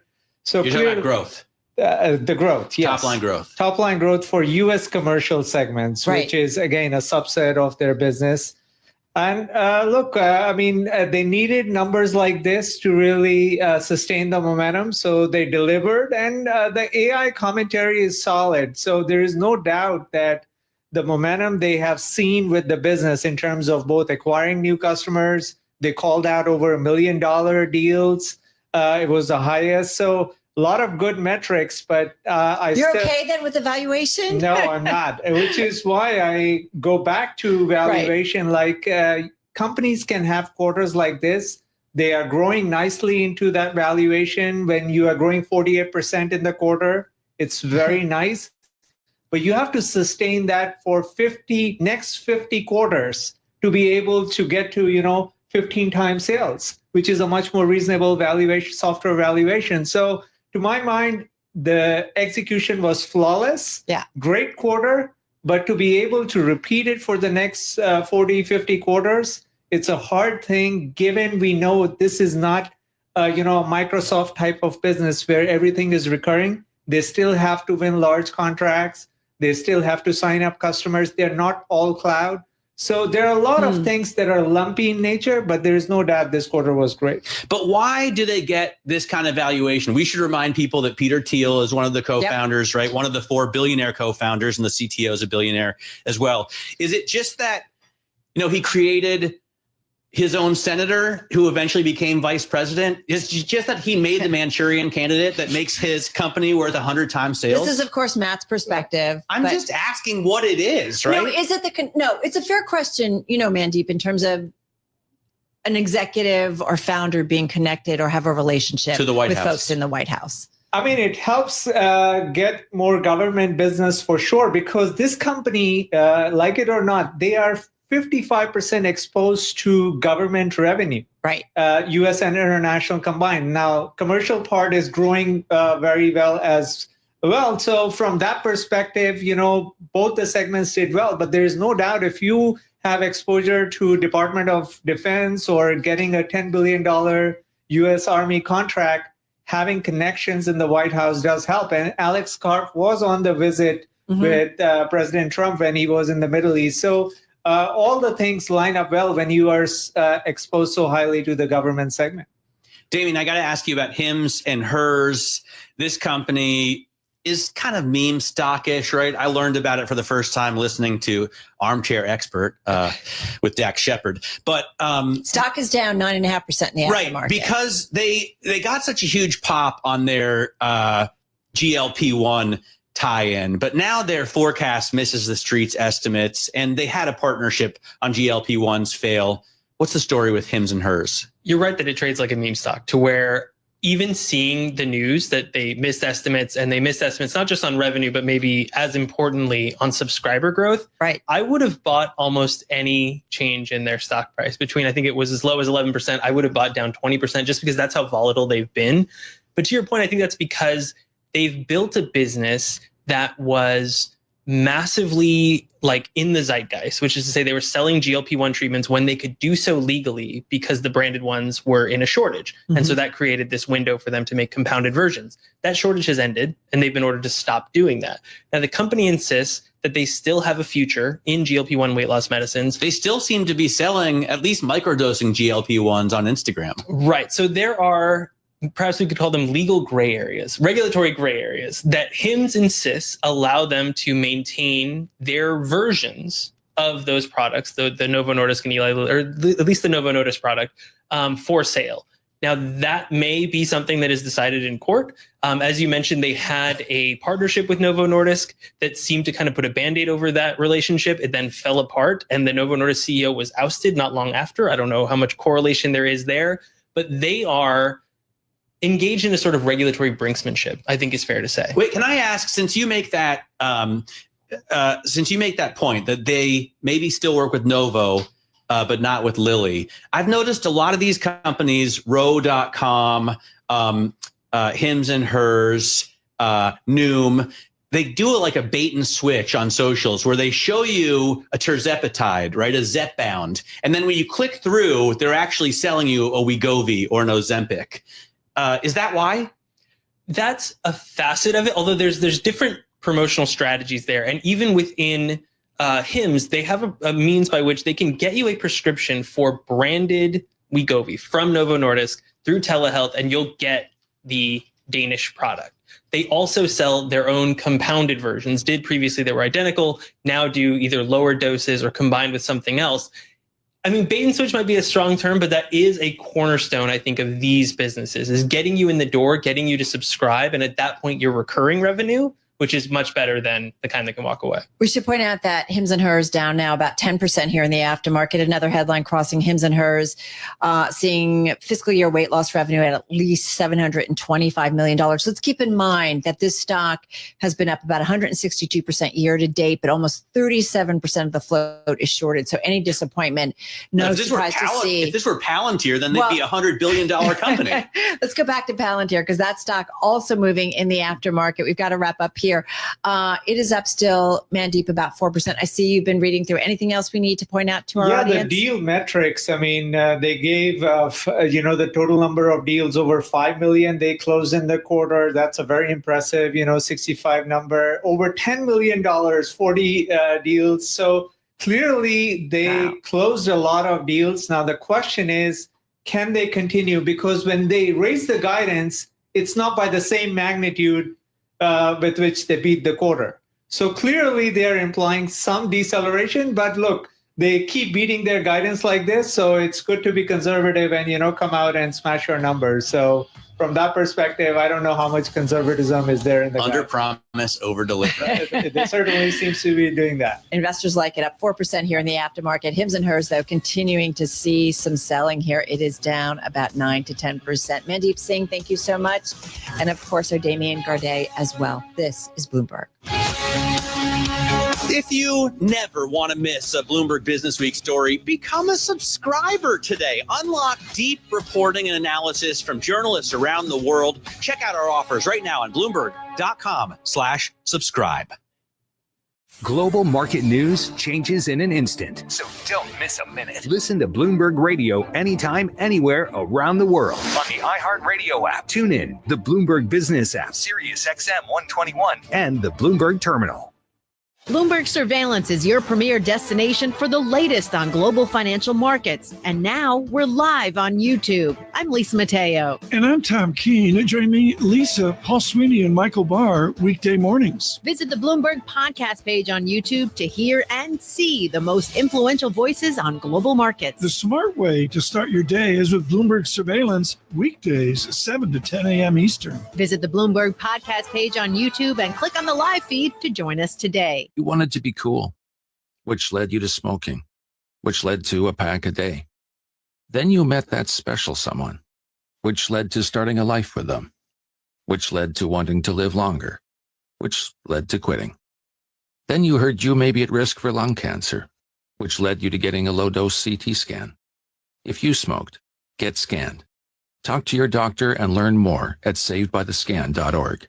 Brought to you by the American Lung Association and the Ad Council. Bloomberg Radio, on demand and in your podcast feed. On the latest Balance of Power podcast, we talk with Matthew Whitaker, the U.S. ambassador to NATO, about a new plan to provide U.S.-made weapons to Ukraine and have our NATO allies pay for it. Ukraine wants American equipment. Ukraine wants our weapons and our ammunition because it's the best in the world. And, a lot of it is manufactured in the United States. And that's why, one of the things that I'm working on here at NATO is to make sure that American manufacturing continues to thrive and grow and expand. And, those are really hand in glove as to what we're doing and the work we're doing here to make sure that Europe can ultimately defend itself long term. Well, let's talk more about that, because there was a concern about our own stockpiles here, which is why at one point, at least that was the justification by the Pentagon for halting temporarily weapons shipments to Ukraine, because we were getting down to concerning levels.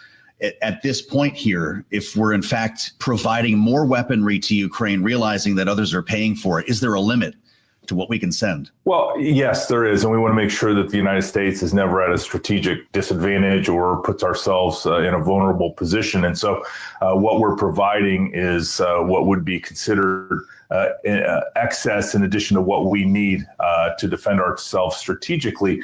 But at the same time, we're still manufacturing, whether it's missiles that go with the Patriot system, or whether it's artillery shells or everything in between. All of these armaments are continuing to be manufactured in the United States and, quite frankly, all across the NATO alliance. Hear the full conversation on the latest edition of the Balance of Power podcast. Subscribe on Apple, Spotify, and anywhere else you get your podcasts. Plus, listen anytime on the Bloomberg Business app and Bloomberg.com.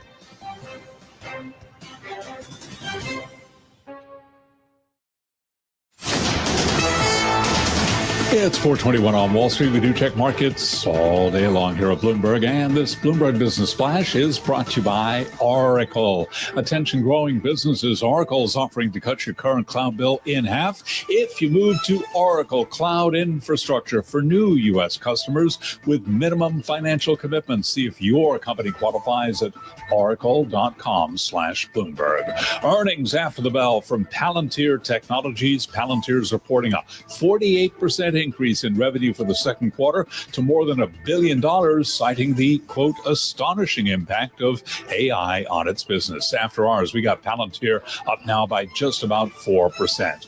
Also reporting after the close of trading, Lattice Semiconductor. It's out with adjusted EPS for the second quarter that matched the average analyst estimate. After hours, we got Lattice now trading down by about 2.5%. We did see a renewed wave of dip buying today. That lifted stocks. Traders sifting through solid earnings amid bets that the Fed will soon be cutting rates. S&P 500 index today gained 91 points, up 1.5%. S&P at 63.29. The Dow up 585, up 1.3%. Nasdaq up 403 points today, higher by 2%.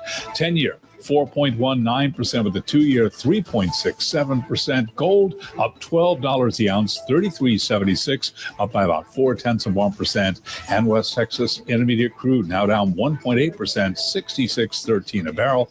Bitcoin at 114,807. Bitcoin today up by 0.3%. For on-demand news 24 hours a day, subscribe to Bloomberg News Now wherever you get your podcasts. I'm Charlie Pelleton. That is a Bloomberg Business Flash. All right, Charlie, thank you so much. I'm Carol Master, along with Matt Miller, in for Tim Stanovic on Bloomberg Business Week Daily on this Monday. Actually here with us for a couple of days, and this is our gift to you. We know how much you love cars. Thank you. And the EV space. Thank you. You're welcome. I really do. You know what? I'm kind of a convert now because I'm an but old. You don't have an EV yet. I'm a gear. No, because I'm a gearhead. I like to work on my cars myself. I like old American muscle. I like cars to be loud and smell like gasoline and vibrate a lot. But lately, I've been driving a ton of EVs. I drive a new car every week for my podcast. It's called Hot Pursuit with Hannah Elliott. And just the acceleration, the handling has gotten so much better. There's so many more to choose from that it's not just boring looking Teslas with Spartan interiors, that it's become almost a preferred mode of transportation for me. The one problem I have still, charging. The charging network is so bad. Yeah. So we have a guest who's got a front row seat to it. So let's bring him in. Josh Aviv is founder and CEO of Spark Charge. He's out there in Massachusetts. Josh, good to have you here with Matt. Get ready for a grilling because it is Matt Miller. We're ready. We're ready. Listen, your company reminds us that it is the world's largest EV fleet charging network. Lay it out for us, where it is, how many, who's using it. Give us some size and scope. Absolutely. So Spark Charge is the world's largest off-grid EV fleet charging network. We have operations across all 50 states and recently just launched in Canada and Mexico. What makes us special is that we bring the power to the fleet. So we show up with our off-grid mobile battery chargers and mobile power hubs. We can get going without any grid connection, which means we get fleets up and running and charging in as little as 3 to 7 days versus them having to wait as much as 2 to 3 years for infrastructure to catch up. So you're the biggest off-grid EV charging network. What does that mean? Meaning you're not the consumer chargers that are built up in malls or next to a Starbucks. You're working with like Ford Pro kind of customers to charge their trucks. Exactly. So you're working with Large construction fleets, with plumbers, with electricians, with Amazon? anybody who's got a pro fleet. Yeah. Amazon. Fleets like Amazon, last mile delivery, rideshare fleets as well, construction fleets, rental car fleets, school bus fleets. Think about the problem that consumers have where they're like, hey, I need to figure out how to charge one car. Fleets have the issue of how do I charge 20 cars, 100 cars, and how do I do that every day to keep my business going? And we step in and we basically get them up and running quicker than any other electrification option on planet Earth. We can get a full fleet up and running in as little as 3 days, fully electrified, and those cars out on the road. Dude, that is such a great business. How did you start this? Yeah, so we started it when we realized that a lot of fleets were waiting anywhere from 2 to 5 years before the grid would catch up and allow them to electrify. And we said, well, what happens if we bring the energy to you, or if we get power set up to where we can use our batteries to get you charging almost immediately? What we realized is that fleets, they'll incorporate 50 cars, they'll incorporate 20 cars, but then they'll have the issue of going to the grid and saying, hey, we want to get these cars electrified, but the grid can't handle the demand of all these vehicles. And so we show up, we get them up and going with our mobile battery chargers, which means they're charging from a giant battery connected to charging stations. And then they're able to get up and running a lot quicker. And then they also have a smoother service, right? There's no such thing as grid delays or power outages, especially when it's being battery backed. All the energy is there. Wait, so you just kind of bring a massive battery to places and that's how you do it? Is it on 18 wheels? How do you transport that?